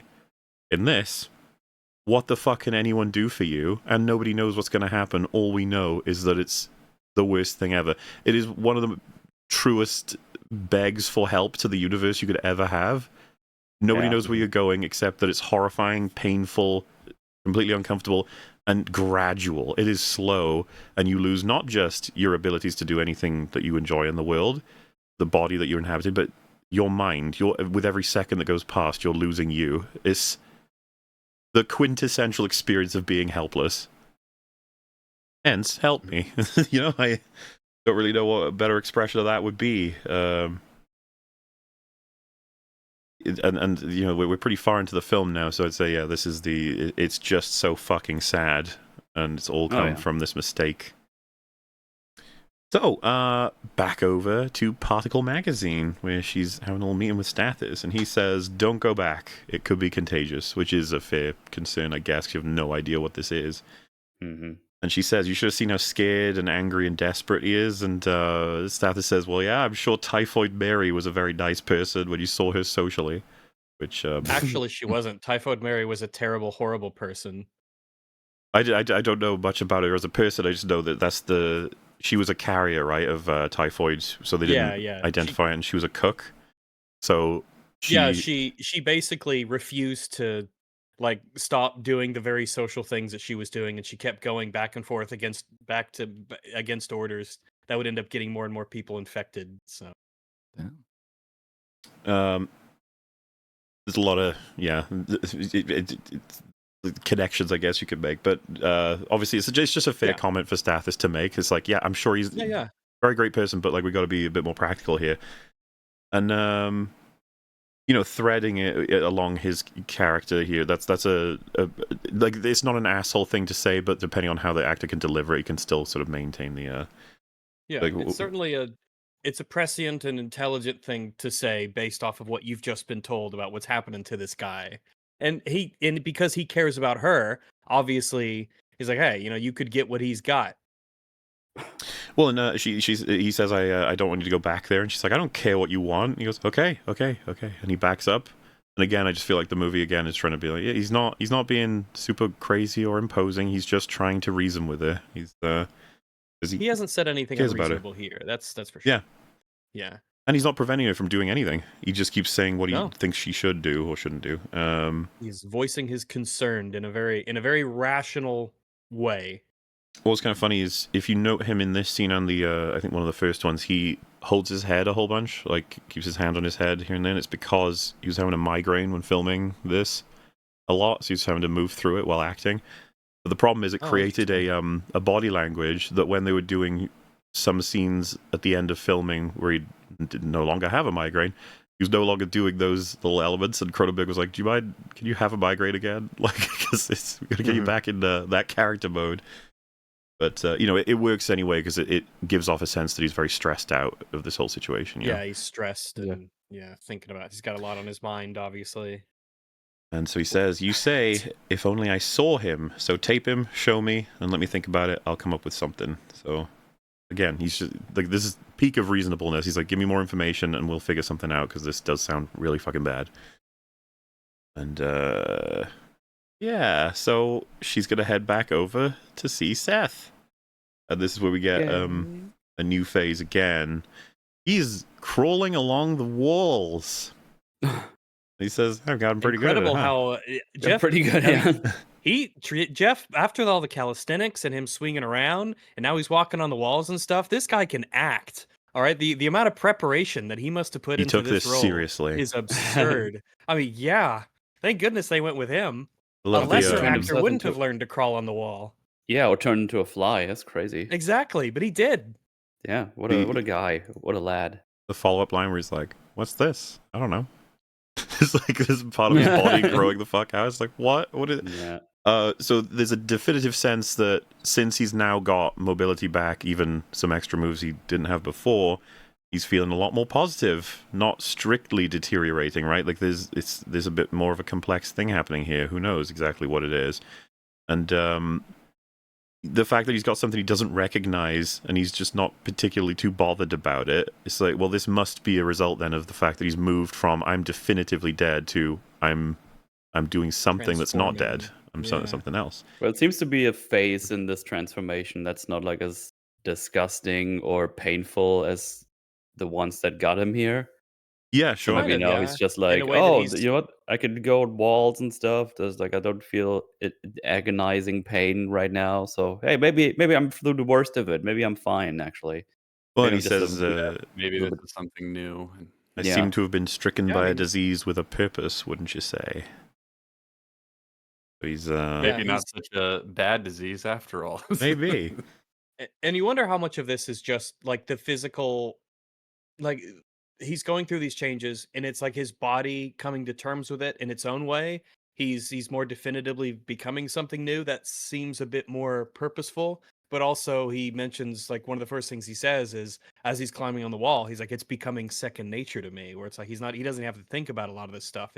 He's like his mind is sort of just accepting naturally the new body that it's getting. So, I consider this extremely impressive again, visually. It's like, hang on, that looks real fucking good. And I'm not seeing obvious sort of wires or I guess maybe Yeah. some of the blah, blah, but so this is an example of what Cronenberg has referred to as like, this would absolutely not be done the way they did it in 86 now if it were done today, which is fucking regrettable because this looks excellent. They created Good. a huge chain-driven drum of steel that was 20 feet in height and diameter. Like they 2001 or something. fixed a camera, and then they're just turning it as he moves through in order Oh, to that's sick. simulate it, and it That's looks how- fucking great. okay. I was wondering if that's are- what they did because you notice his shirt doesn't like fall down as he's on the Mhm. wall. And you're like, okay, so something's going on here. And then he gets to the bottom and they have all the props and stuff. They have all the junk and everything sitting upright like normal. So I'm like, how did they do? Are they rotating something? How exactly are they doing figure, this? Because it looks so good. You wonder if Inception, with the hallway, because that's like a similar sort of mechanism that was employed of like a hallway that rotates. Obviously, in that instance, it is to facilitate like drawing much more attention to the fact that like the gravity is changing. But it's kind of cool to see those same techniques employed. So yeah, I guess maybe Christopher Nolan would do it if it was done today, but nobody else would. Nobody else would do it like this. It's one of the things I really appreciate about this movie is like I think it had like a $15 million budget overall, but like before this moment, this feels very much throughout like a shoestring budget indie movie. Like they were just kind of, it felt like they're just kind of scraping by, like not like bad effects. I get but, what you mean, like low in scope. Nothing on this level. And then all of a sudden it hits you with this, and you're just like, "Holy shit, that looks really fucking good!" And you can't do this with wires. I don't think. If it was wire work, you'd be able to tell. It'd be some awkwardness dangling off a cable a little bit. And you'd think but maybe they did this properly to make it look convincing, and then they glue all the props down. Mm-hmm. To make sure nothing moves when everything's upside down. It's just should like be- it's like bam, let's use a whole bunch of the budget just for this one striking moment. I love that. It should be the discipline. ultimate purpose of the budget as well, is that like, when you're doing your job properly, nobody should know how much you spent. Like it's not so like unlike a modern movie where you can look at it and you can think, God, that looks awful. I can tell you spent so much money on It's it. terrible and With this expensive. one, Exactly. Yeah. It's not like it's like, well, this doesn't look like you don't really have a budgetary concern at all, but it doesn't look grossly expensive. It just looks really well done and competent. And then you realize actually how much work went into that. It probably was very expensive, but it's not shouting at you about how expensive it was. Right. Yeah. What's funny, by the way, is that Cronenberg wanted to test that it works himself. So, like, the crawling sort of pathway and the spinning of the set, he just wanted to make sure. And he, when doing it, apparently wore fake fly wings and antenna and was doing a monologue about how It's called a Dealey bopper or whatever you. And he was talking about his failed relationship with a praying mantis while he was doing the walk. he sounds amusing to work with. I know that Jeff Goldblum has said like he would have been somewhat interested in doing The Fly 2. However, they would justify that, but only if Cronenberg was doing it because he loved working with him and he wants to work with him again. It's like I could imagine it being pretty fun if you are dealing with a director who's just so fucking invested in it working and knows why the meaning behind everything, you know, and isn't a He's still making stuff because he's old. He's got. Cronenberg. Oh, yeah. Cronenberg's still making movies. Yeah. Oh, good. He also showed up in Star Trek Discovery, which is not a big thing for him, but he's in it. He has a cameo. We paid him a lot of money, maybe. I don't know. I think he's got a possible spiritual successor to The Fly lined up as one of his projects. We'll he's talk at least about that. the consequences of making this movie at the end of it. Don't you worry. There's a lot of information about that sort of stuff. Right. All right. So, yeah, Seth says, there's no concern of contagion. I know what the disease wants. It's to turn me into something else. That's not so terrible, is it? Most people would give anything to turn into something else. This is a lot of copium. This is copium. I suppose. Yeah, it is, but it's I'll so allow him, it. You know, I'll allow it because this is way better than last time we saw him. You know, I'll be like, okay, have some hope, I guess. Yeah, sure. You know, let's keep up good spirits, up spirits. That's good. And she says, turn into what? And there's this moment he just goes, what do you think? A fly? 185-pound fly? Because it's so insane, He's so like, no ridiculous. one's ever done that before. Yeah. No one's ever turned into that before. But it's like it sounds like absolute nonsense. But we all have to entertain it, right? It's like, I mean, is it possible? Is that what's happening to you? I don't know. And it's like, well, let's hope it's something. You know, he says, I'm becoming something that never existed before. I'm becoming Brundlefly. Which, hey, He gave himself a little name. and this is for those who saw Brundlefly in the Ultimate Showdown for Horror. You've now got all the context of our participant in that game, so to speak. Here he is, in all of his glory. That's worth a Nobel Prize or two. He went up against the Wolfman in that episode, right? I think. People got mad that Brundlefly won that fight, I think. Remind me, what were the I think the phases? problem is getting close to Brundlefly is not good. What were the rounds? Did he win? Or because it would have been in his apartment and then in. I think the conclusion that we had was that city. I think he actually bests him on round 3. Brundlefly wins. Remember. I can't remember though. Yeah. I think because then he crawled up the outside of a skyscraper and just waited there until sunrise or something. Well, we said, but I think you said, does Silver? You said he would know that Silver is the weakness for the Wolfman, right? Yes. Yeah. There would be So a silver weapon if you needed it. Seth's pretty fucking smart. He can devise a way to create a weapon with Silver in a city in not a large amount of time. I'd say he should be okay. Probably go to an antique store, buy himself some silver ware. Which Ranged phase? attacks too, as chat points out. He can do his little acid spit from anywhere. There was contention over whether or not the Wolfman would regenerate as a result of that. I'm not sure anymore. Thinking about it, it's pretty fucking effective, but yeah, typically acid and fire are sort of known as if you're fighting something that regenerates. Using acid and fire are kind of its weaknesses to stop its regeneration, or at least severely dampen its effects. Yeah, I think the Wolfman would be pretty pissed off if you vomited acid all over his face. Like that would really fuck with him, I think. But I would say it is very easy to imagine a tie between the two, where the Wolfman, upon getting acid on him, just goes absolute ape shit and rips Brundlefly apart, and they both die. Mm-hmm. But it's not going to be a clean fight. So yeah, he seems of high spirits, partially even amused, and this would be where stuff is starting to really play in with a physical performance. So he was asked by the head of special effects, I think his name was Chris Wallace. He said he wanted Jeff Goldblum to give physical characteristics to the performance as he's transitioning into the Fly or Brundlefly, so that they would then have something to work with when they create the, I think, 7th phase. And so what you can see is Goldblum like darts his eyes around all different things in the room while he's talking and moving around. Mm-hmm. He'll always moving erratically, different twitches, all different, and it just is so fucking good because it's easily missable, but I think your brain will pick it up regardless. Little shakes he does, little resets of his body, because he obviously was much more in control in the earlier phases, but now it's like this, and this is going to help have you believe that almost when you're talking about the film in retrospect, that there weren't necessarily 7 phases. There was more so just a transition from A to B, and it was slow and gradual, and you bought the whole thing. That's a particularly important thing to accomplish when, at the final phase, you're dealing with just a puppet. Like, you're not dealing with, like, an actor doing a performance. You are dealing with something that is very much not alive, but that you need to convince the viewer is alive. So I think that helps, because as a viewer, I don't know that you're necessarily...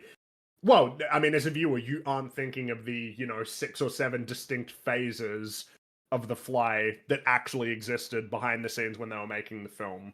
It is much more gradual, which is quite an accomplishment considering it's all prosthetics, which means, there is a degree to which they're fixed at each time that you see him. No visual effects to try and, like, blur it artificially. Well, and he's got like a bodysuit on now as well, covering the hands, the arms. Anything that's not covered by clothes now is to create this really disgusting surface skin. Yes. And there's good reason for that as well. But he says he wants her to record the life and times of Brundlefly for posterity and potentially like a children's book in the future, which is very hopeful of him, I suppose. And so he wants to explain to her, Brundlefly breaks down solids with a corrosive enzyme playfully called vomit drop. And he presents this. And what I love about this, again, for the leanity of the film, that's a word, I'm sure of it, and how they cut from the like IRL sort of thing to the video footage, and then we cut to Stathis watching the video footage. That is a clean way to get us through a whole bunch of stuff real fucking fast. Good stuff. He wanted proof the whole time. He did. Now he's got it, and he's I don't know. He looks disgusted, worried. This is another moment that's like slightly comical to me. The look on his face. He's just like, "What the fuck?" Oh yeah. Well, it's the thing. Didn't even have. It's not even because like, for us, the shocking, vomiting, eating that way and stuff is like he's seeing this for the first time. The way he looks. Yeah. Yeah. Oh, but then we don't waste any time because we're immediately going to jump into a pretty pivotal scene within seconds of cutting to him. Well, and just to be clear too, by the way, it's not like the vomit drop thing is just because it's disgusting. It's going to be super fucking relevant to certain things that are going to happen later. Again, the film. Yeah, they've drawn clear attention to it at least twice now. I like that how we don't see his first reaction to it. It's like he's been watching this for some time, maybe a few minutes or something. And it's just like his face is just frozen in a state of like dumbfoundedness. So we discover, unfortunately, that Ronnie is pregnant. So they really need to come up with a response to this, because that is terrifying. Because very likely it is Brundlefly's kid rather than strictly Brundle's. Obviously can't know for certain, but it's not something you want to take a risk on. So with that information, hard cut to arriving at the hospital, prepping for an abortion, taken into the surgery. Cronenberg is the gynecologist, by the way, which is really fun in terms of a cameo, but isn't done by his request, which a lot of people might assume just because like he made himself the one doing that. It's like no. Yeah, it was Gina Davis requested that he do it because she said she didn't want a stranger playing that role. So did it for her. He's even said he's not a huge fan of putting himself in his movies, so it's just a fun little thing. But scene progresses and they make sure to show you everyone is fucking horrified by what's happened before showing you the reality. And I will say this is one of them rare instances of sometimes they'll have characters react to a thing in order for, like they kind of just did with the vomit drop, right? It showed a reaction and we don't have to imagine for the whole film, but for there you do. A lot of films will show you people reacting in order to have you generate in your head what the horrifying thing is. This film is so fucking confident. It shows you everyone's reaction to it and then shows you the thing itself. Yep. And Chad move. I mean, they come through. It is possibly even scarier than your imagination. It's fucking disgusting. Like it's terrifying to imagine. I can only imagine for all the ladies watching that it is even more horrific. Yeah. Because you're thinking that because there's a number of ways your mind can take you as to what it is that it's going to look like. You might think, well, what is it going to be like? A little baby with a fly head? Is it going to be? Is it going to have wings? Is it going to have weird skin? And then you get what it actually is, which is worse than all of those things. For some reason, I didn't expect a maggot. Yeah. Of all things. Oh, it's so fucking disgusting, man. It's so gross. And it's you bastards, you got me. That's disgusting. Know we've said it, but I'm just gonna keep saying it. It looks fucking amazing. Yeah. There's so many ways you could fuck this up, but my god, it will never not look bad. Yeah. I think you mean it will never not look good, right? Yes, it will never not look good. Yes, it will not look bad. It will never look good. Those dumb double negatives. Yes. Curse you. I think this is a really good example of like good visual writing. Like I think when people say something has good or bad writing, often they're referring to dialogue. But like, oh yeah, sure. Like you can just have good writing of visual beats. I think the transition from going to Seth in the kitchen to the footage and then cutting to what's his ass watching it. Like that's another example of that. Sorry, so it's just so clean and it's probably wet because it's written that way. 100%. Someone just wrote in chat, the cut is weird because it makes it look like she imagined it as a dream. It is a dream. It is a dream. Right, yeah. Interesting. Precisely. It's brilliant fucking work again on making this film lean. They explored an entirely horrifying scenario, both visually and whatever, in like, what was that, a minute? We managed to transition through all of those events, and they did it just enough that if you're watching it, you'll be like, man, this happened really fucking fast. I feel like we might be missing some scenes here. Like, enough to convince you this might actually still 100% be happening. But then you cut to the dream, you're like, oh, of course, it was a dream. But they get you into experiencing it as though she actually has it happen, which is how it feels in dreams. Yep. Okay, like what I'm trying to get at here is that you had a problem to solve, which is we've got very few minutes left of this film. We got to pack a lot of stuff that we want to do in. We need her fears to come across in a very visceral way, if you didn't already understand what her fears would have been. And the experience needs to be a bit more than the theoretical, you know what I mean? But it also can't happen. We've not got the timeline in the film for this to happen, or rather, we're not going to be doing that. We're doing other payoffs. And it would pose way too many questions if it were to, because it would be really difficult to have that really happen, because you'd get the mechanical questions like, well, how the fuck did they not know that was coming out when they've got ultrasound, etc., etc. And then you'd have, well, okay, but that means everybody else knows about it, but there's only supposed to be really 3 characters in the story, so what do the doctors? It's like, you want all the payoffs associated with the sequence without introducing any of the actual problems that would be associated with making it happen, really. So the best thing to do, which also allows you to cut in time and space very efficiently, is the dream sequence. And like, they can be abused and often are abused, but this movie is a really good example of how to do those properly. And so it can be a crutch for injecting cheap scares, but this works. I'm utterly impressed with this problem solving in the scripts. Like, they want to show this kind of payoff. They would prefer that we didn't know it was a dream going in. They still need to set up that it needs to be dreamlike, in the sense that the events as they happen are very dreamlike. Like, there's the separation of all these different pieces of cause and effect that are just gone because her mind is so intensely focused on what the payoff of this dream is, or rather nightmare. But then we also just get, this is just really great body horror shit to put into the film to encourage that sort of experience, and it's a whole other angle, as was just mentioned. This is not body horror for aging or disease. This is a much more visceral, horrifying experience of a whole other degree. And again, we just didn't have much time, and they did all of it. And now we're back into the mainline story. She's had her nightmare, and this is going to inform decisions that are going to come that are going to be very important for the rest of the film. Good job. Excellent fucking job. Top tier. 11 out of 10. I'll start with 5 out of 10, I think. I really like as well that the camera stays on her for a little bit after she wakes up. It doesn't just cut out to the next scene. This had an enormously horrifying effect on her perspective. Anyway, and then she curls that up as well.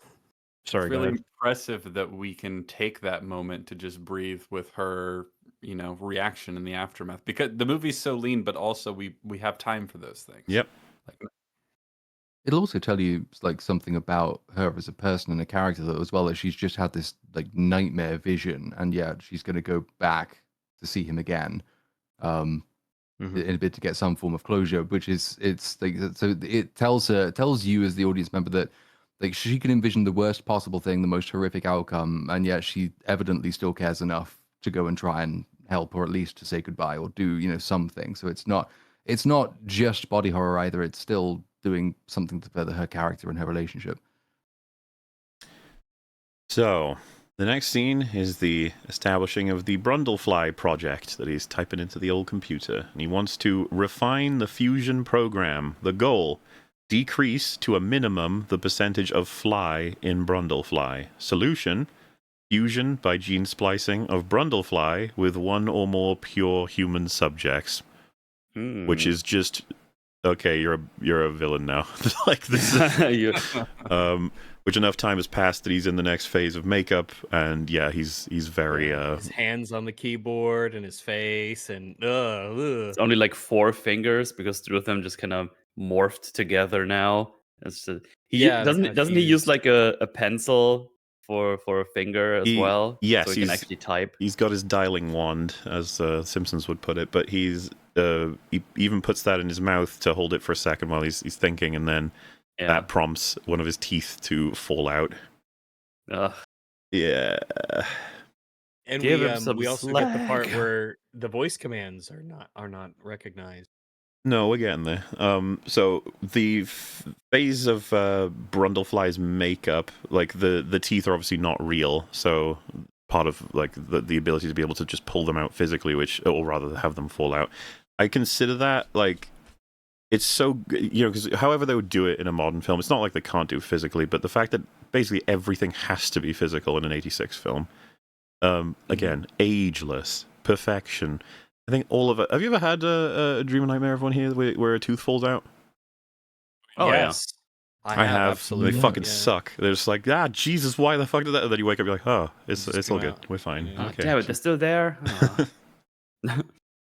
So this is a now second and more advanced full body suit, loads of deformities, bulges, and it's pushing the idea that there is something in preparation that's going to develop and reveal like a reality about this whole transformation. Obviously, we're going to get there.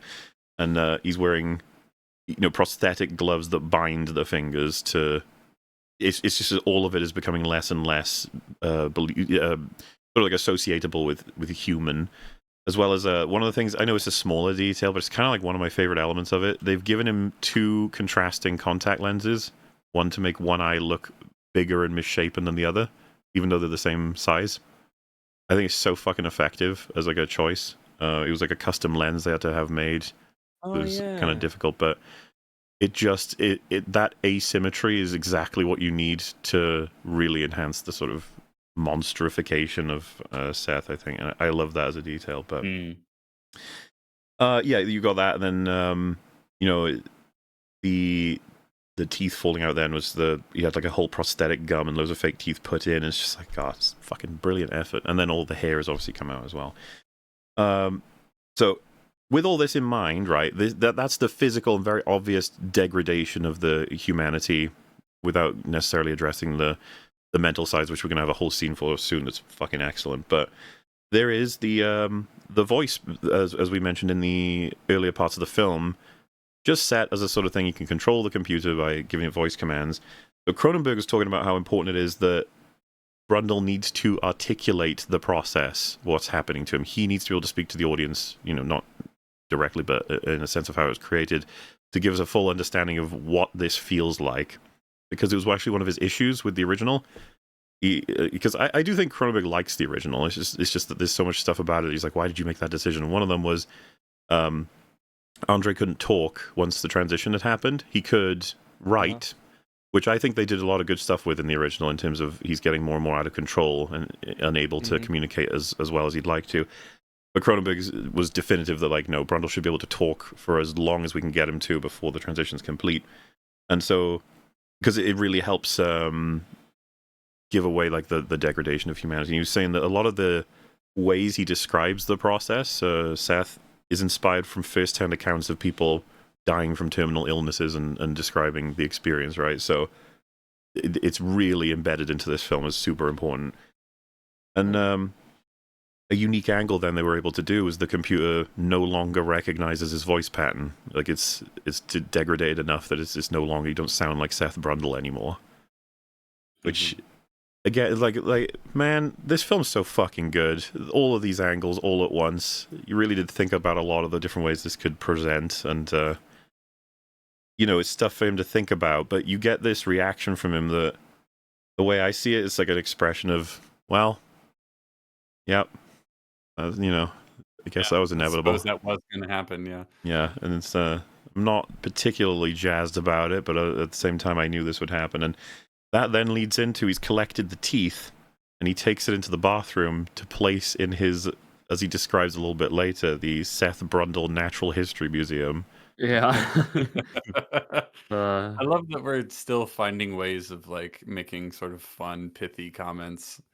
You know what I mean? Like, Yep, nice and consistent.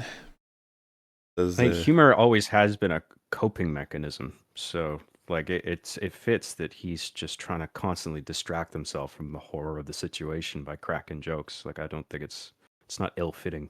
Mm-hmm. He describes all the pieces that have either fallen off him or changed to the point of not being, you know, useful as relics, vestigial, archaeological, redundant artifacts of a bygone era, which the fact that he keeps describing them insistently over and over again to me just says, like, yep, he's really trying to convince himself that this is fine. This is fine. Don't worry about it. All natural and normal. We're just moving on to the next stage. So, yeah, Ronnie arrives, and he offers to show her his museum, which again, to me, is just another example of him not realizing how that sounds or what that would mean, or you know how it comes across, but more extreme again. And it's because it's just less and less inhibitions. It's a holdover of a characteristic that's been sort of given a variable I really appreciate. So, she starts to try and explain why she's there, and she's even not 100% sure of what to say. And he cuts her off by saying, "You need to leave." And it's like, wait, you know, what? And he says, "Have you ever heard of insect politics? Neither have I. Insects don't have politics. They're very brutal. No compassion, no compromise. We can't trust the insect. I'd like to become the first insect politician. You see, I'd like to, but I'm afraid." And you know, before we go on, we can't trust the insect. To me, is like a statement of it's both of them can't. Like she can't trust him, and he can't even trust him anymore. He doesn't know what he's necessarily going to be doing, or what's going to happen. And then I'd say politics, right, as a reference, you could say is the most obvious institutional example of like a human interest in reason. How to resolve things non-violently, or to come together and make compromises, to use, you know, brains over brawn, essentially.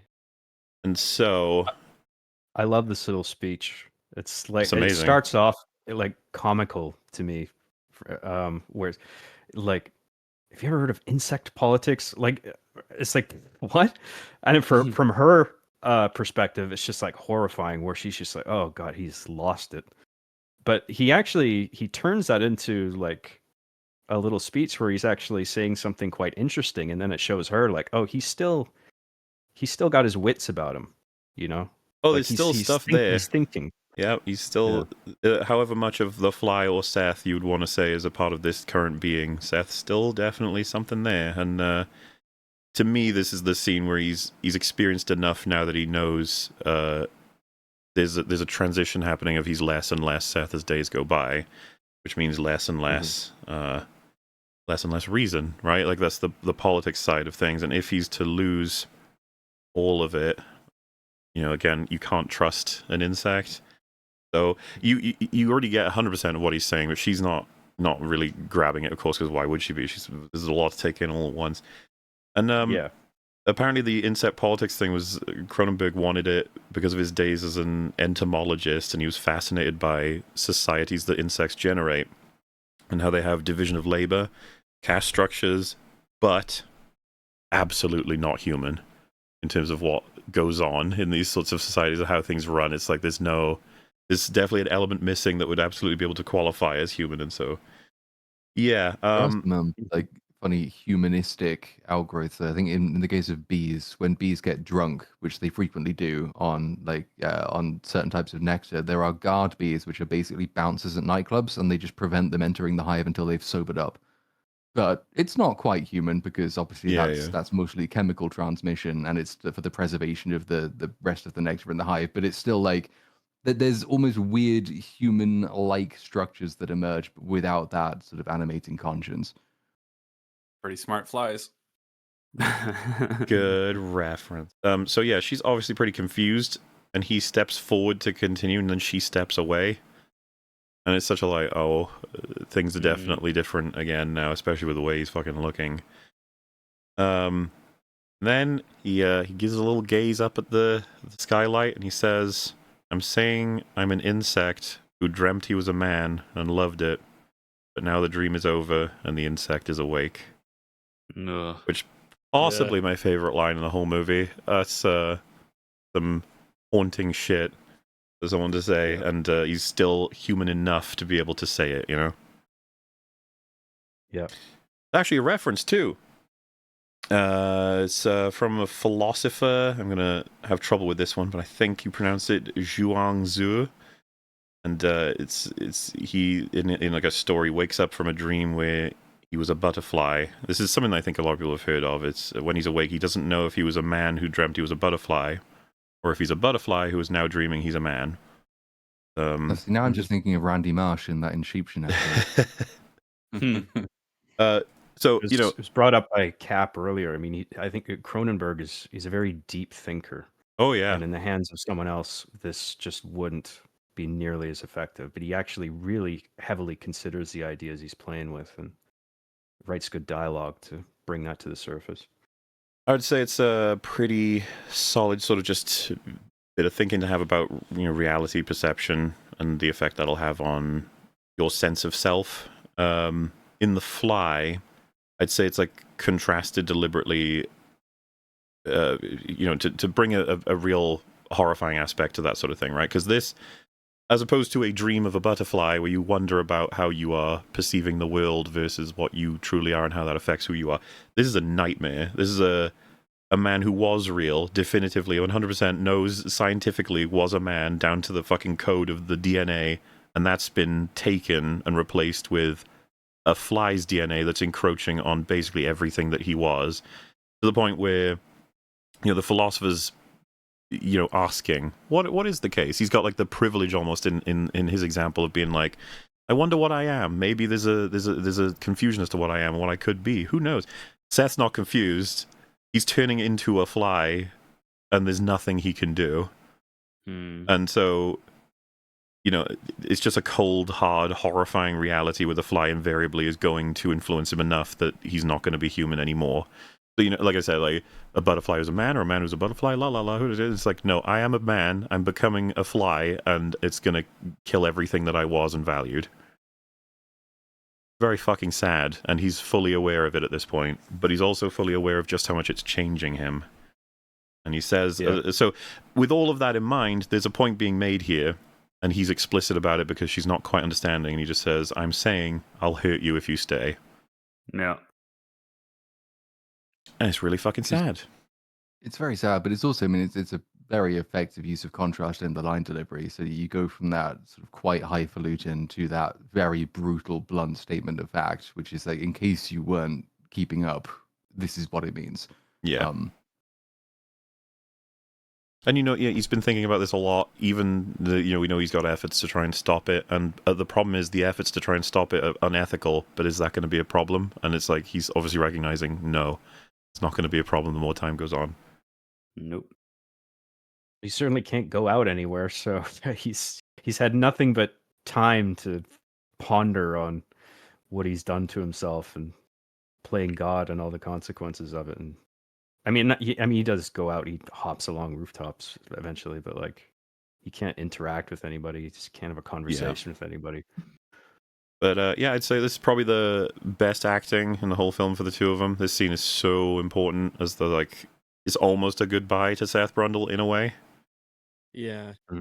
She obviously does not tell him about the kid. She leaves, but We find out there was an intention for, rushing an abortion, figuring out what's supposed to happen next. She wanted to see him first, and she comes out and Stathis is like, what's going on?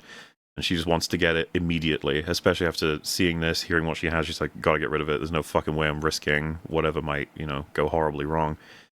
And he says, are you in the right state of mind to decide this right now? Like, you seem very high, energy in terms of just the horrors of all of it. You should take care. And he also says, like, why do we have to do this in the shadows? Why is this all something? And she's just like, I don't fucking want it in my body, basically. And he's like, okay. Like, and, he's the one that's facilitating all of this for her, and he's doing everything that she asks. So, like I said, it's, at this point, Stathis is definitely multi-dimensional in terms of what we're dealing with as a character, but he's willing very much so to help her. Unfortunately, this conversation was heard by Seth, who is at the top of the building listening. He knows something's happened now. Regardless, Stathis and Ronnie get to Dr. Cheevers, which again, I just have a normal name, huh? No, Cheevers. They want him to perform the abortion, and I quite like the way they get through this quickly of just the guy's like, why are we doing it this way? Why fast? What the hell's happening? He's like, deformities. We expect the baby will be deformed. And it's funny, any more information than that would just probably make it so you wouldn't do the abortion, so just stick to that story. And he's like, we could do tests, and she says the baby could start off normal and become, I want an abortion, I'll do it myself if I have to. And it's like, yeah, that's fair. This is all very much in character. Yep, that's what I'd be saying. I don't think any audience member has trouble with understanding her decision here. I'm going to be completely honest with you. And so, she's left to change, and that's when Seth bursts through the window, which is another sort of probably costly little stunt they do. That one actually got me, like, as a scare. I was like, oh shit. Yeah. And it grabs her up, and they go and have a conversation on the roof, and he says, why did you want to kill Brundle? The baby might be all that's left of the real me. Please don't kill me. It's like, oh man. And it's like, and that's his interpretation of what's happening, and he's So I would say that it's important the fact that he said, why did you want to kill Brundle? Like, that's not him. He's referring very much third person. Yeah. And, like, he can't consider himself Seth Brundle. That would be well beyond a lie at this point. And I can completely buy with how, genetically horrifying all of this is, that he sees the DNA in the baby as the last pure source of what he used to be. Like, that's me in there. That's a copy, like, in a more classic way. And, yeah, God, it's so... Because you know where this is going now, if you know everything, in terms of his lack of inhibitions, his plan with the computer, how he's interpreting this, what everything's categorized as. Like, oh, Jesus, oh, God, is he going to conclude? If it weren't for the idea of computer beat, when it's talking about his ultimate plan, you might have thought, okay, so there is still humanity in him because, it's natural that a father would care for the life of its child. Not quite where he has in mind to take it, though. It's, we have to get rid of that last little vestige of humanity. So she says, I can't have it. I'm afraid. And he says, please have the baby. And she says, I can't. And then he says, too bad. Too bad. And the fucking delivery of this man. So the first one felt to me, the first too bad was like he's saying, that's sad and bad that that's her decision, but that's the reality of it. And then quickly realizes exactly what the plan is going to be if she won't have the baby, and then says too bad as a sort of like, too bad that that's going to happen now then. You've made your decision, now this is happening. Yeah. What's interesting, by the way, because I don't think I mentioned it, in the original film, it was actually the actor for Andre who suggested that instead of doing sort of like a binary, like there's a cutoff line between the fly parts of the body and the human parts, that he actually wanted a bit of a combined state, kind of similar to how they do it in this movie at certain stages. That was declined by the producers for 1, time, 2, budget, but 3, way too harsh and grotesque for an audience to deal with. Like they were like, no way we're doing that. It's so funny because they were probably completely right. Like, in terms of putting that on people in the 50s, I'm not sure how that would have gone, but even in the 80s, this film is just considered one of the most horrifying that was ever made. So it's But I think it's just It kind of still cool is. that idea was, in the ether sort of thing before this film came about. So Stathis arrives at Seth's apartment, and he's got his Browning 12 gauge, which I know from Black Ops, which you use that as your basic weapon in the first Zombies map, I think. Get the stacked on top of each other shots instead of side by side. Right. I remember. He's assembling that, and he's having a look at the computer that says, essentially, that telepod A will have, a person, telepod B another thing, and then telepod C will have the resulting thing. It's very straightforward if you hadn't already gathered, but that's the payoff of having that one mentioned earlier on as well. We got the 3 telepods in play and the plan that was mentioned on the computer before, and Stathis is here. Everything is set. Seth, it's really interesting. Really quick, it's just a really subtle symbolic thing, right? But he's got this problem of being sort of torn between, or like in a weird ambiguous state between human and fly. So it's a very dualistic sort of thing. And so his final plan involves trying to use all 3 telepods, and as we'll get to in just a second, trying to unite the 3-person family, I suppose you could call it. Like, it's an interesting symbolic thing happening there. I mean, not only is the plan for its use horrifying, but like the 3rd pod being sort of the shitty one, so to speak. It's just like, how is this going to factor into whatever comes out on the other end? It's crazy to think about.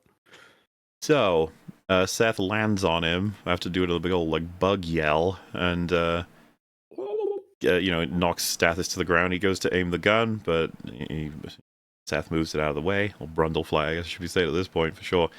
And he grabs his hand and holds him up, and then gives it a big old vomit. And oh boy, it's such a movement into like, oh, we really are at that point. This is a movie monster, and he's killing people. Like that's where we're at. We've gotten to this, and yeah, it's so much more effective than like many instances of that you see again quite often in modern times, where like he'll throw him around the room for a bit, or you'll just go and chop a hand off, and it's like it will be quick and relatively artless. Whereas this is so slow and yet so gross. Yeah, it's so much more effective. Well, it's also nice. He just stares at him while he does it too. So he vomits on him, and then as it's decaying, he just looks at him like, yeah, look how cool this is. Look at how insane I could do. Look at all this crazy shit that's going on here. He also knows what the vomit does. He watched the tape. That's true. Stathis actually knows. Immediate knowledge, like, oh, this hand is gone, dude. Well, and the expressions Jeff Goldblum has, there's a lot going through his head in terms of what he does think or doesn't think about having done this. And borderline instinctual, right, as well, probably. I'm sure intentional, but still, it's just where he's at. He seems to think it's pretty cool, honestly. He seems pretty stoked on it. Yeah. He makes so many faces. There's a lot you could say about him. I don't know, but something I remember, just like how nonchalantly he just swipes away the gun. He's like, no. Yeah, no, you're not doing that. You're not doing that. The effect here was actually something that this was considered by Wayless. He said every project there's usually one effect that's a real fucking pain to pull off, and this was the one with the melting hand. And he said he wasn't thrilled with the result, because they filmed it and then sped up the shot and had him sort of shaking as it happened. And Cronenberg was very happy with it. I think it achieves it very well. I don't really have any issue with it, even if I was to concede it's the worst of all of the special effects in the whole movie. But that's fine. It's still pretty good. It's still pretty darn good. To be the worst of this set, carried by what it is and what is happening and how gross. Like you almost don't notice that it looks slightly janky because like it's so horrifying that your mind is doing all of the work to fill in the gaps. I don't remember seeing how they did this one. Like if they had a wax hand and they just blasted heat at it. It's so they sculpted the mutilated hand and then they built the intact hand on top with gelatin, and then they melted it with stage lights and a hairdryer, recorded it at low speed, and then sped it all up. Oh wow! Nice. Okay. I love movies. I didn't realize it was that slow.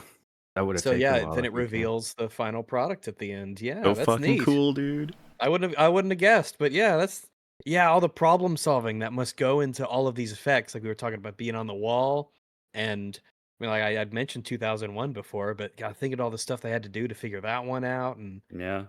man, it's its own. It would be its own movie to just sit through and have them talk about how they do all this stuff for the movies. Yeah. When people had passion for the things they were making, that was nice. Now it's Mhm. just the CGI dungeons. Yeah. Remember when they built the Iron Man suit, like I the first do. one from the cave? That looks Yeah. so Mhm. fucking good, man. They made a fake hospital in the Dark Knight and they blew it up. Yeah, blew it up.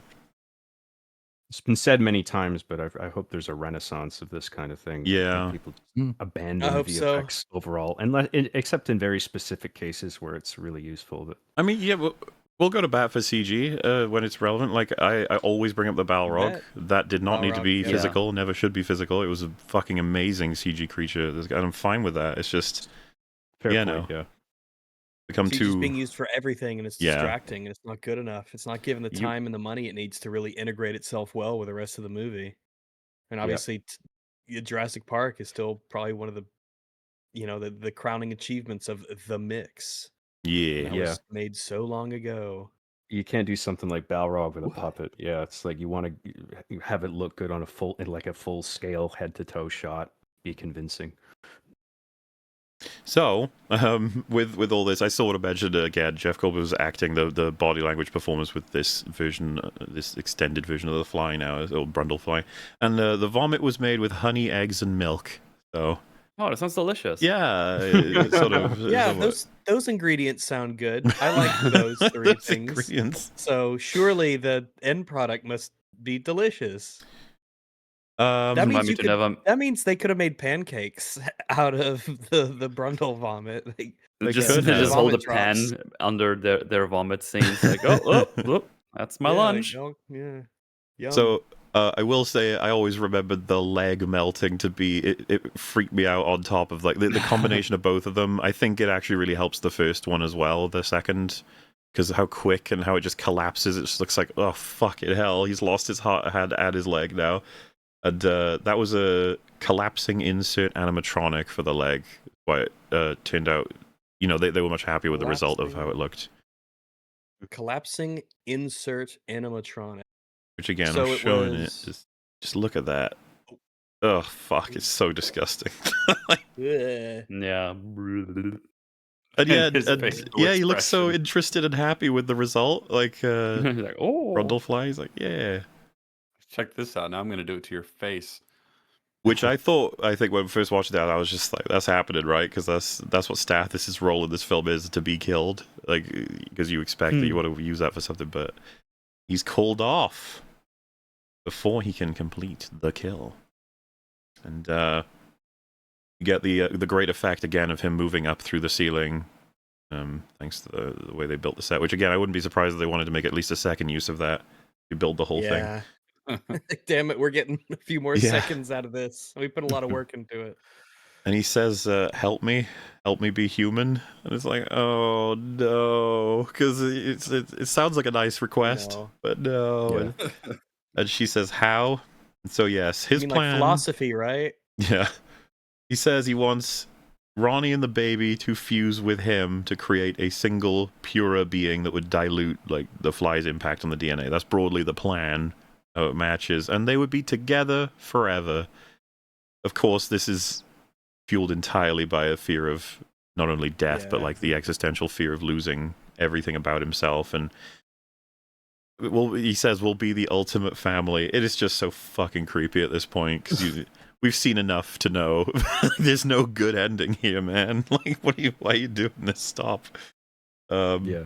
Family of 3 joined together in one body, more human than I am alone. Yeah. He doesn't want to be alone. That's been pretty consistent from the very, very beginning.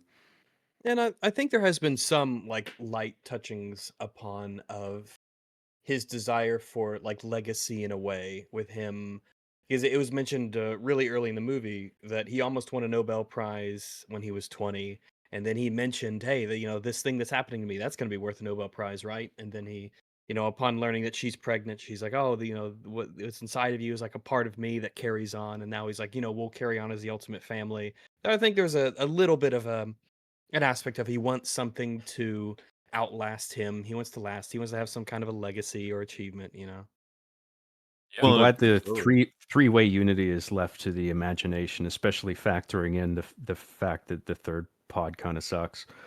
It reminds me of the monkey's paw a little bit, where they wish The for somebody baboon's to come paw. back, and then there's just a knock at the door. yeah.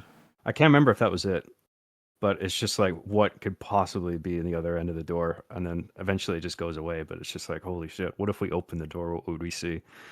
Yeah, I Reminds me don't a bit want of to. that. It's like creepier because you don't see it.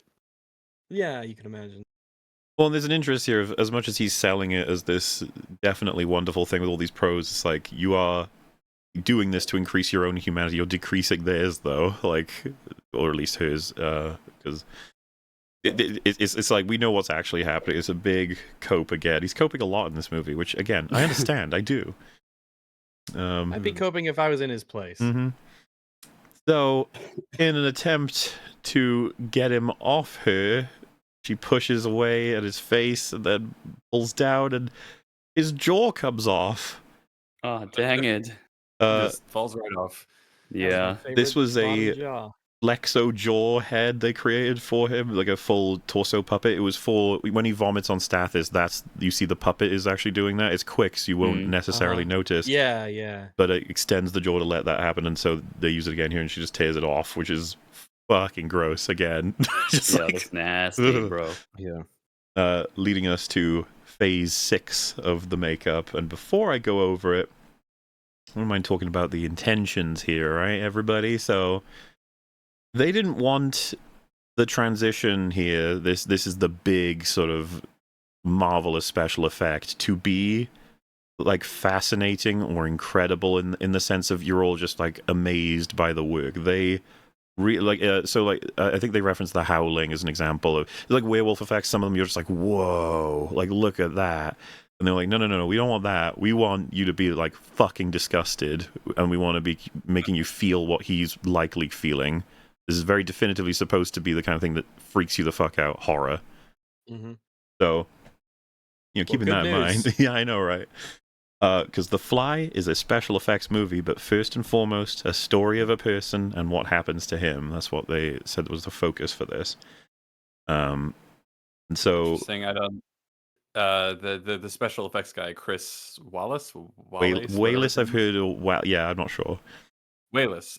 He talked about how he didn't want to do what a lot of those werewolf movies did, that used apparently a lot of bladders for like inflating and growing scenes. He Yeah. wanted it to be more like the skin fell away to what was beneath it, or what was beneath it kind of pushed the skin off, like a insect shedding its skin and stuff like that, which I think is really, really cool.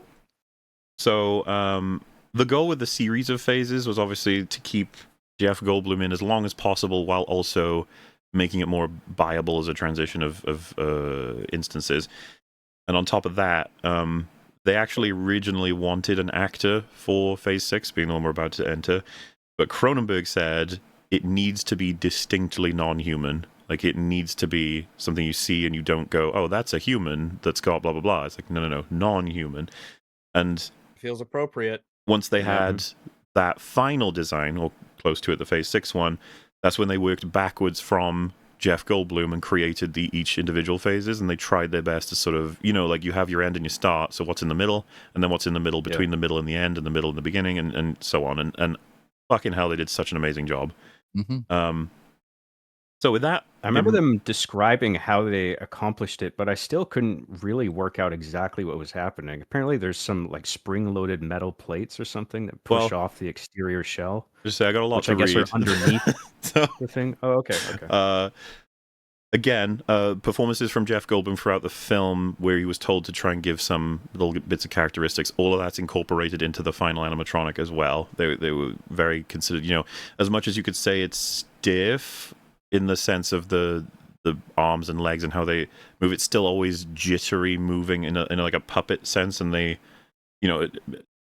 that's the way that the way the moves kind of adds to the deformity aspect of what it is.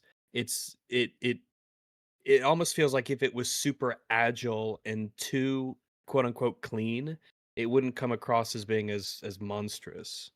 There's that. There's also, as far as Cronenberg was concerned, they didn't mind the puppet aspects being played into somewhat because insects kind of move that way. There's a distinct sort of element of they're very deliberate and strict movement, but then also jittery, also uncontrolled. And so, as long as this doesn't get to a point of pulling you out of the film and realizing there's a production happening, but instead convinces you of non-humanoid movements, then they've achieved their goal, which I think they absolutely fucking did.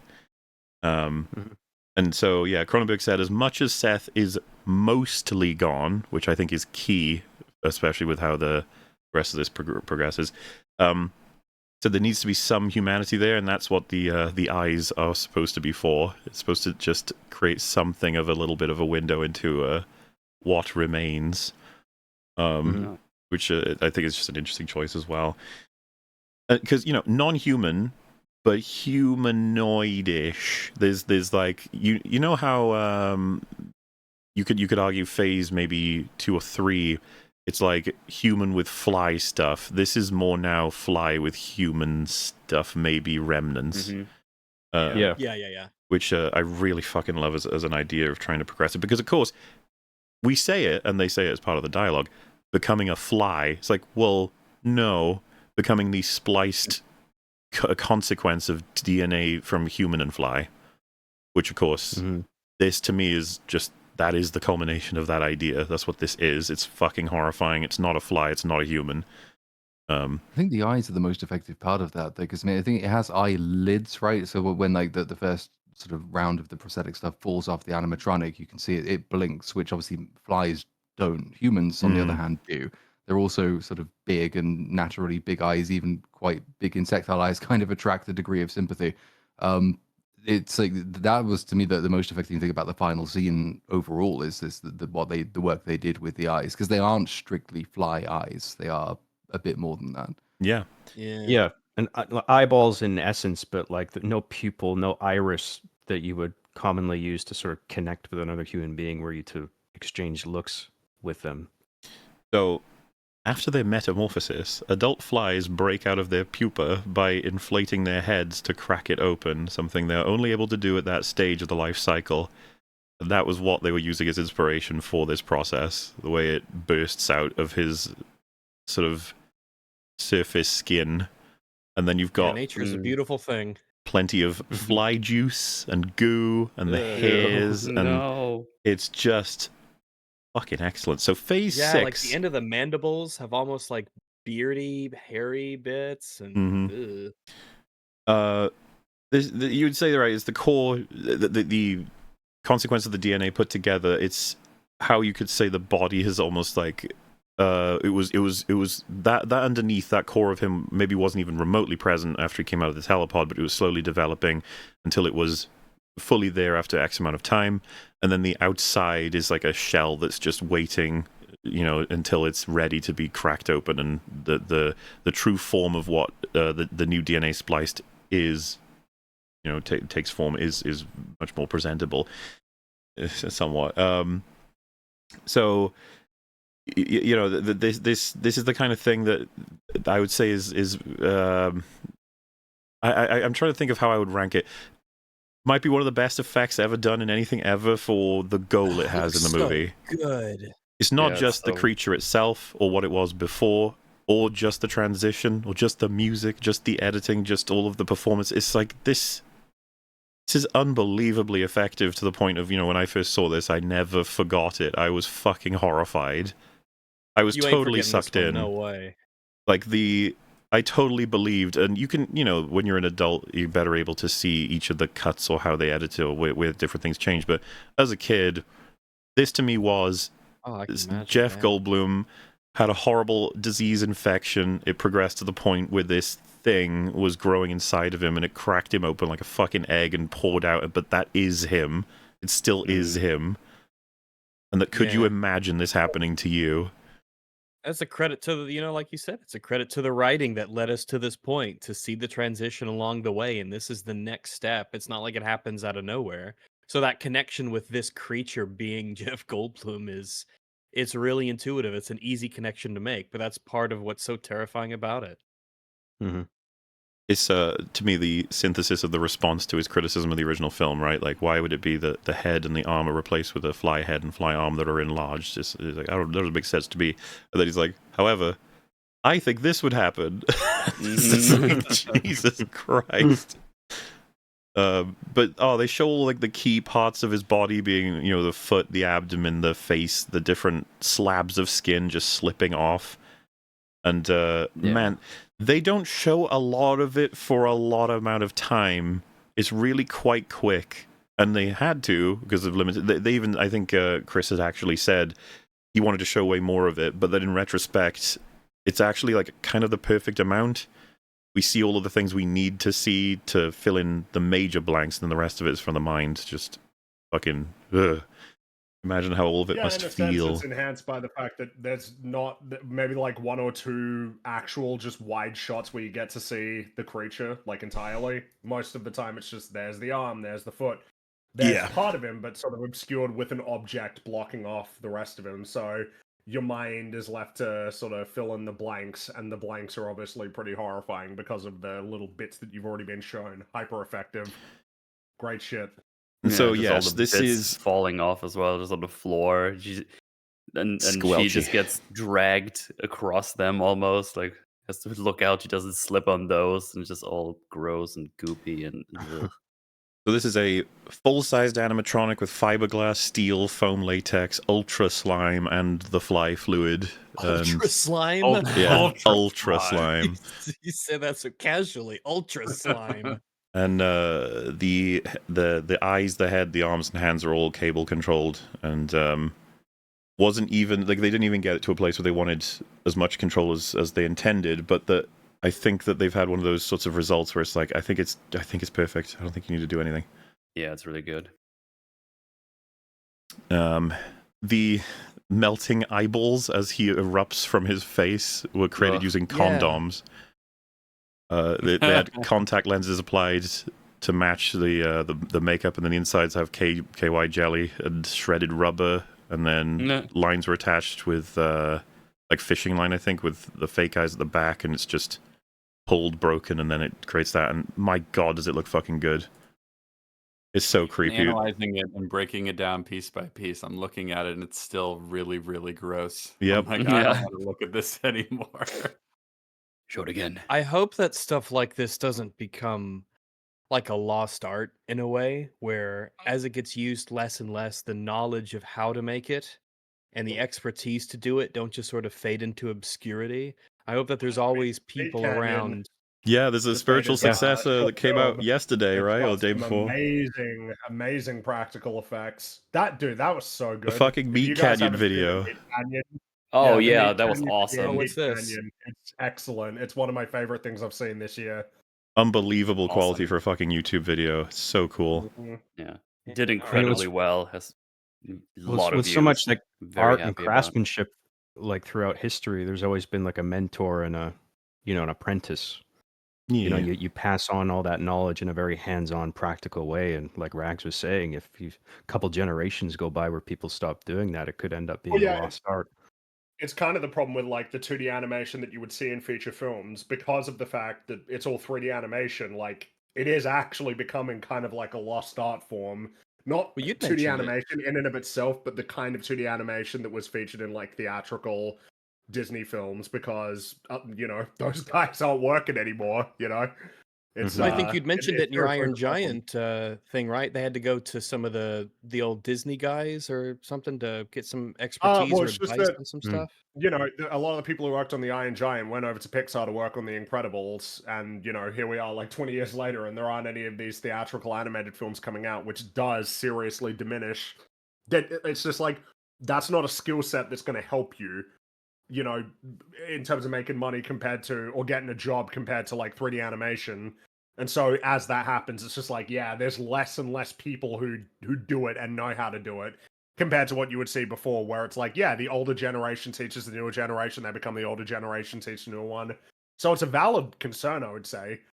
And certainly for something like this as well, with practical effects, because this is a unique skill set. It's like John said, people mentor they've got the student who becomes the master and so on and so forth. And the less that gets used, the more possibility it is that knowledge becomes lost. That's why you got to cherish these movies, Yeah. Yeah. People will just have to rediscover all these techniques, so it'll just be Yeah. that much harder. I mean, possible, obviously, still. Yeah, we got You there can one always time. watch these To get there movies again. and like guess and do trial and error forever to figure out how you do something similar, but it's possible. Well, at the very least, for the people who want to bother to seek it out, that's a lot of this is visually documented, right, in the form of Yeah. special features yeah. and Yeah, whatever. And it's for like, sure. oh, that's how they made that. Like, I can probably replicate that. I can imagine 1,000 years from now, after society has to rebuild from something, and they're starting to make movies again. They uncover the lost archives of the old Mhm. entertainment, and they have to use it to piece together. Yeah. So, Watch The Fly and go, ugh. yep. Uh, Stathis is not out of the game, and he's reaching for his shotgun.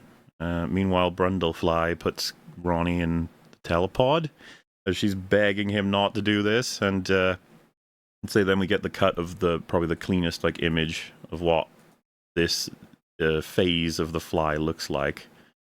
I'll get it in a sec, but yeah. there is a musical cue here that I've always just found a little curious in the sense of it feels like horror mixed with obviously tragedy, but also a bit of curiosity. Because it's like, this is it. This is what the culmination of that entire process, that mistake he made, is. It's like, to me, in a sense, the computer has done its job, and this is what it is. Or Yeah. like the stringy violin-y kind of like creepy stinger. Yeah, and I Is that wonder what if you're it's talking about, that supposed sound to effect? somewhat imply something about what he might be thinking as well, because he's still in there. Enough to, yeah. I mean, clearly he knows like what the telepods do and where he needs to be, and the stuff like that. But yeah, it is a quite a little zinger. It's a Of- curious choice. yeah, 'cause I find it makes me feel a it's- lot of different things at once. But it's very dissonant. It's hard to peg down what exactly it is that they're using to make the sound effect. But also just appreciating that in this phase now, it's most of the flesh is off. He's completed the transition. That a lot of the coloring of the fly, is present in the other phases. The left hand looks very similar to how it was in the prior phase. Obviously the eyes erupting out of his head. It's like they really did such an amazing job of keeping you believing that this is the result of the prior phase, which was the result of the prior phase. Until you get back to Seth being fully human. It slips right in, and it's just fucking disgusting in the best way, because that is the intention of this genre. Okay, it's what they're trying to do. I guess Mhm. kind of in the same vein, and out of curiosity, we get some sounds from the monstrous creature as it's walking towards the telepod. Do you happen to know what they use to make its noise? I don't Or what? know. No. Okay, I'd be curious to know, because it's really weird. I don't even know if I can describe it. It's just a weird noise it makes. It's Mm-hmm. like this just odd noise. Not quite the same thing, but I think I know what instrument they use to make that cue. I think it's a water phone. So there's like Ooh. water in a little like bowl, and then there are metal prongs of different lengths for different pitches, and then you bow it with like a violin bow. So it's like bowed metal, but you have access to different pitches. And if you swirl the water around, it kind of gives it like a chorusing effect. That's cool. Like, I've never heard of this before. I just looked it up. Oh, that's a big image, but I've never seen one of these before or heard of them. That is interesting. You can make all sorts Oh. of spooky sounds. I would say I'm 90% confident that that's how they got that particular sound. Mm-hmm. A water bow. Interesting. Okay. Water phone, yeah. Water phone, sorry. It uses a bow. Okay. Yeah. Yeah. Neat. So Nice. Stathis shoots the cable that connects Ronnie's telepod, which saves her essentially fully. And in a panic, Brundlefly tries to burst out of his telepod by breaking the glass, and he's successful. ... But he's unable to escape in time, and again, the computer coping with whatever the hell it's supposed to be doing here. It's getting confused, of course. It's like, hey, you broke the door, and you've separated one of the telepods. What am I to do? I suppose I'll still use what's in there, and so it moves Brundlefly out with a portion of the telepod as well. And the computer displays a result, which is Fusion of Brundlefly and Telepod successful. Yay! Oh, Oh, it's so good. It's so good at building up the tension and expectation of what it is we're gonna see. Mm-hmm. Brundlefly and Telepod, like on the computer readout, you're like, oh god, what are we gonna see? And no notes, right? Successful. It's just Yeah. successful. You're I like, did my "Oh, job. You told me to do it, and I did it. So leave me alone." So yes, everything culminating into this moment, everything compounding the horror, the tragedy, but also again this sense within the soundtrack, that hint of achievement, this great, amazing technology. I don't know, I again can't help but think it's fucking perfect. And then of course the effects of the misty smoke coming out, and also the choice to have this telepod C, I guess, or 3. There's no window, there's no glass, so you don't even get that. It's all blocked. Oh, you could see the CPU there. Sorry, Oh. I just saw it was 89%, so that was more. Okay.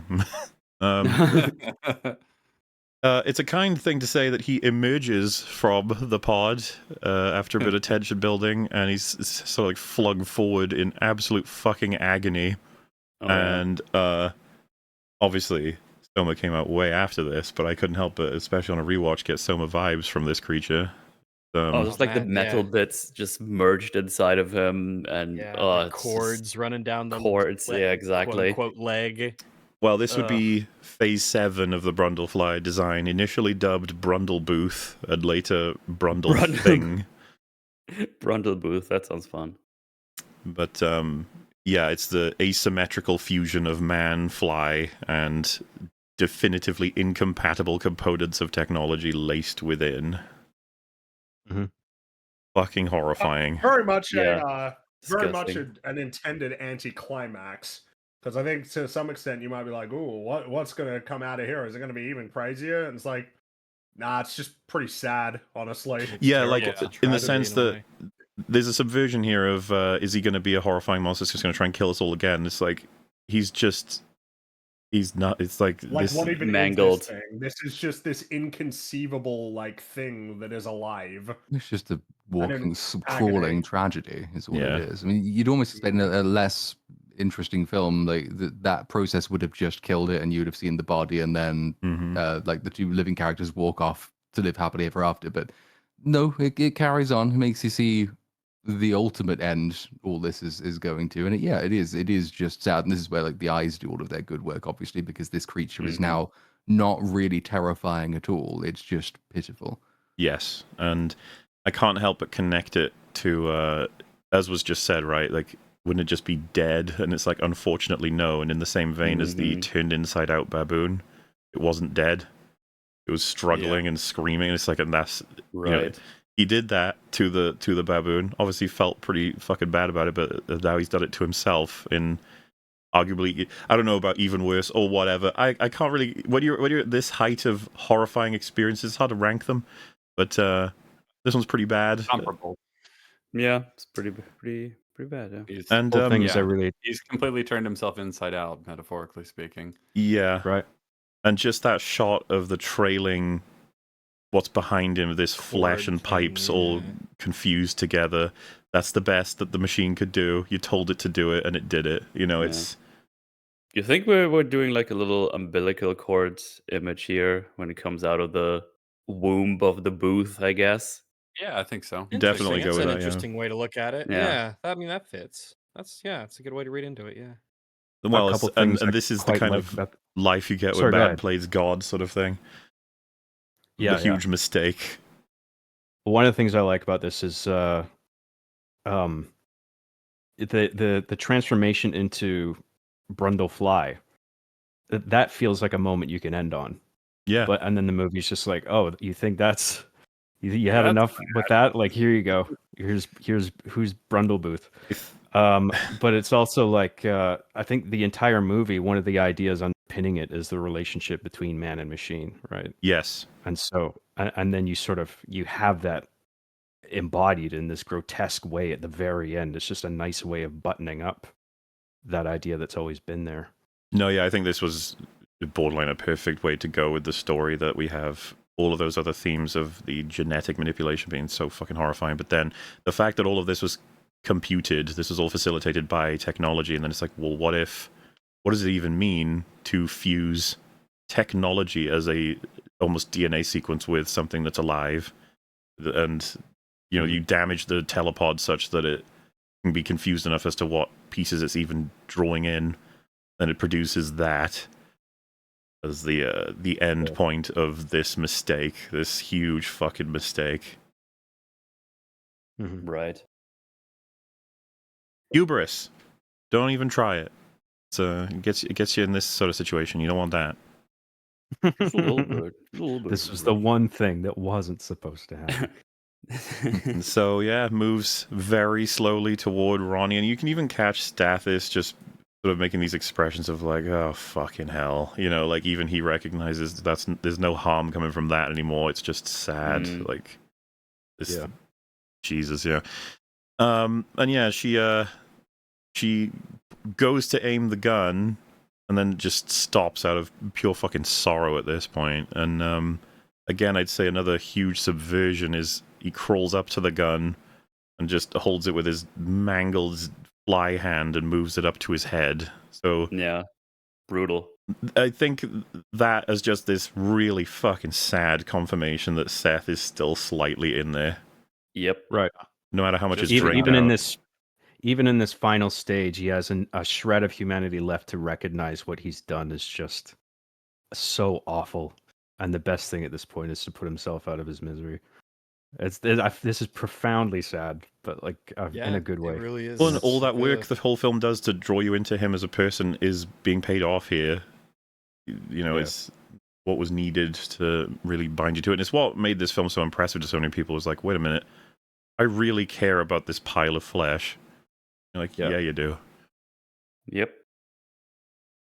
And remember, Good he said earlier that he would. This is like phase 3, I think, or 4. He says, "I'm going to have to just disintegrate in a novel way, no doubt," referring, I guess, in a way you could say to his final teleportation there.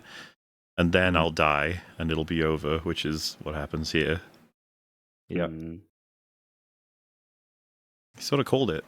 He's that clever.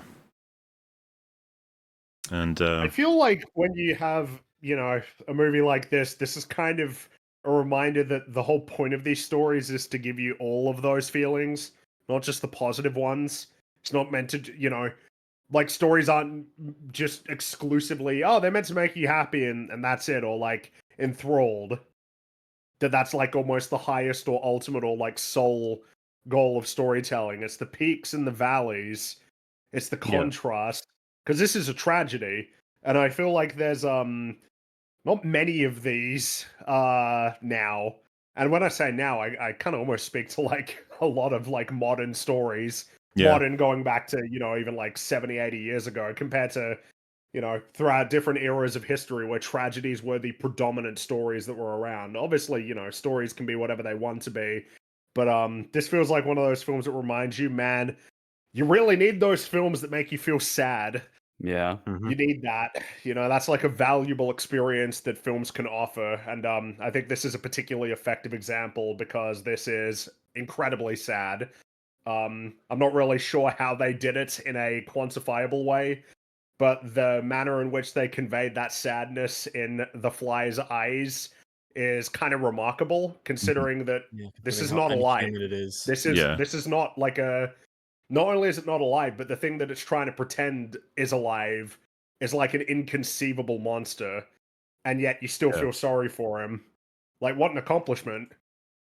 Like the way, partly it's like the way he hangs his head almost in shame. You know what I mean? He doesn't lift it all the way up to her. He's just kind of like, there's like a weird, shameful deference there. The audio really adds to it as well, like the groaning.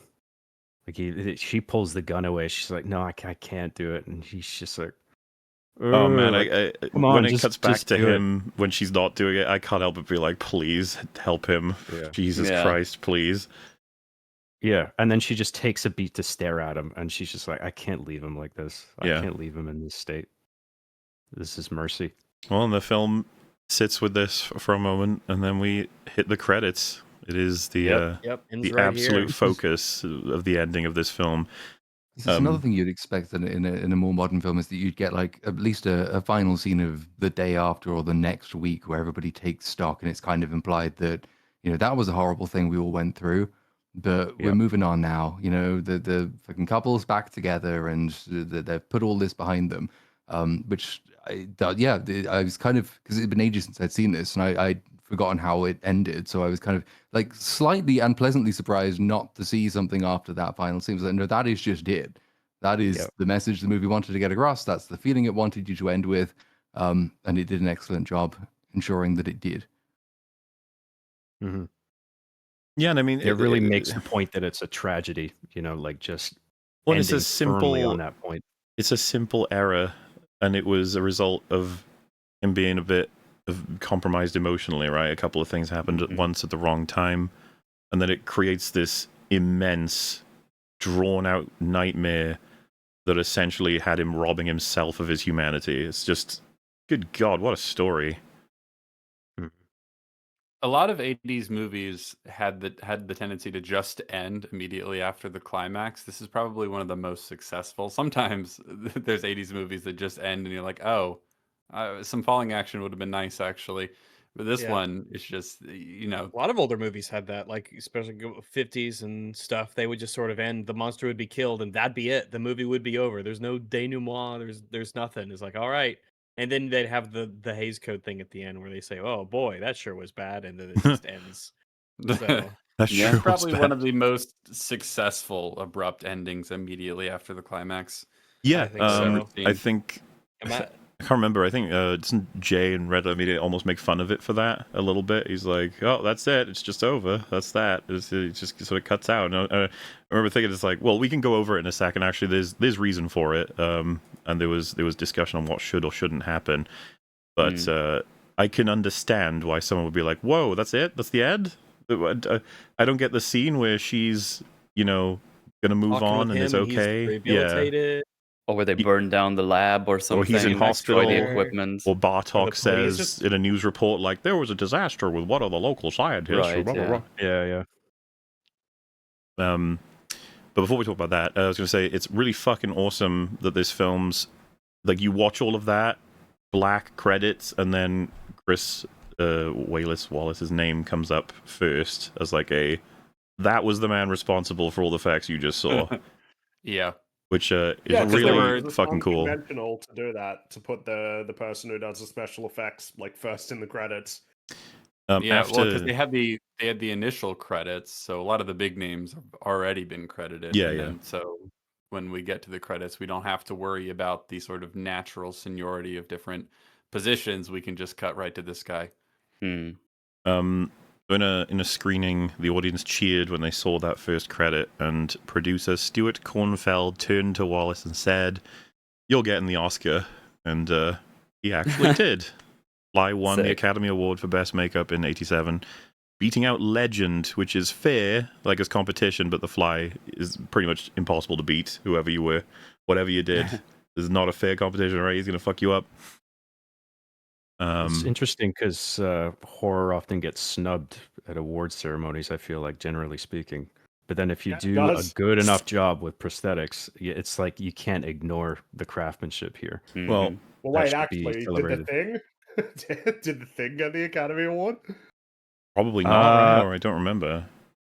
I don't think it did. I don't think it did. Because that's making me, because again, it's I think it was something we mentioned in the Tron episode, but Tron was like not even up for it because they didn't consider like computer, like they didn't consider CGI to be like visual effects. Like they didn't, they thought it was like cheating. I was like, man, that's so funny. But yeah, I'm pretty sure that the thing didn't get anything. Yeah. Which is unbelievable. Yeah, a little bit. I remember what it was up against that year, but I probably should have. So it wasn't nominated for an Academy Award. It just wasn't even nominated. Oh, really? Wow. Okay. Yeah. And it was nominated for a Razzie Award for the worst musical score, which is unhinged. That is insanity. Sad. That is madness. So Howard Shore, as you may know, did get hired for Lord of the Rings, but did you know that it was because Peter Jackson was a fan of his work with Cronenberg as to why he wanted him for Lord of the Rings? Ah, Not No. only you got that, even more to thank this film for. Shelob's Lair is obviously a big old horror element of the trilogy, and Jackson told Shaw to make the Shelob portions of the film sound like The Fly, like the work he did in this film. And when you get the vomit on Stathis's hand, the sort of strings in that moment kind of paralleled with some of the ones you'll hear in Shelob's Lair.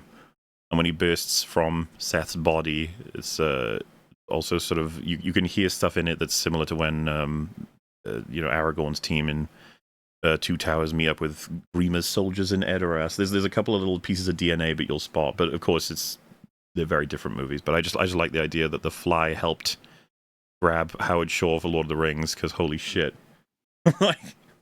that's he's David Cronenberg's guy on basically every movie he's ever made. Good stuff.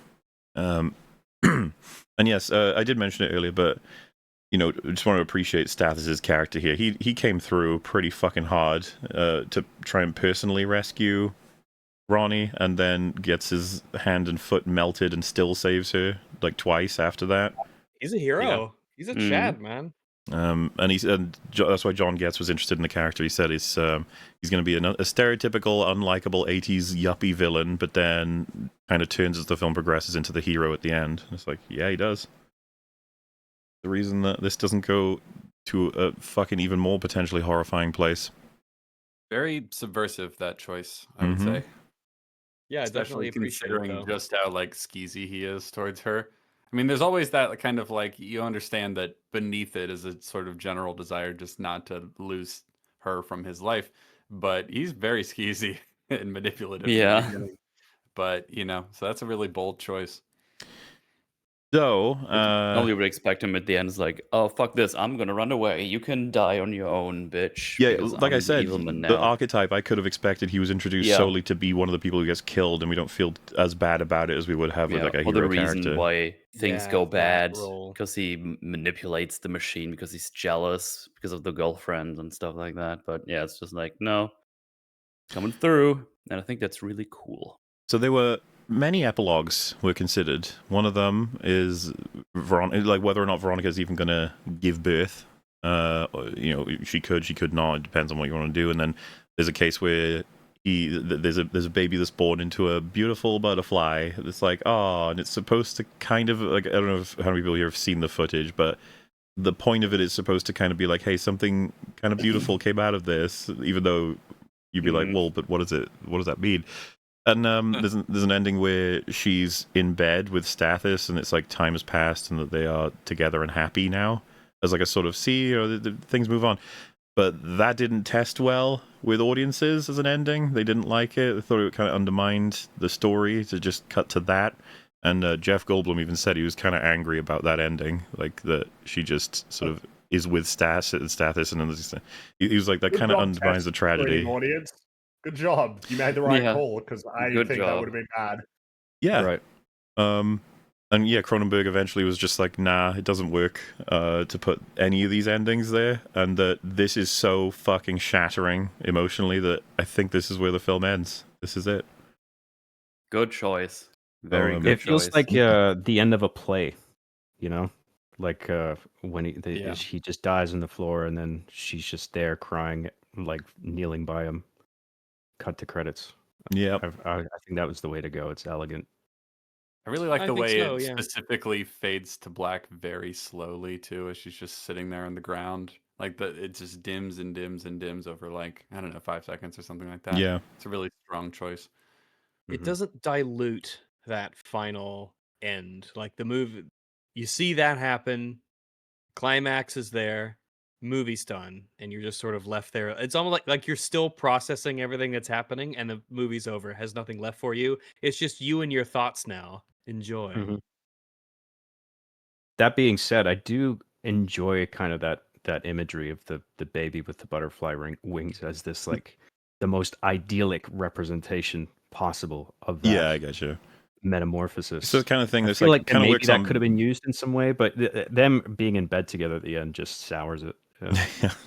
not quite what I think people are looking for with the experience. But yeah, something else that was commented on is that the film puts Seth through the 5 stages of grief, being he's very much in denial in the sort of the first section of the transition, and then very angry and forces Ronnie to leave. You know, just that sort of area. Then we get the when he's on the sort of walking sticks, the fear, just talking about how he's going to die, what it's going to mean, where it's going to go. Then it considers the bargaining would be when he's trying to refuse. It's like, if I just do this, or do this, or do this, then I'll get to a better place, right? That's all I need to do. And then, obviously, right at the end, please just kill me. It's over. Like, there's nothing more to do. Nothing more to try. And yeah, according to Cronenberg, the premise of the film is about 2 lovers, one of whom contracts a disease and the other who is forced to watch and ultimately helps the sick one pass on. This would never be made as a conventional drama. However, as a sci-fi, the more serious and dramatic elements are guarded, which I think is kind of similar to what Todd Phillips said about making Joker. Couldn't make that film as is. He had to make it in a superhero film. And Cronenberg saying he couldn't make this film as is. He'd have to make it in a sci-fi horror film. You know what's so awkward? You say that about what's his name, and it's like, I have some little. He went respect batshit for him insane. now. All right, I'm talking about pre-Joker 2 No, Todd Phillips. I think it's just when you hear it from Cronenberg, you're like, yeah, because you're like a real filmmaker, and then when you hear it from whatever his name is, you're just like, oh, but you made Joker too. But he did make Joker. Joker's fucking excellent. It's just No. Joker's I insanely know good. it's It's like kind of wild. irrational. It's just funny because it's like, dude, that movie was so That's bad, what he did and with his everybody just unanimously agreed as soon as it came out that it was bad, and then it So, failed and it lost money. Yeah, there was not much discussion on that one. a post the other day that said like Joker 2 got too much hate, and I was like, no, not enough. Never enough. There's never enough hate for that I movie. love when those people It come didn't out get of the enough because woodwork. not enough people Yeah. saw it to hate No, it. not enough people saw it. That's true. And every 6 months later, they're just like, hey, can I like convince the entire world this film is good? Hopefully, because they don't watch it or don't remember how they felt when they Yeah. watched it. Now that the dust has settled, can we agree? No, fuck off. No, Fuck we're- off, no. actually. I mean, we're 2 years away, actually less than 2 years away, really, from, well, The Last Jedi's 10-year anniversary, so we're going to be getting that Yay. a lot from people still coping. Oh yeah, there'll be 10 years, TLJ 10 years on, a 10 masterpiece, years later, yeah. appreciated not in its time, or some bullshit. Understood masterpiece made by the guy that is so great, but also he is better when he doesn't make Star Wars movies, even though he's not.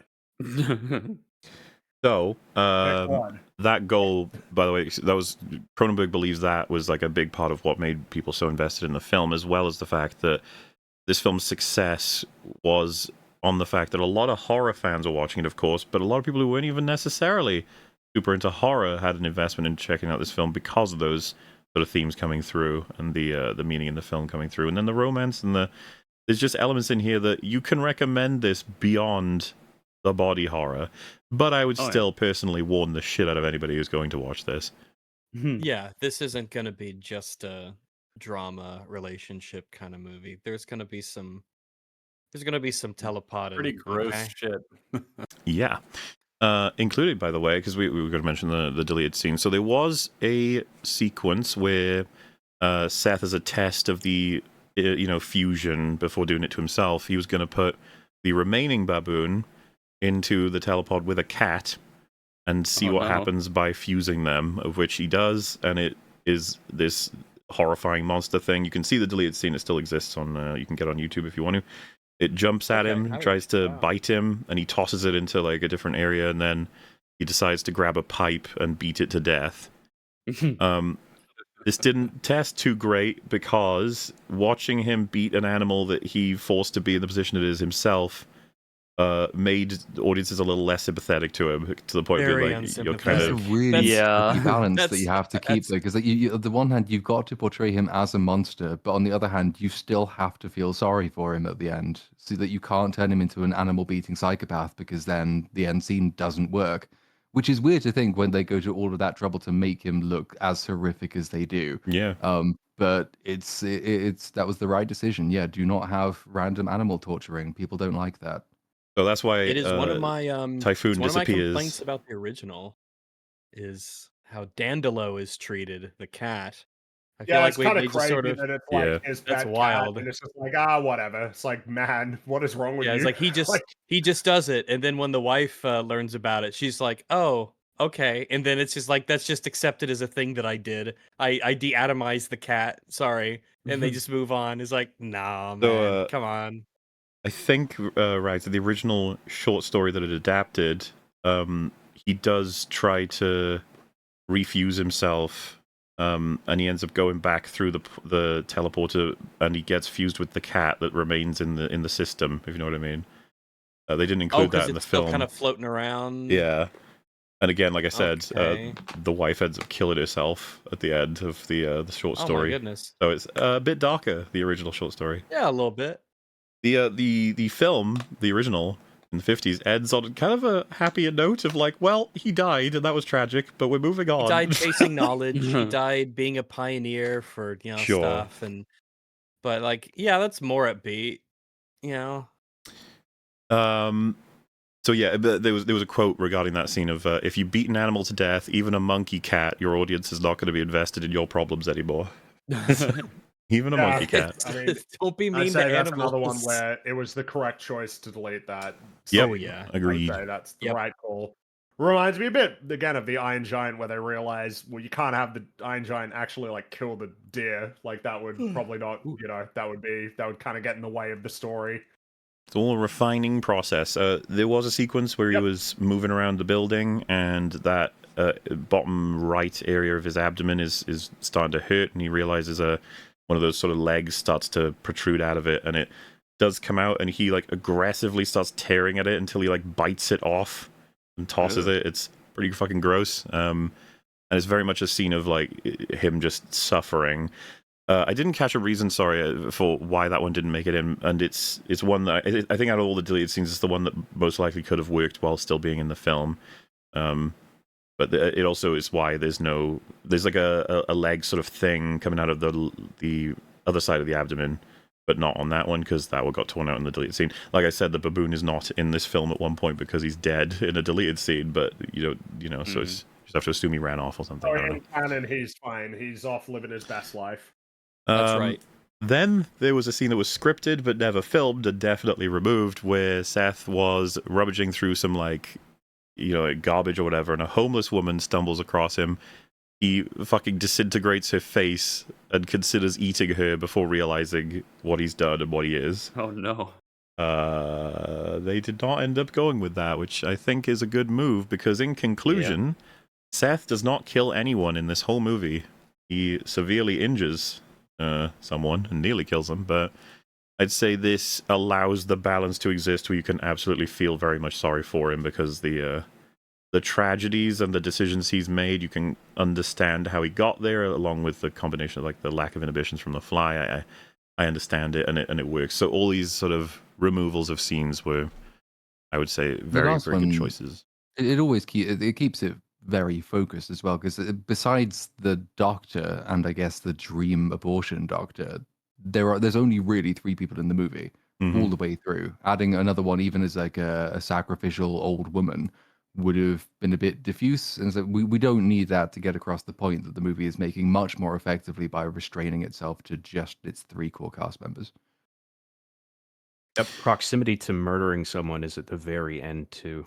So, like, in order to like maximize sympathy for Seth throughout, or at least at the very end, you can understand. Okay, he's near the end of his whole, change, and he's lost the plot. So you kind of get why he's doing it. The film, but even then, he doesn't outright kill him. Yeah, nearly though.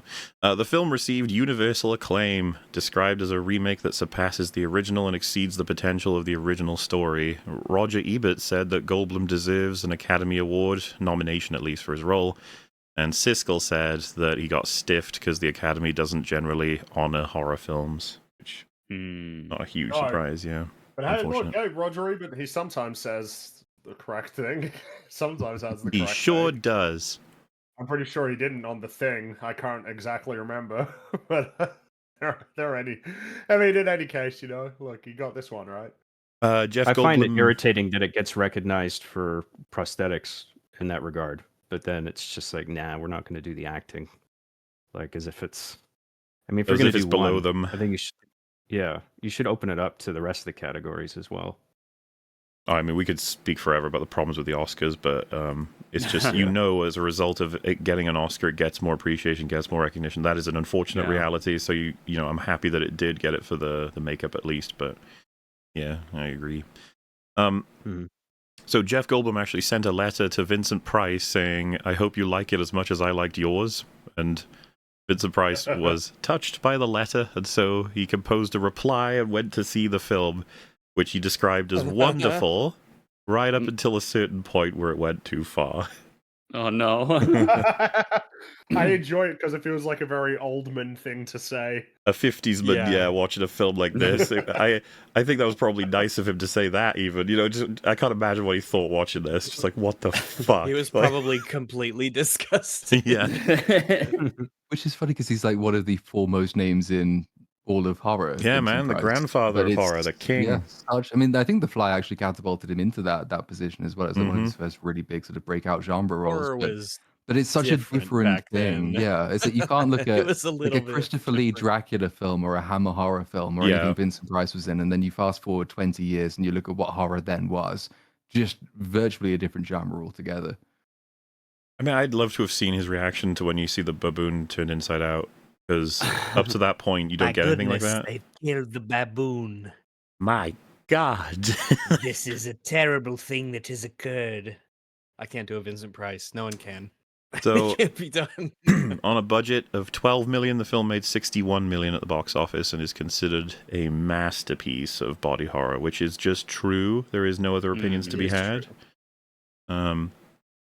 Not only do I think this is Cronenberg's best movie, but it's, again, the one that's like the easiest to consume, which is kind of crazy to think. Yeah. Considering how you'd warn people beforehand, like, you might not want to watch this because it's not easy to consume, but that's kind of the reality of Cronenberg work. And yeah, he and Howard Shore actually they created like an opera version of this that does exist and has been out there, which makes sense, right? Because a lot of it is in one place, a lot of this movie. So one room sort of thing. So you can definitely get it adapted for that. And Cronenberg himself, not super interested in a sequel, outside of suggesting that there could be a film that takes place as a sidebar that contains a meditation on sort of newer technology and flyness and combination of stuff, but it wouldn't regard the future of this particular plot line. And Mel Brooks and Fox said they were not interested. That wouldn't be a sequel. Good. Yeah, let it be a masterpiece. Yeah. Well, that was the Cronenberg side of it. Unfortunately, there was still a treatment written for a sequel by Tim Lucas at first, and it involved Ronnie dealing with the evil company Bartok having managed to enslave the soul of Seth Brundle through the telepod computers and forced him to make them machines that could clone people. Can you delete that sentence from my brain? I was going to say, of course, if they did a sequel, it would be something like they used the teleporters to create an army of evil mechanical fly soldiers, and it sounds like they basically did. I'm not even kidding. You hear that, and you're just like, fuck you. Yeah. And he's like, what do you mean? It's like, just get out. Get the fuck out. What the hell is wrong with you? Stop it. I want that Is this a sentence joke? deleted from my brain that you just said. I didn't want to know that. Yeah. Eventually, the story ends with Seth takes over all of their security systems and kills them all. It's like, okay, that'd be great. All right, you always see that. That sounds like straight to VHS bullshit. That Well, we're glad never happened. We did eventually get The Fly 2. Has anyone here seen The Fly 2? I didn't even know about No. Don't. That's the first thing, and that's, by the way, the reason why I hadn't seen it up until like a week ago, because I was always told by people who like The Fly, do not see The Fly 2. It's not going to help you in any way, shape, or form. Now, it is a direct continuation, and a lot of similar stuff is in there, and you just, oh boy, it's, again, Chris Wallace is the one that directed that one, so you'd think, oh, this has got a chance of being pretty good, right?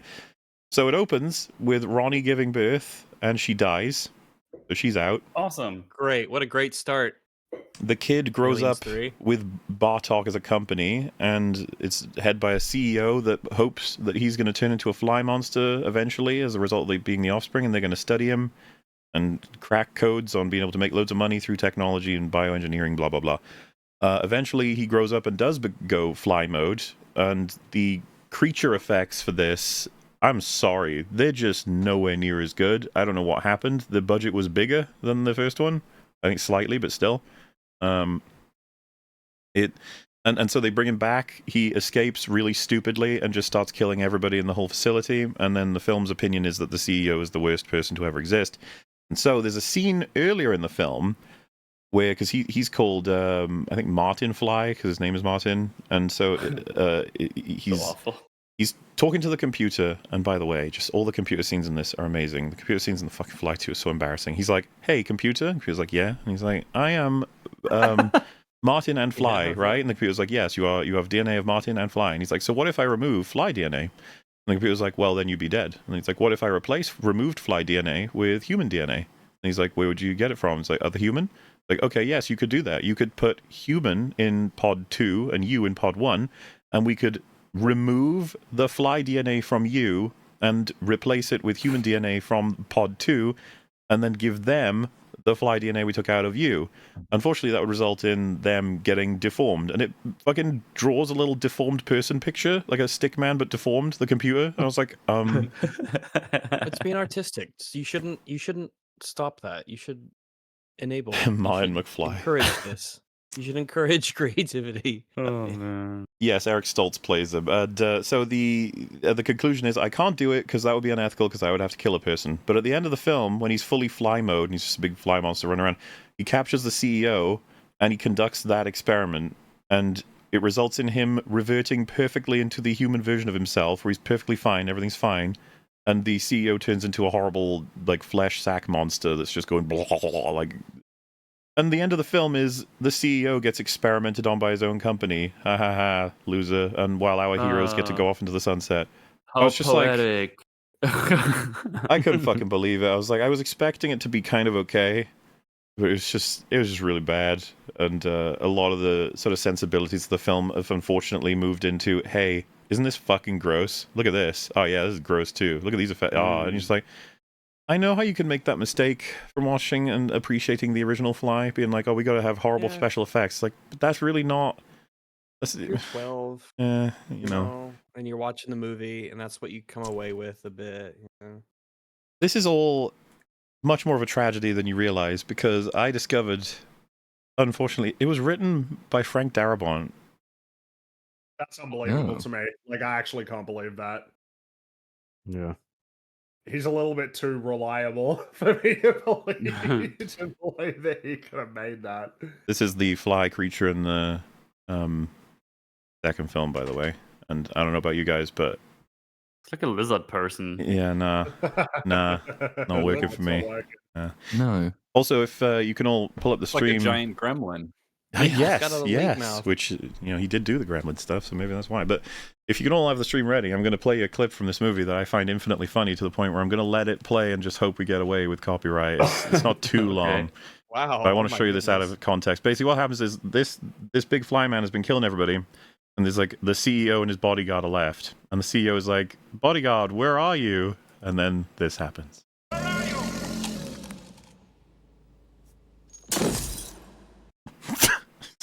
So Man,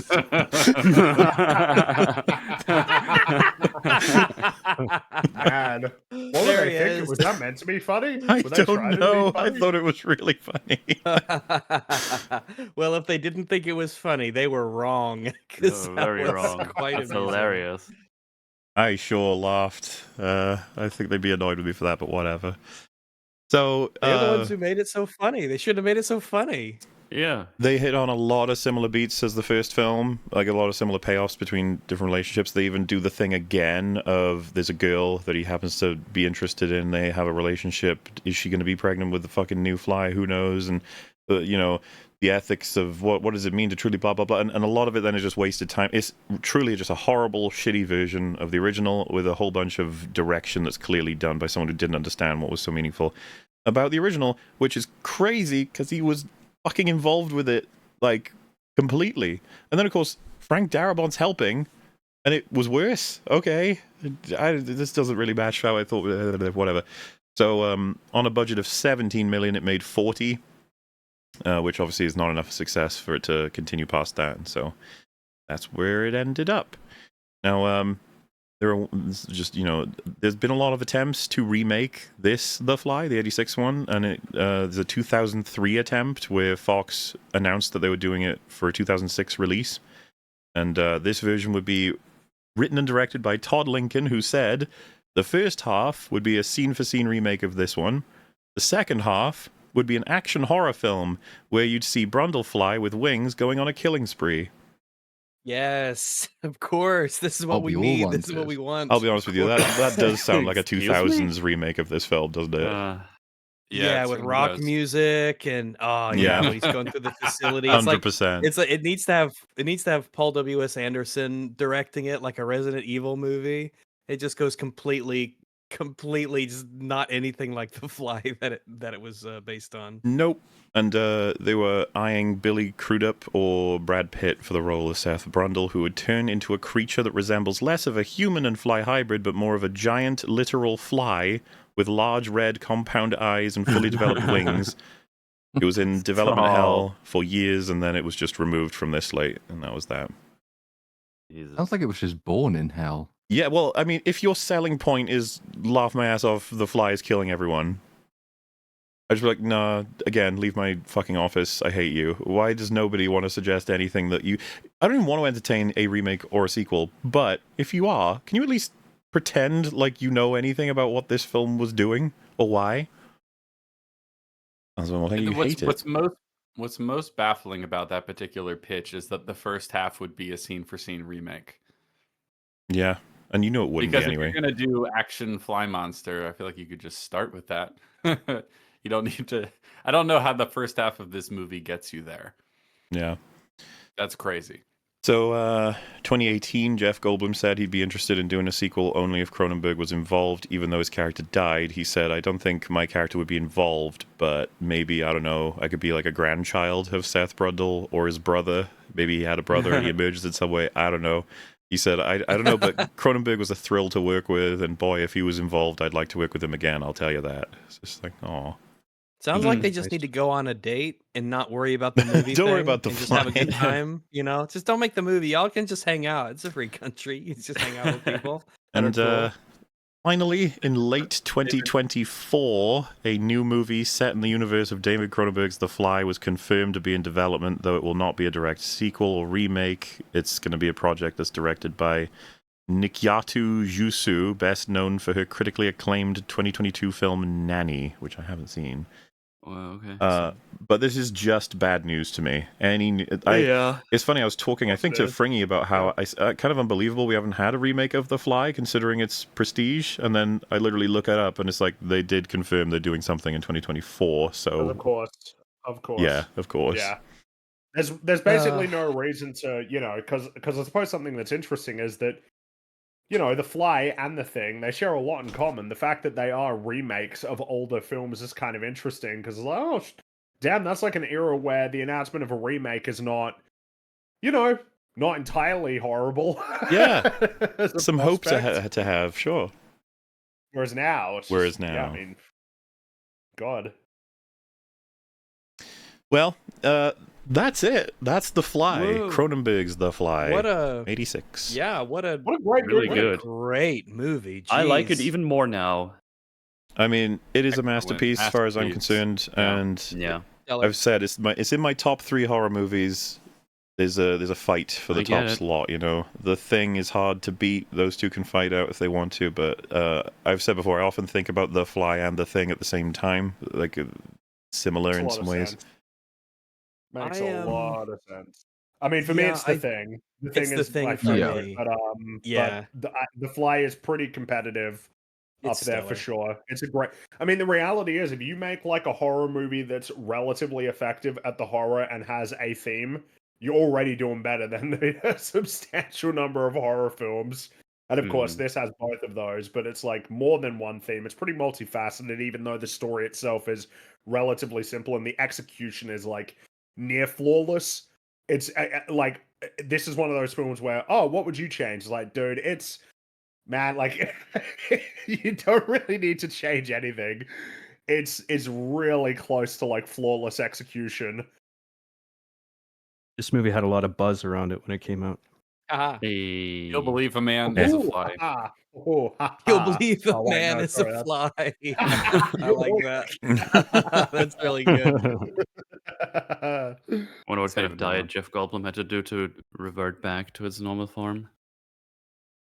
It was a tough What? regimen. He's saying that Yeah. he had to lose weight and then he to become the Yeah. fly. Because he turned into a fly, and then he had to do a diet to get Okay. back Yeah, I to, get to it. be Sorry. Jeff Goldblum. I like the I joke get it. metal. I don't hate you. That's okay. So, like, it's pretty cool. Yeah, it's a good movie. What an awesome film.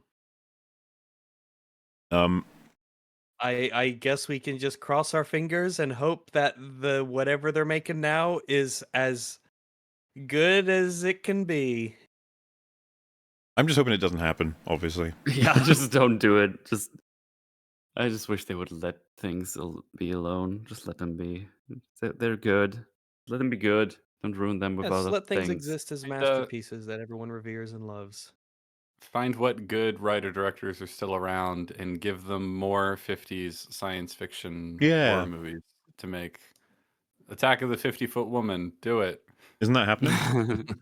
Oh, is it? I don't know. I'm sure it probably is. Probably it's happening, yeah. I'm pretty certain. Anything that you can think of is probably going to get remade. If it's relatively well known, it's probably getting remade. Let me You check. could do that. Oh, you could do that movie "Them!" about giant killer ants. Yeah, That's one. I thought this was a thing. It's Margot Robbie and Tim Burton doing Attack of the 50-Foot Woman remake. Right. Okay. You know what? Alright. Tim Think about Burton how has big her had like feet a will be. couple things recently that haven't been total shit.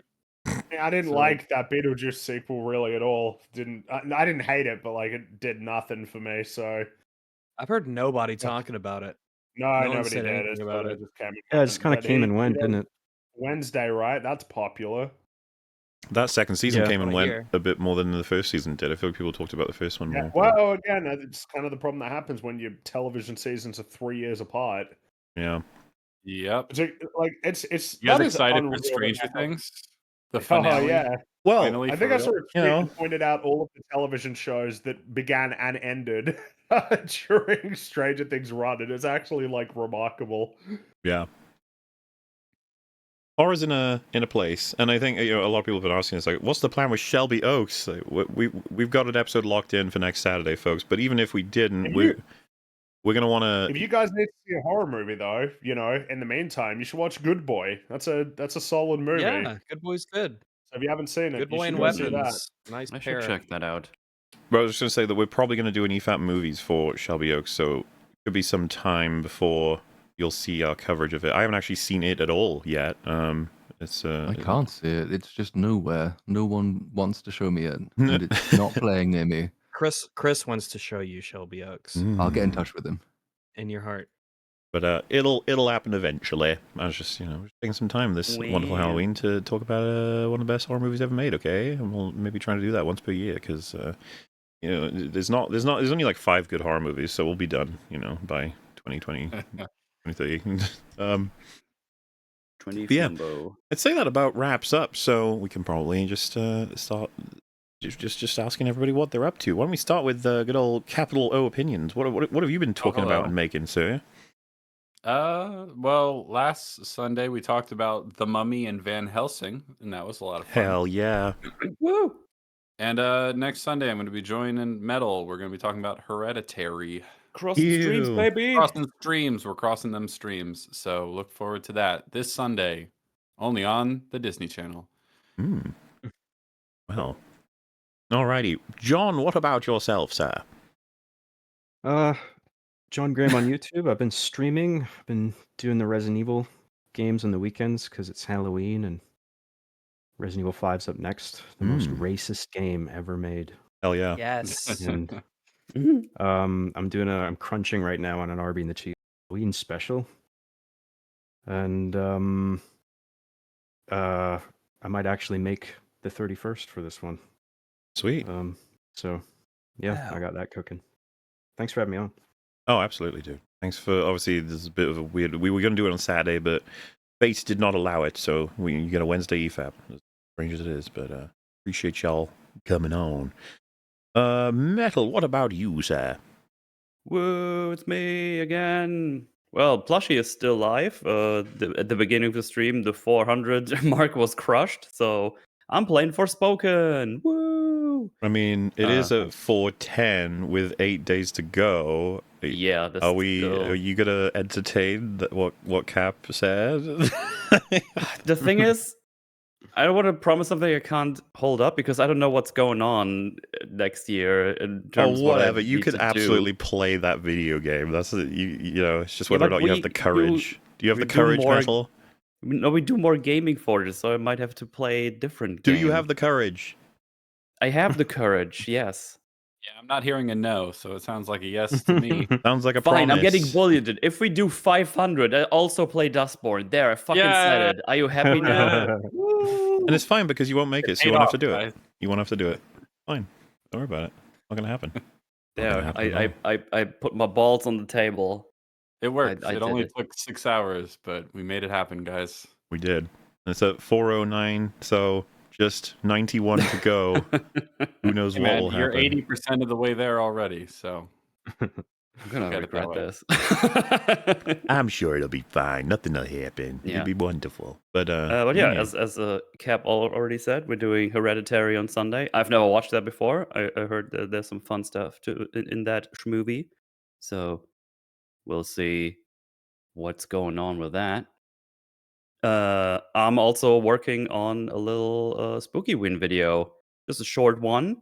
I'm gonna talk a little bit about Brain Dead or Dead Alive, depending on where you're from. That it depends. Just like a short flimbus, more like it's a little bit of a showcase because it's a movie I watched as a little boy child, and I wanted to talk a little bit about it and how fun it is to watch.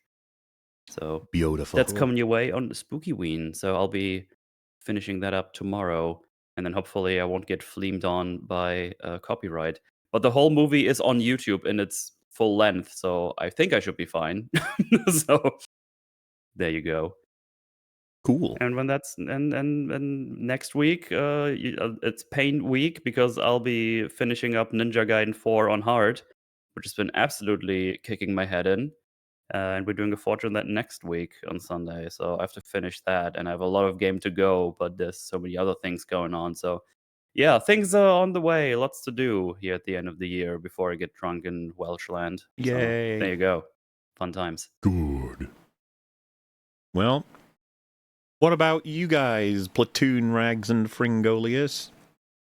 Oh, for me, my I got some people to come in and take a look at my internet in the early afternoon tomorrow. So that'll that's my goal, is to get this up and running, because it's been bad the last week or so, especially since I've been back. It has been super touchy. So that's my goal, I guess, right now, is to get that up and running. I'm working.